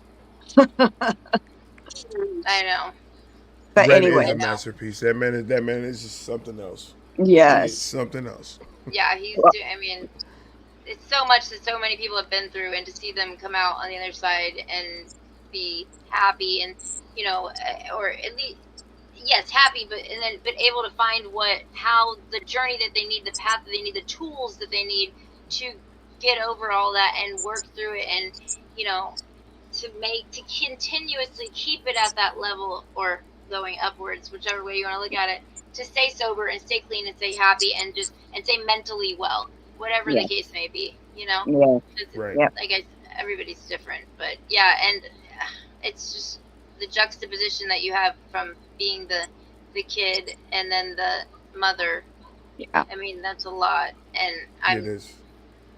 But so your kids, I'm sure, have loved, like you said, loved you unconditionally, Yeah. and are always there. So, like, That's Yeah. awesome. it gives I've me, got- it inspires me, and I know I have that too with mine. But I'm still a little nervous about my youngest, because she only remembers her dad like being abusive. Right. That's her memory of him, and Right. it's sad. That is really hard. Yeah, it is. And I've unfortunately dealt with some of that as well. But, it's as long as your kids know that you love them, Right. I think that's the best thing at the end of the day. Right. That's all they want, right? Yeah, Like, it's all we want from our parents. Just love Exactly. me. Exactly. Yeah. And be there, and the present. And- Your present. Oh, yeah. And Present. that seeing that, I mean, I would have not been able to pass that threshold and finally find my peace and my happiness until just recently, when I had to take that break, and I was in a situation where I was trying to fix something with my wife, and it ended up being a situation where I ended up fixing something with my father. So I wasn't expecting that to happen, but it happened. And then something happened inside of me that I was able to let all of this go. I was able to say, fuck it. I'm done being angry. I'm done screaming. I'm done getting stressed. I'm done 40 years of my life has been nothing but stress, anger, and fog. The next 40 years of my life, I'm not spending it that way. It's either, are you going to be in my level of positivity and happiness, or you just get out of my way? Because I don't want no type of negativity around me, because I'm too old for that. And then plus, I don't want to get to that level, because now a lot of people see me as something that's helping them on their day-to-day. So if I start jumping out the window and going out of pocket, what am I showing to the people that follow me and the people that count on me to be this person if I jump out the window and start letting my anger take control of me? So me having that closure with my father made me understand that not only was I misunderstanding the situations that was going on, he was misunderstanding how I was feeling while that was going on. So it was just a miscommunication between me and my father, and all we knew how to do is settle it with anger. Because he didn't know any better, and I was supposed to learn from him. So, and I didn't know any better. But once I grew and I learned and I witnessed and I cried and I fought and I punched and I thrown and whatever, it came to me and I was just like, you know what? Holding on to all the past is just being an anchor to me. I need to let that anchor go. I need to just tie the freaking rope and just untie it and just let it go. And understand it's still there. It's still real. It still happened. But that doesn't mean that I cannot let that justify my future. I can't let that guide my future. If I do that, I'm not doing justice to nobody that watches me. I'm not doing justice to my kids. I'm not doing justice to my wife. And I'm not doing justice to God. God put me here for one reason. I went through all this shit because I needed to be right here, right now, today.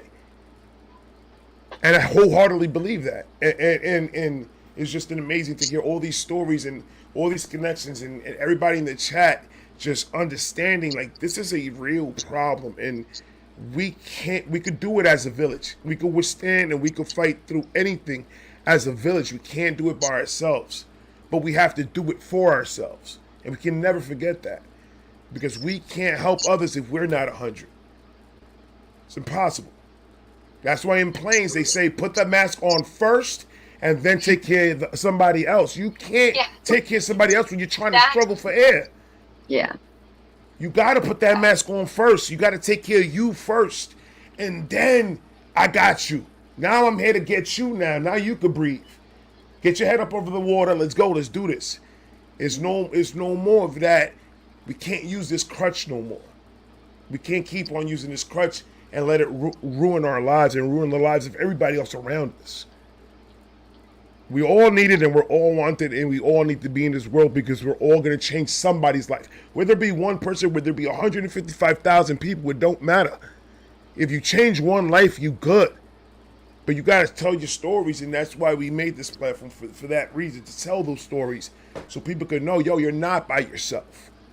It may be different levels of trauma that we've seen today, but we're all in the same exact chat. We're all talking about the same exact thing. We all have the same exact outcome, that we're either getting the help, got the help, and we're now in a good spot. And that's the only thing that matters right now at this moment. Nothing else.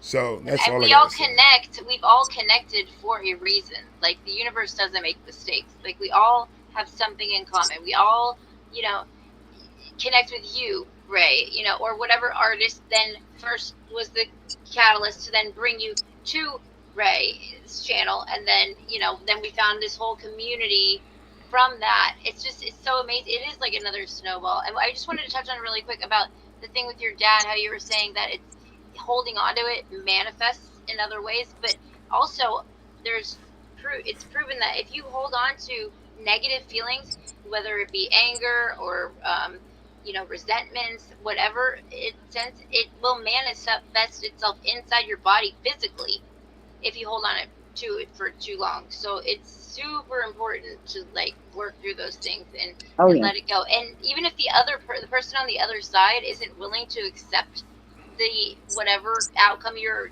goal is, but then coming to an understanding okay, well, we're going to disagree on that, but I'm not going to give you the power to make me feel some kind of way anymore.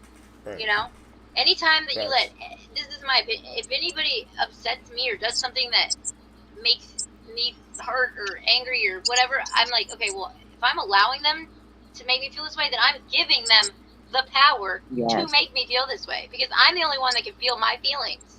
Mm-hmm. So it's my choice how I want to feel and how I want to act to this person's actions. So you all have it, and that's just something that I've picked up along this journey of life that's helped me a lot. Well, beautiful. I just wanted to add here at the end, you said something about my stepfather, and I want to say that when I turned 18, around that age, I was an adult, and he came to me and he apologized to me about the abuse and everything. So he was the one and only adult who ever owned up and apologized for the things that they'd done to me or against me, whatever, Right. And so I forgave him. It took me a minute because I was kind of, taken aback by the fact that he's apologizing to me, because that's never happened to me before. But it was just really strange. And I got to, I thought about it for a minute, and I was like, you know what? I will forgive him. And it is for me. But it's also for him, because that had to be one of the bravest things he could have done. Absolutely. Is confront the person that he knows he abused and apologize for it. Because he didn't know if I was going to say, I forgive you, or fuck off. Right. Yeah. Right. And so I accepted it. And so that anger has been long gone. That's long gone. And, but yeah. And it's like a weight lifted off of you. Oh yeah. And look at that. Look at that. That alone right there, what you just said, it shows. Look how you just said everything, all that anger that's been there, your resentment and your anger there, it just lifted. And it took two people to do that. It took the person that made the mistake to man up and say, I fucked up and I'm sorry. And then it took you with your strength to accept that. And it just went away. Yeah. It did. But it has to come from both ends. It never could come from one end. The person has to truly mean what they're Right. saying. And like you said, for a man, it's very hard for a man to admit his mistakes and to admit that he was wrong and to admit anything. Yeah. It's any man. It don't matter what it is. It's any man. It's going to be hard to do that. And for him to do that alone right there, just focus on that moment. That's the moment right there that's going to give you that strength. Everything else that happens before and after, it's gone already. It's done and over with. You don't have to deal with it no more. That moment right there of him saying, I'm sorry, and you accepting that apology and that weight lifted, that's the positivity you need to focus on to keep on moving forward. For sure. Yeah. It 'Cause raises your that's amazing. vibrations too, Yeah. and that's really, and then you can then pay that forward to somebody else. You know. Yeah. And Absolutely. I do. And I want to say something to you, Carly. I like your take on this. Not that I'm saying how you're just doing this is bad. Oh, That's no, all right. it's fine. But in my journey, when I first started therapy, I changed religions. The one that I was raised in didn't suit me. It never did. And I kept doing it just because that was how I was raised. And so I didn't know there was an option really. And so I slowly kind of, edged away from it. And I am a Zen Buddhist now. And that has also helped me with forgiveness, compassion, grace, love, all of those things. And, the energy of all of us is so high. It's so high. And I just want to say thank you to both of you. I know I'm rambling, but No, you're not. Oh, you're being thank very you. You're not articulate. rambling. And You everything good. is cyclical. And Yes. I don't identify with any religion in particular, but I find bits and pieces that are super helpful and that for me that I can take out of all of them, because I believe that there's tons of ascended masters that have come here, had their journey, taught people things, and then whatever. But and then people, I don't want to even get into it. Along the way, got twisted. Some of them for other no, reasons, and I but get you. And you understand. I do understand. And I'm a bit that way too, because I do practice things that would be considered Wiccan or witchcraft or whatever, because I collect crystals and moon water and I do all those. Yes, girly. Yes. I can't even know if you can do that, but yeah. I Yeah, can. all my tarot cards. I'm wearing my crystals. Yeah. I'm all about all of that stuff, because it's true. It's all full of energy. My hagstone. My hagstone. So, and then I also take some of my beliefs and things from the Native American culture. Oh, big and Yeah. So, I kind of take from different Dabble. religions and I like and that's really okay. And that's okay, because as long as you're finding it. Yeah. That's the key. As long as you're finding that like right now, I was telling Carly before we went live, I told her, I was like, right now I'm in a spiritual mindset right now. I'm in a spiritual journey in my life right now. Like I was born and raised Catholic. And then I tapped into other different type of religions on my way going up, just tapping in and trying to learn as much as I can.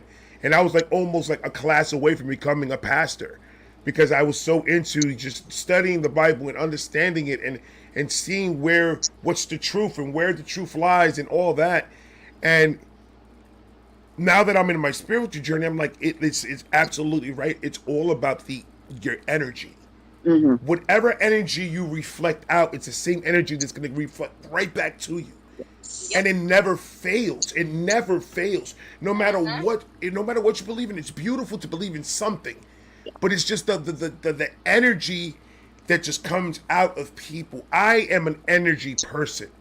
Same. I only could give you the energy you give me. That's why if I'm talking to a person and the person is just not giving me nothing, I shut down. and I just don't know what to do because I'm just like, I can't work with this. I can't work with this. Like, you're not giving me anything to work with. But the minute that I crack it, because I'm a persistent person, like I am going to crack you. I'm going to find something that is going to give me something. And then when you give me that something, watch what happens. Because it's going to be magical. Because I'm going to get you out of your shell, whether you like it or not. Because you need to witness that. You need to witness how it is to just be free. And that's all energy. That's all energy. You can't do that without it. And it's like right now, the spiritual journey that I'm in right now, I'm loving it because I'm feeling like the hippie that I was supposed to be. That's what I feel like, the hippie that I'm supposed to be. That it's just, everything's just so positive and peaceful and love and let's smoke, but let's just have fun with it. And it's just it's so good. Just getting that energy and receiving the energy back is even better. Because I could be a nut on camera and throw all the energy. And if I don't get nothing back, I'm just going to be somebody just throwing so much energy that people are just going to churn off because they're like, what is he on? There's something wrong with it. You can't not receive it back because you are putting it out there with so much vigor and so much intention. And that's why we receive it. You know, I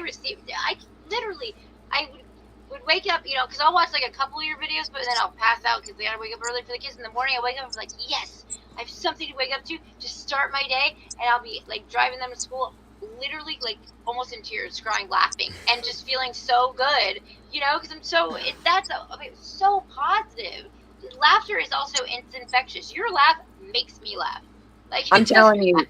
It makes me laugh too every single time. Oh my God, it's ridiculous. I caught myself laughing at my own fucking laugh when I was editing a video, and I was not paying attention to the video. I was just letting it play, and I was just waiting for a certain spot that I needed to get out because there was a lot of dead air because it was not playing the audio. So I needed that spot to just clip off because it was annoying. And I'm just sitting there, and I'm starting to laugh, and I just see myself laughing, and I'm like, "Why the fuck am I laughing at myself?" Like I'm just here by my but it's because I am truly happy. Yeah, I can't throw that energy out if I wasn't. It's coming from a place inside. Forget about the bones and everything else. Forget about the guts and the heart, and it's coming from some place inside that is just. When that camera's on, it's like I can't turn it off. I think even when the camera's off, I can't turn it off. I just can't. Like when the camera's on, it's bigger because I'm listening to music and I love music. So I'm always going to be hyped when I'm listening to music. But it's just like I'm seeing now it's transferring to my life, to away from the camera. That I'm just acting this way no matter like where I'm at. And it's just like, fuck it. And it's like, it's time to be happy. I'm tired of this bad shit. This mad, angry, the anxiety shit, it's too much to handle anymore. I'm 40. I ain't trying to do this shit no more. I'm good. Let me be and let me be me and let me fly because I'm a peacock. Like I've been said. Just like in the Serenity Prayer, it says, accept the things you cannot change. Okay, because I can't fucking do anything about that, so why am I going to worry about it? Yeah. Can't stress it. Can't stress. And we're all human. We're all going to stress. The stress is going to be there. The anxiety is going to come. It's going to happen. It's just about what do you do when it does happen? How quick can you jump back from when it happens to letting it fester and make it become something bigger? Step back. Be like, okay, this is stressing me out. I need to step back from everything. Don't call me. Don't talk to me. Don't text me. I need me. This is my time to regroup because I'm not letting this shit beat me. And just doing it. And then enjoy it. And then once you start that routine, your body's going to take care of the rest. It's going to naturally just happen where it's just going to be so easy that you're going to wake up happy, you're going to go to sleep happy, and it's just going to be, you're going to finally be in peace. And that's the main goal for anybody and everybody is to be in self-peace. And that self-peace is going to resonate to everybody else.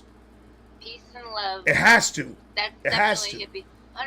Yeah, because we are made of cells, right? Our cells are made of atoms. Atoms are 99.9% empty space. That means all of us are 99.9% nothing but it's vibrations, because Yes. everything vibrates at different frequencies. And that, like, because if my hand could match the same frequency as this laptop, it could go right through it. Literally. That's how it works. So everything is energy. Literally everything. Matter is it's like a construct of light that we see. It's a trick. It's all it's I mean, I'm not speaking out of my ass. I know this is true because I've gone down rabbit hole after rabbit hole investigating this to make sure it's real. Also, our hearts have 40,000 in 1991 or 2. They found out our hearts have 40,000 independent thinking neurons. Neurons. And then they found out every other organ, everything has neurons that thinks independently from the brain and feel, so when people say they have a broken heart, literally they could have a broken heart, like, Yes. and you can get into heart and brain coherence with just Right. like, I think it's like 3 minutes it takes. You touch your heart, you take deep breaths, and you regulate your breathing, and you just focus on your heart center, and then you get anything that's, if something crazy's going on, just do that. And there's a Heart and Brain Institute in California that has done all this work studying this, and it's just mind-blowing, and it's amazing the things you can learn from if you really want to look into this stuff and how real it is. And I just wish so many more people knew about this stuff, because I feel like the world would That be sounds like a Patreon. That sounds like a Patreon wormhole that we could go down in the future. Absolutely. I already know what series to do. I'll pay for Gaia so we can watch it. I have a Gaia sub. I will give it to you. I'm not even joking, because it's necessary. Facts. Well, Jamaica, thank you so much for sharing your story Jamaica, with us. Thank you. I appreciate you so much for coming up. And like I said, we're doing this again next month. So hopefully, if you want to come back up and just give us a little bit more of your story, you'll be more than welcome to hit that link and come up. I will do. Love the All right, beanie, love ya. of course. Love. Bye, Thank sweetie. you. Now, the last one of the night, ladies and gentlemen, and before we bring her up, once again, I want to thank the mods. I want to thank you, Carly. I want to thank you. all the reactors. I want to thank everybody in the chat that has been keeping the whole night positive.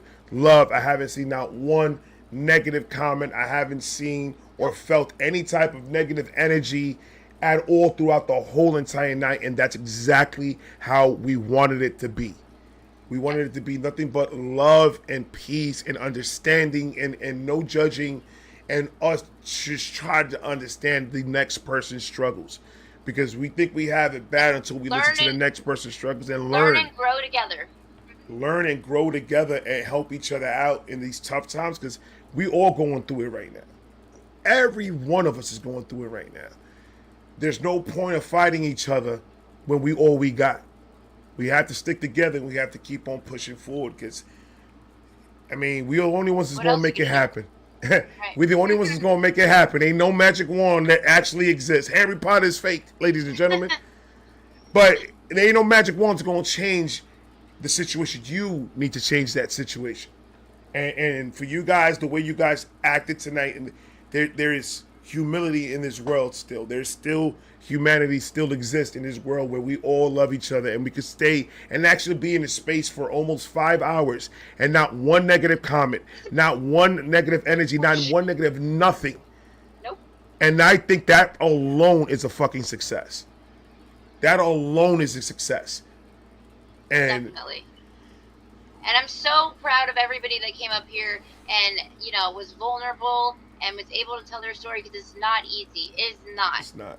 At all. Especially, yes, absolutely. Everybody.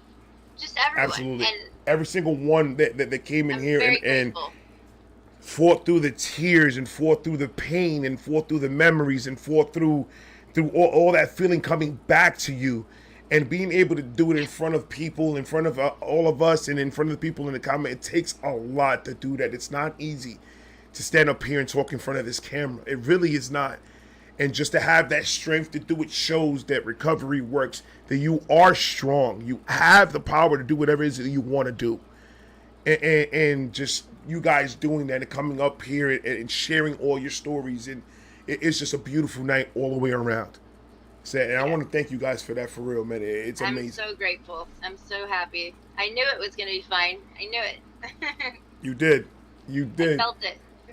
Now, ladies and gentlemen, I want you to bring in, you know her from the karaoke, Right. Allie. Allie! Hi! Can you hear me okay? You're I a can little hear you low. kind of. A little low. Let me see if I can figure out. Sorry, I've normally got it all set up on like with a proper mic. Is that any better? It's a little better, yeah. Yeah. A little better. No, it's Yeah, good now. sorry. That was... It's like 5 a.m. here. 5:30 Good morning. in the UK. Good morning So I in the wasn't going to UK. jump on, but I thought actually I've got such a lot to say on the subject, so it would be really rude not to.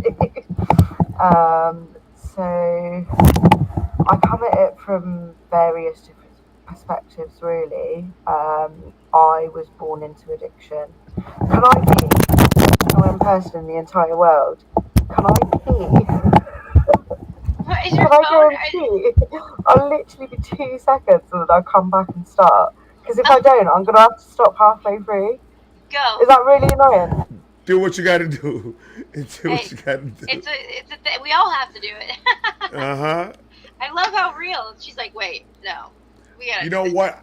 I was thinking about maybe we run the one that we do for next month, maybe we run it earlier, and then so Yeah. like that the UK people, everybody from the UK could have an opportunity, because we did do it late and a lot of them were sleeping and they were not going to be able to make it in. So Right. 'Cause maybe it's 8 next to like month 11 there, right? 5, 8, 9. Yeah. 10.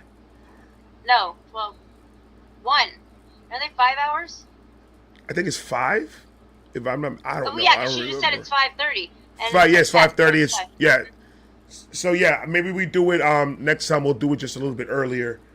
Like maybe we do it in the daytime type of shit Sorry, guys. instead of waiting at night. Sorry. ADHD, so I don't get the What is your key phone? until Is it it's your? Are you on your? Are you on your phone? No, Bluetooth headphones. What is it? I think it's your phone that.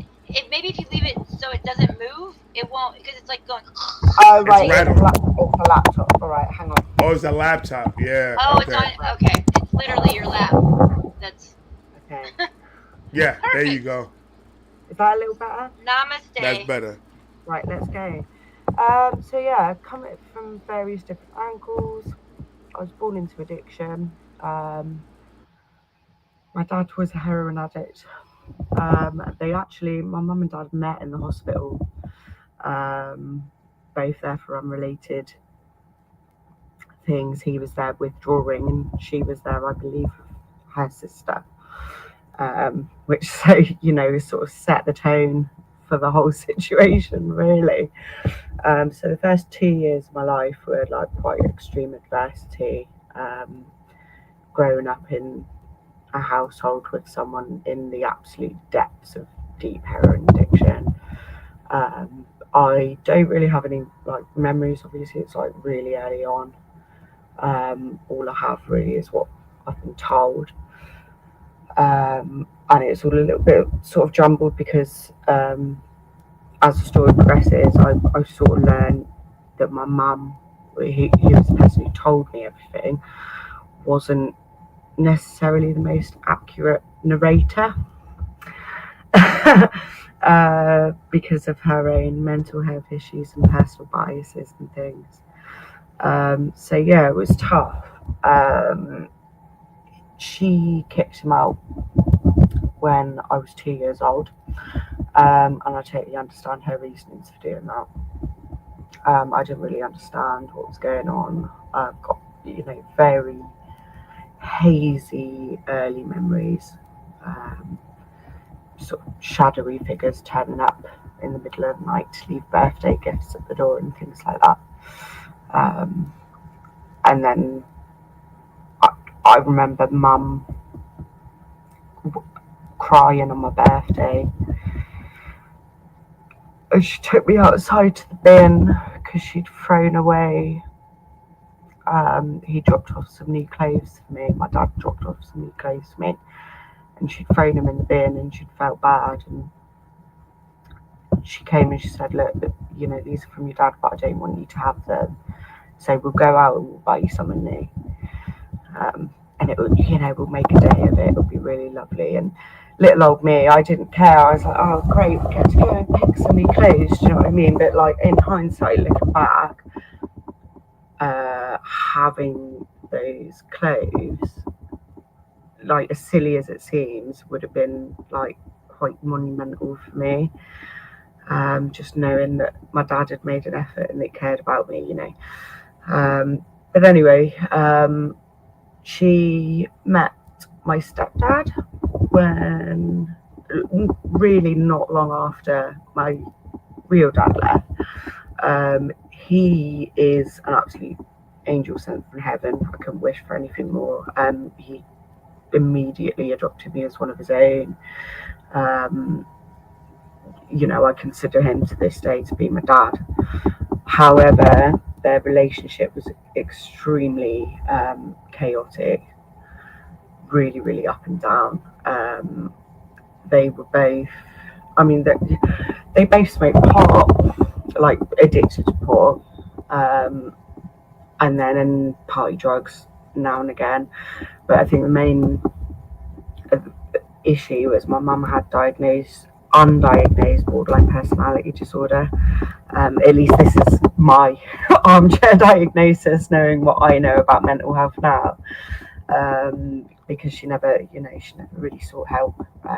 Actually, she did. There was occasions where she did say that she was going to seek help, but it was used as a manipulation tactic. It wasn't actually wanting to seek help.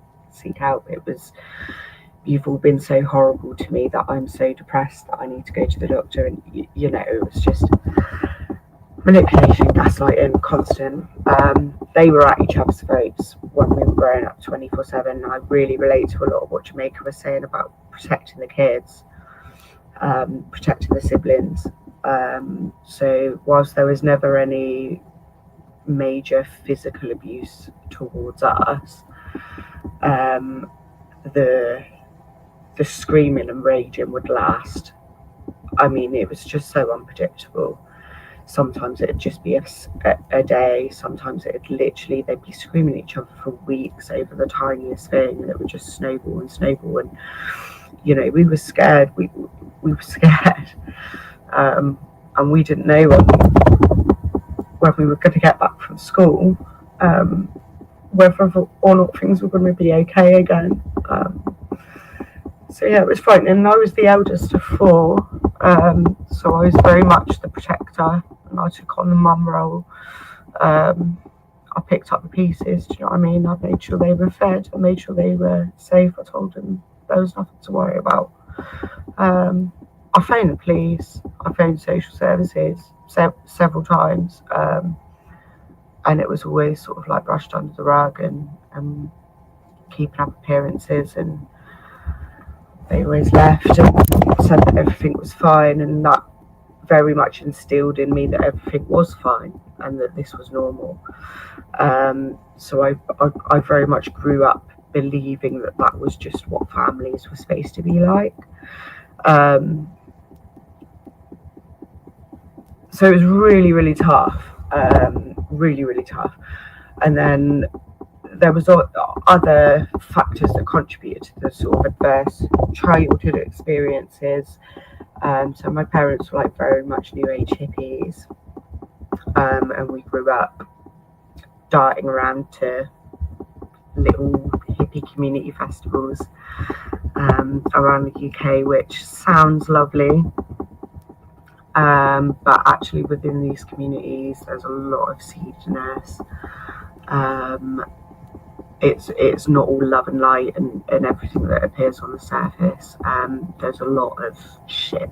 I don't want to go on too many tangents, but there are so many stories, and the one that comes to mind is there was one festival in particular where the police had turned up, and these were tiny little close-knit events where it was like a little family. It wasn't anything organised or ticketed. People just sort of turned up, put their structures up, and did communal feed, and you know, that was it.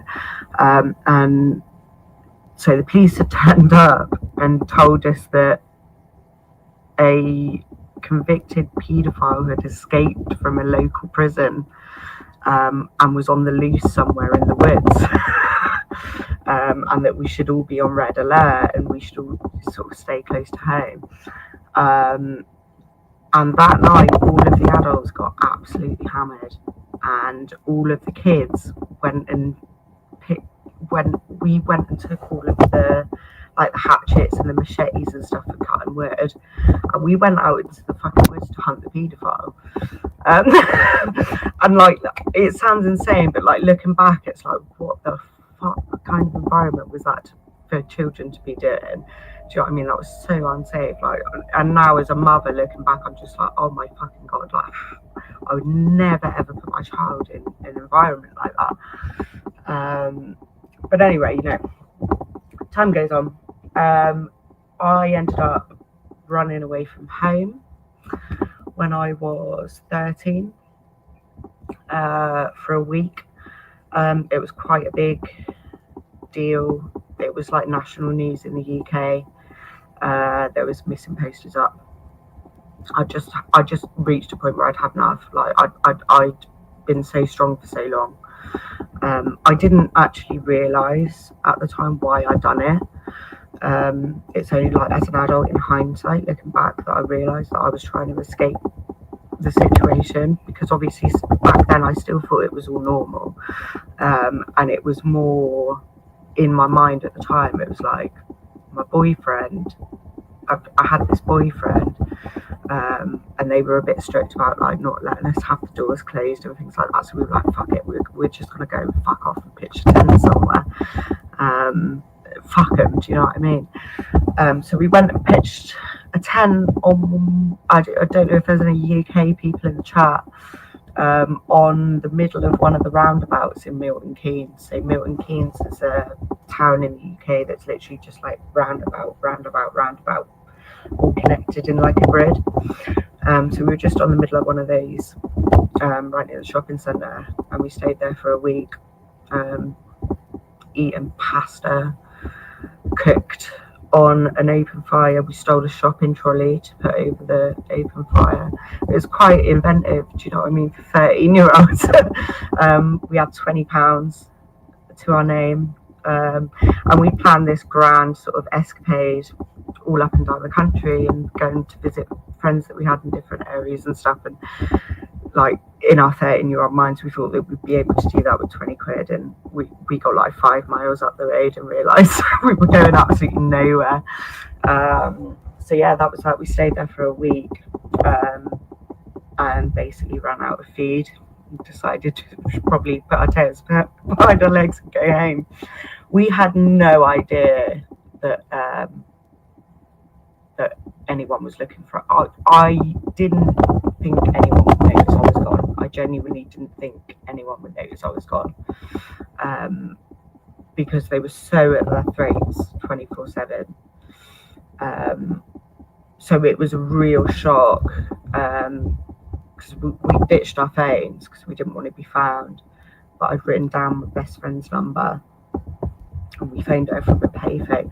We actually, the last thing we did before we turned ourselves in, we went and did a dine and dash in a Pizza Hut for an all-you-can-eat buffet, because we've been living off just the pasta and like shoplifting pick and mix, and it was like, oh, we're actually starving. Let's just, you know, it was terrible looking back. Do you know what I mean? But you know, we were just trying to get by, and we handed ourselves in, and my best friend came to pick us up with her mum, and she was in tears. She was like, you've got no idea what you've put your family through. And when I got back to my house, it's like 4 police cars outside. They said that the police had spent like 50k looking for us. They'd sent helicopters. My grandparents had been walking up and down Glastonbury High Street, because we had friends in Glastonbury. And they thought that's where we might have ended up, which is like the opposite end of the country. They'd literally been looking for us like nationwide. And that was when my mum decided that she wanted us to move to Glastonbury. And the decision was made because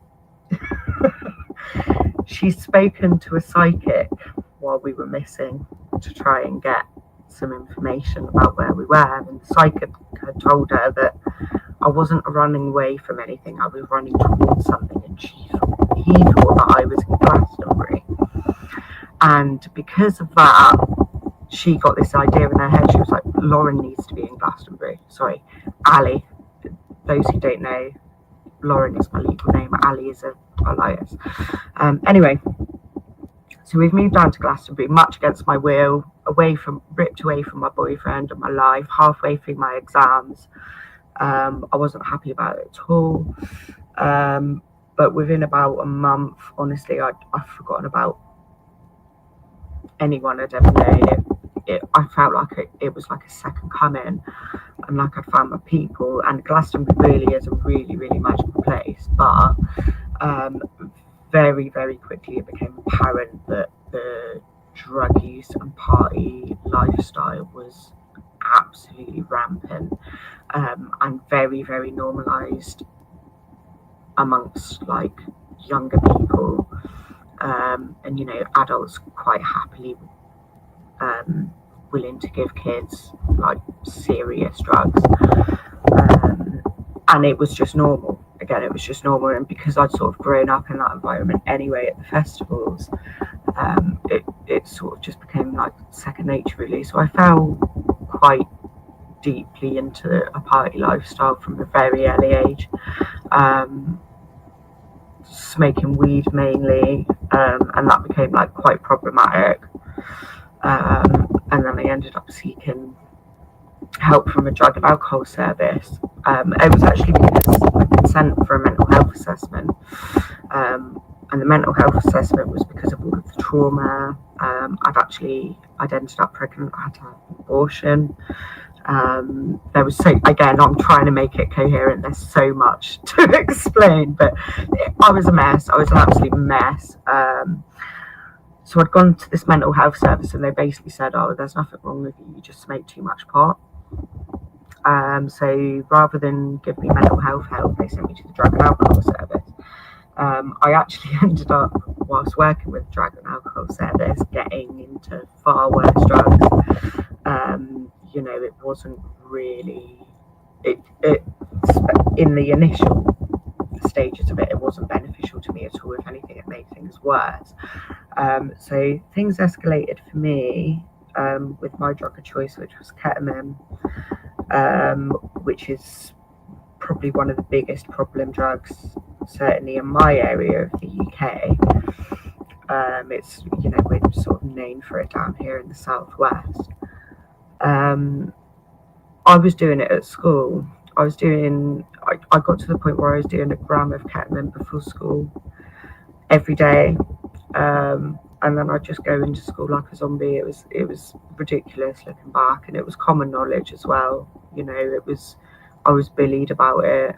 The teachers talked about it. The school talked about it. You know, nobody did anything about it. Nobody wondered why someone so young was doing drugs like that at school. The way that I'd fallen into it was I'd met this older guy who was studying psychology at college, and he was the first person that I'd really opened up to about anything that I'd been through growing up, and he was the first person that really made me feel like seen, like I'd always grown up feeling like a little bit of an alien, and like I didn't really have a place in the world, and that no one really understood. And he just really made me feel seen and heard and understood. And honestly, I fell head over heels in love with him. And he was probably about 6-7 years older than me. I think I was about 15. And because he was studying psychology, and he said, oh, there's just been some new studies about ketamine and depression. You should try ketamine. also, I sell it, so if you need it, let me know. And again, it's grieving. Do you know what I mean? It's grieving. I can't say it any other way. Looking back at it now, obviously at the time I just took his word as gospel because I didn't know any better, and it helped. It really fucking helped. Do you know what I mean? It just took it all away. It took the pain away. It disconnected my mind from my body, and it allowed me to participate in life without having to deal with all of those demons in my head. So even though like there was times where I took it too far and I was messy, I was actually quite functional. And the thing about ketamine is the tolerance raises really, really, really fast. So when you spiral into the addiction and you're using larger amounts, it gets to the point where it doesn't really have a visible effect on you. So you could walk about your day and nobody would even really know that you were on it. But in your mind, you're very sort of disconnected from everything, and also the physical toll that it takes on your body is really, really intense. So I was bouncing in and out of hospital. It was a really, really rough few years. I actually aced my exams, and I've got no idea how, why, what happened, because I was off my fucking face, man. Every single one of those exams I went in, I sat, I was off my fucking head. Do you know what I mean? I used to go and do my revision sessions, and I'd be like, you do an hour of revision, you can record yourself with a line and you join. And somehow I passed with flying colours, which is an absolute miracle. Anyway, where do we go from there? Things really, really snowballed. I think at the deepest part of my addiction, probably around the age of 17, I was doing about 12 grams of ketamine a day, which is just, I mean, it's a disgusting amount of drugs.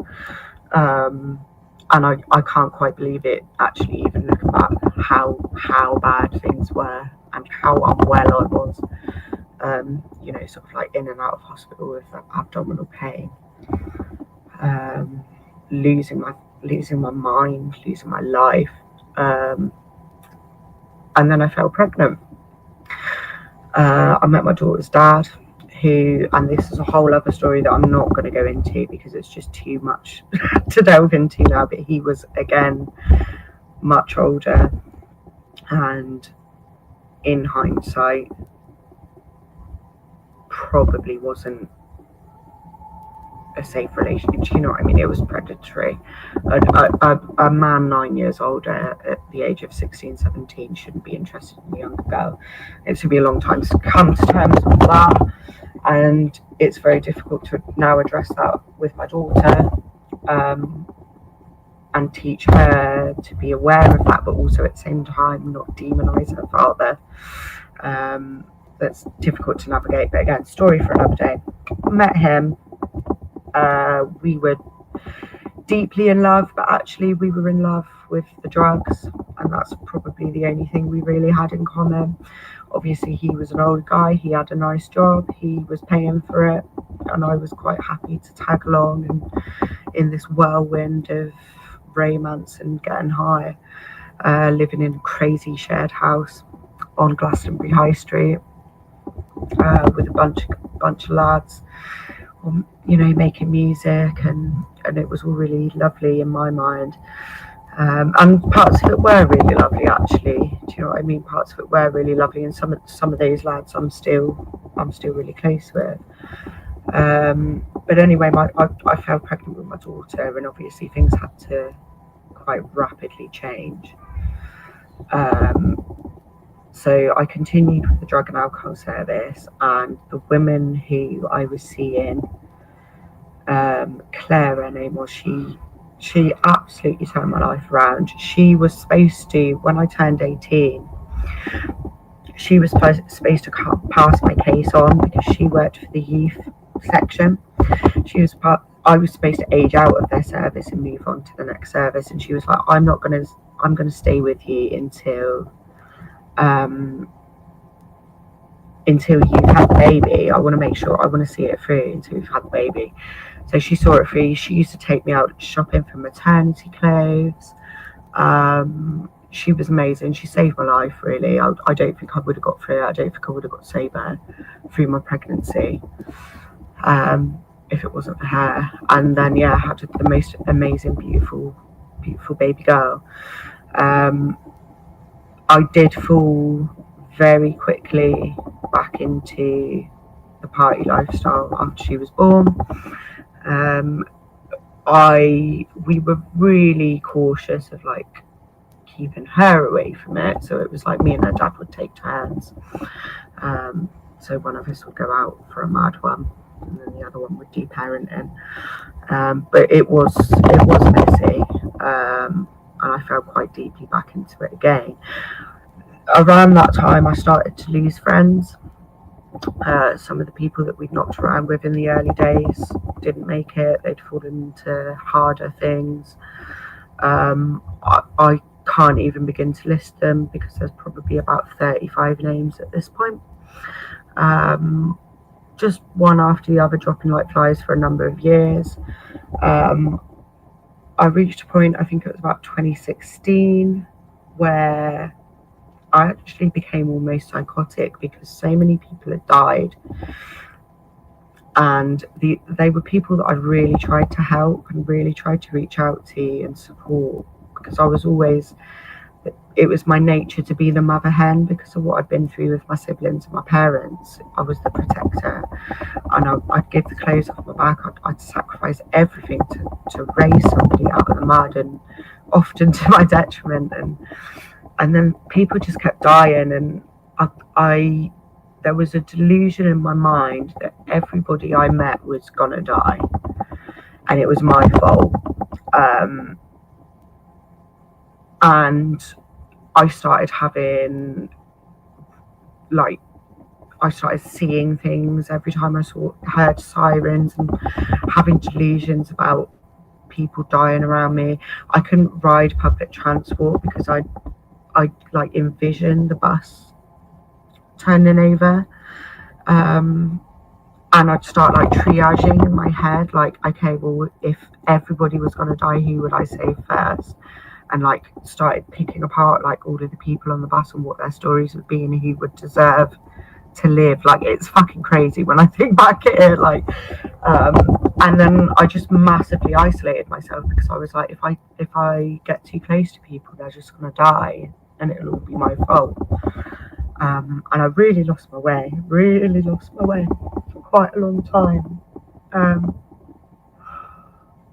And then I discovered harm reduction, and harm reduction wasn't an idea that had ever fallen onto my radar. When we grew up, everything that we knew about drugs was passed down from the elders. Do you know what I mean?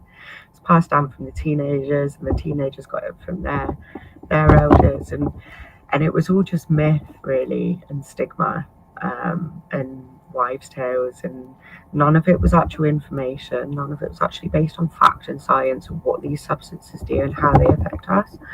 And when I realised that information was out there, and that those resources were out there, and that, for example, like drug testing kits existed, I was like, how have people not realised this? And I was so angry because so many of my friends were dead, and all of it could have been prevented by something as simple as education.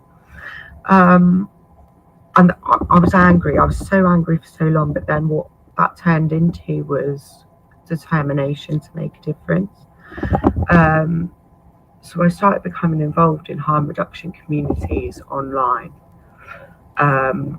learning everything that I could, and then sharing that knowledge and identifying when people were having issues, and just sort of like getting in there and being like, look, did you know that this does this, and it would be better if you did it this way. And it just sort of snowballed, really. And then I ended up running a harm reduction community of about 50 to 100,000 members, I think, at its strongest point. We had issues. We kept getting taken down because people thought that it was like Facebook community standards kept saying that we were selling drugs, when actually it really was just like safety information and guiding people towards, you know, resources and things. So we were fighting a losing battle, really. But we did some amazing work. Like I could happily say that we've probably saved thousands of lives. The time that we did there, we used to run a 24-hour crisis chat. So if people had, you know, something had gone wrong, maybe they were having a bad trip or they'd had an overdose and they were panicking, they didn't know what to do, they would come to us and we'd guide them to what would be the best course of action. 9 times out of 10 it was just persuading them to call an ambulance, and just, you know, reassuring them that it's not the police, you're not going to be in trouble, they just want to make sure you're safe. But sometimes it was just, yeah, you've just had a bit too much, you just need to, you know, we'll be here with you until it's worn off, and then tomorrow we can talk about how to not let this happen again. But I was really inspired by that, and then I started doing sort of learning and doing courses. I started working at festival welfare, which was just the most wholesome experience for me, because I had spent so many times in the back of a welfare tent as a young teenager, completely off my head, being looked after by the most wonderful people. So to be able to go back and give that back was just incredibly valuable. So yeah, I mean, the story doesn't really end there. I'm still, to this day, losing friends who I hold very dear. I've had to distance myself from a lot of people for my own integrity and sanity, really. I think there's a fine line between wanting to lift people up and realizing when you've poured so much energy into helping somebody and they haven't taken that energy and done anything with it. When is enough enough?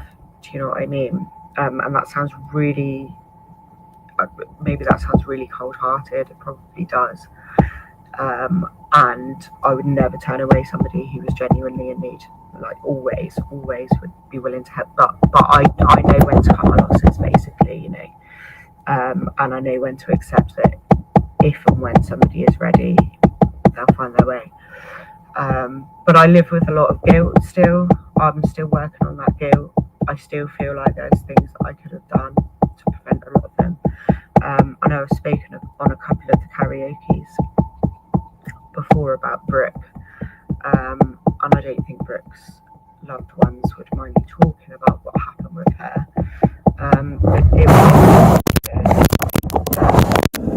It was a very serendipitous person for me. We've become really, really close. And she used to be a paramedic, so she was very clued in, and we spoke a lot about our mutual experiences working in that kind of emergency care area and dealing with drugs and harm reduction. So I thought she's really sort of clued in and all of that and everything. Anyway, she had to stop being a paramedic. She was diagnosed with complex regional pain syndrome. And she was prescribed Oxy for that. And then they ended up, she was just in such an insufferable amount of pain. It's supposed to be the most painful condition known to man. And they ended up prescribing her ketamine instead. And sorry, this is going to be hard to talk about. I thought it was great because it's prescribed for a reason. Do you know what I mean? And I thought she's being given it by a doctor. She's taken it as prescribed. She's a paramedic. She knows what she's doing. And there was a few occasions where, because we used to voice chat, and she was from the States. She lived in Florida, and she used to finish work and we'd voice chat for a few hours. And there was a few occasions where she'd get off work and we'd start the voice chat, and then about halfway through she'd start losing the ability to speak to me properly. And I would just sort of laugh it off and be like, okay, I'm going to end the call and I'll check in on you in an hour and see how you are. And knowing what I know about ketamine, it's normally a case of, you know, you wait an hour, it wears off, they come back to reality and it's all good. And in my mind, I was going back and forth because I was like, this is concerning me, but at the same time, this is prescribed medication and she knows what she's doing. So I did reach out, and I actually did reach out to a mutual renegade, a friend of ours, and I asked her.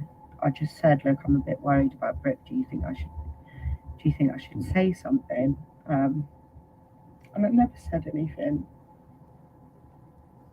and I really wish I'd said something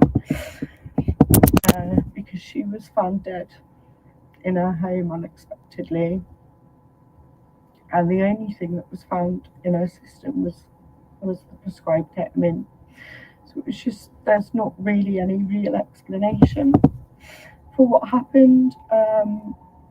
I'm struggling to get my head around it because knowing what I know as a harm reduction advisor, it's very difficult to actually overdose on ketamine. That's why it's used in medicine. The systemic effects on your body are quite minimal, and that's why it's used for children and the elderly as an anaesthetic. So it's very difficult. Like, you need quite an astronomical amount normally under normal circumstances to actually overdose. So there's a lot of unexplained stuff there, and I don't know what happened, but I wish I wish I'd spoken out. And it was just the most painful thing because it was like the drug that took half of my life from me, took away my best friend.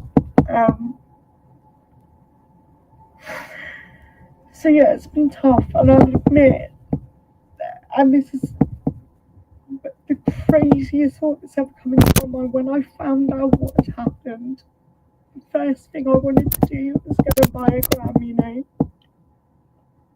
because I just thought, what's the point? And it's just, you're so vulnerable, you know, you're so vulnerable when you've experienced that. You're always just one corner away from being back there, you know. You're always one bad experience away from being back there, and you really got to keep yourself fucking tight, you know. I didn't want to end it on a depressing one, I really didn't. And I'm doing well, and I'm still, you know, I still try and help out with harm reduction where I can. Obviously, I've been really flawed by chronic fatigue syndrome, ME, for the last few years, so I can't be as active in helping as much as I'd like to.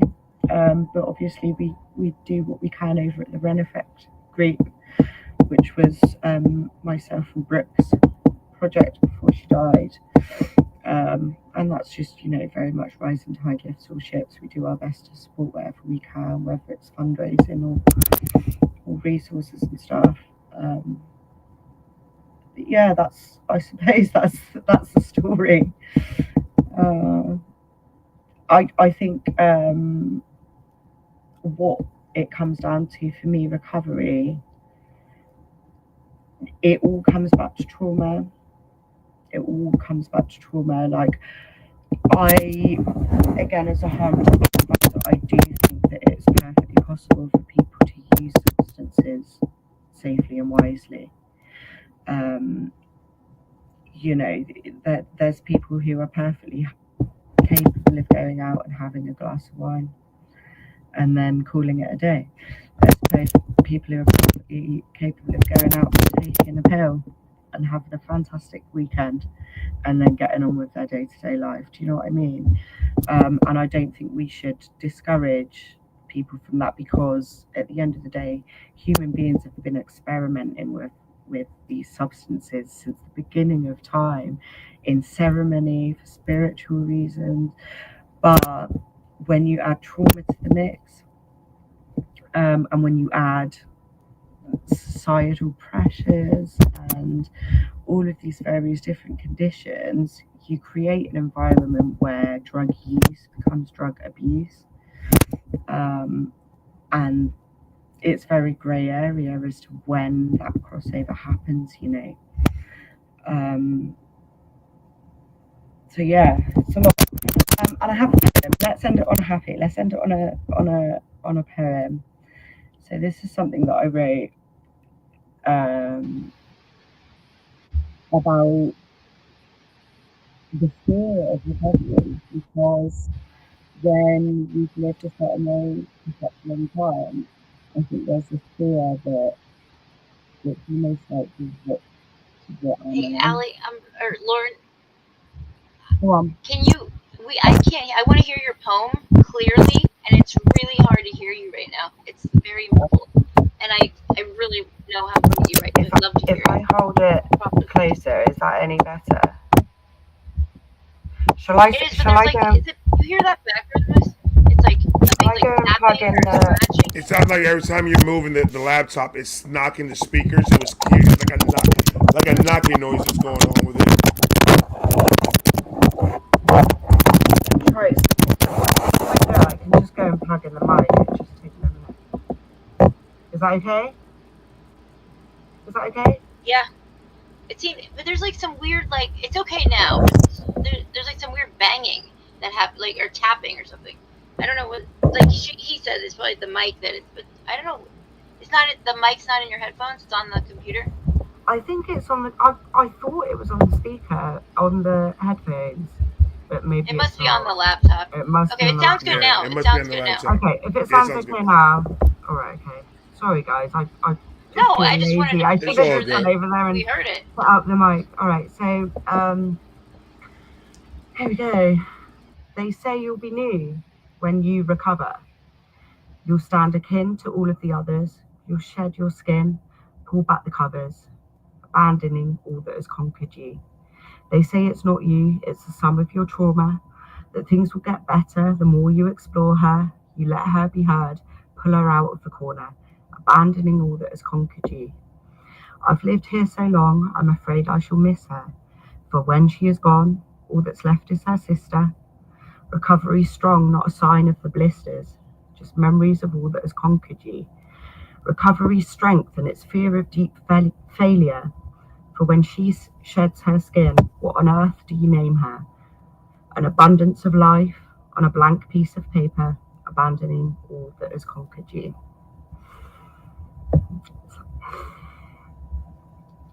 That was beautiful. That was amazing, Allie. That was such an amazing story and an amazing everything. It was just amazing. And I know it's hard, and I'm just happy that you're here with us now and you're able to let it out, and we're here for you, and anything you need, we got your back. We're here for you and all that. So, man, I love you. I Thank love you you so both. much. I love you both. And thanks for Pride in this space. It's been really lovely to listen to everybody's stories. And, I think it just goes to show that there's so much common ground. Like, even though everybody's story is so unique, there's always these little crossover moments. There was things about what Kylie was saying, your daughter's dad, which again, that's another rabbit hole I could go down. Things that Jamaica was saying about her sibling.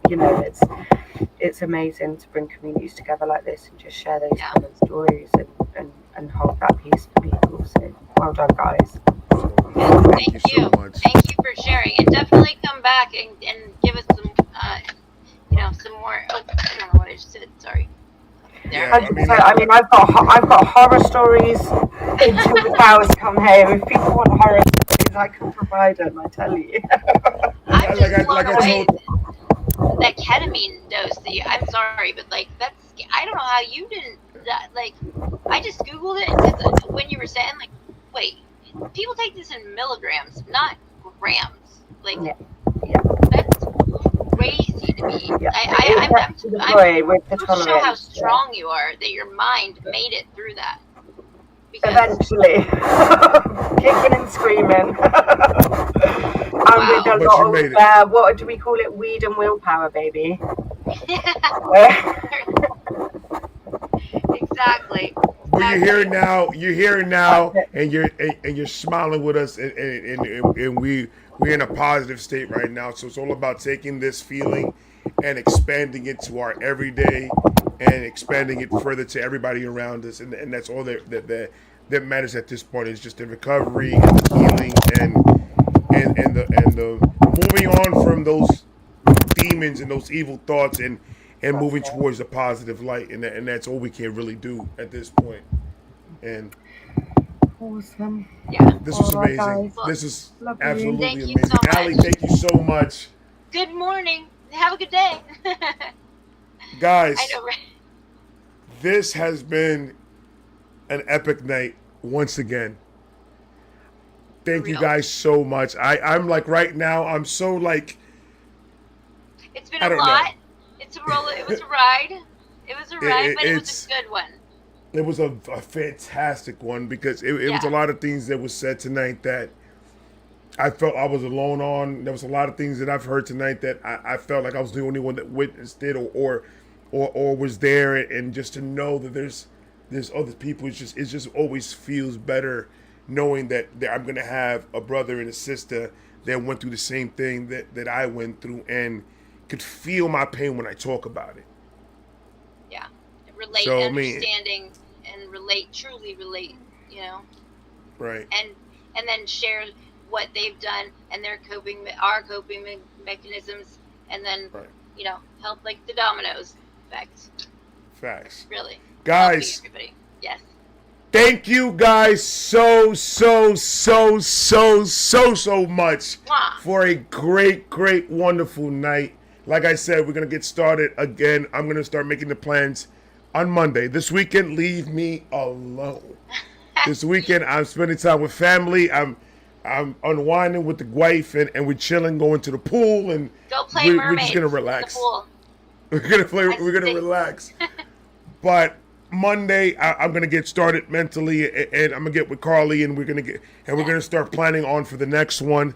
This time, we're gonna do it UK time to get the UK people enough time to get in here. So we probably start a little bit early when they're out of work and they're at home and they're able to actually get on and tell us their story. So Yeah. we're gonna do a little bit earlier next time. Me and Carly would get with the details and let you guys know. And we got a lot of lives coming up. I have a special live coming up this Monday at 8 p.m. It's a special live with a special guest. But I ain't going to say nothing else. That's all I'm going to say. I'm going to keep it like that. Surprise. It was a very, very good surprise. But Carly, if you have anything else to say so we can close it out. I just want to say thank you again to everybody, and I'm just so grateful for everybody in this community, and especially, obviously, Ray, our fearless leader.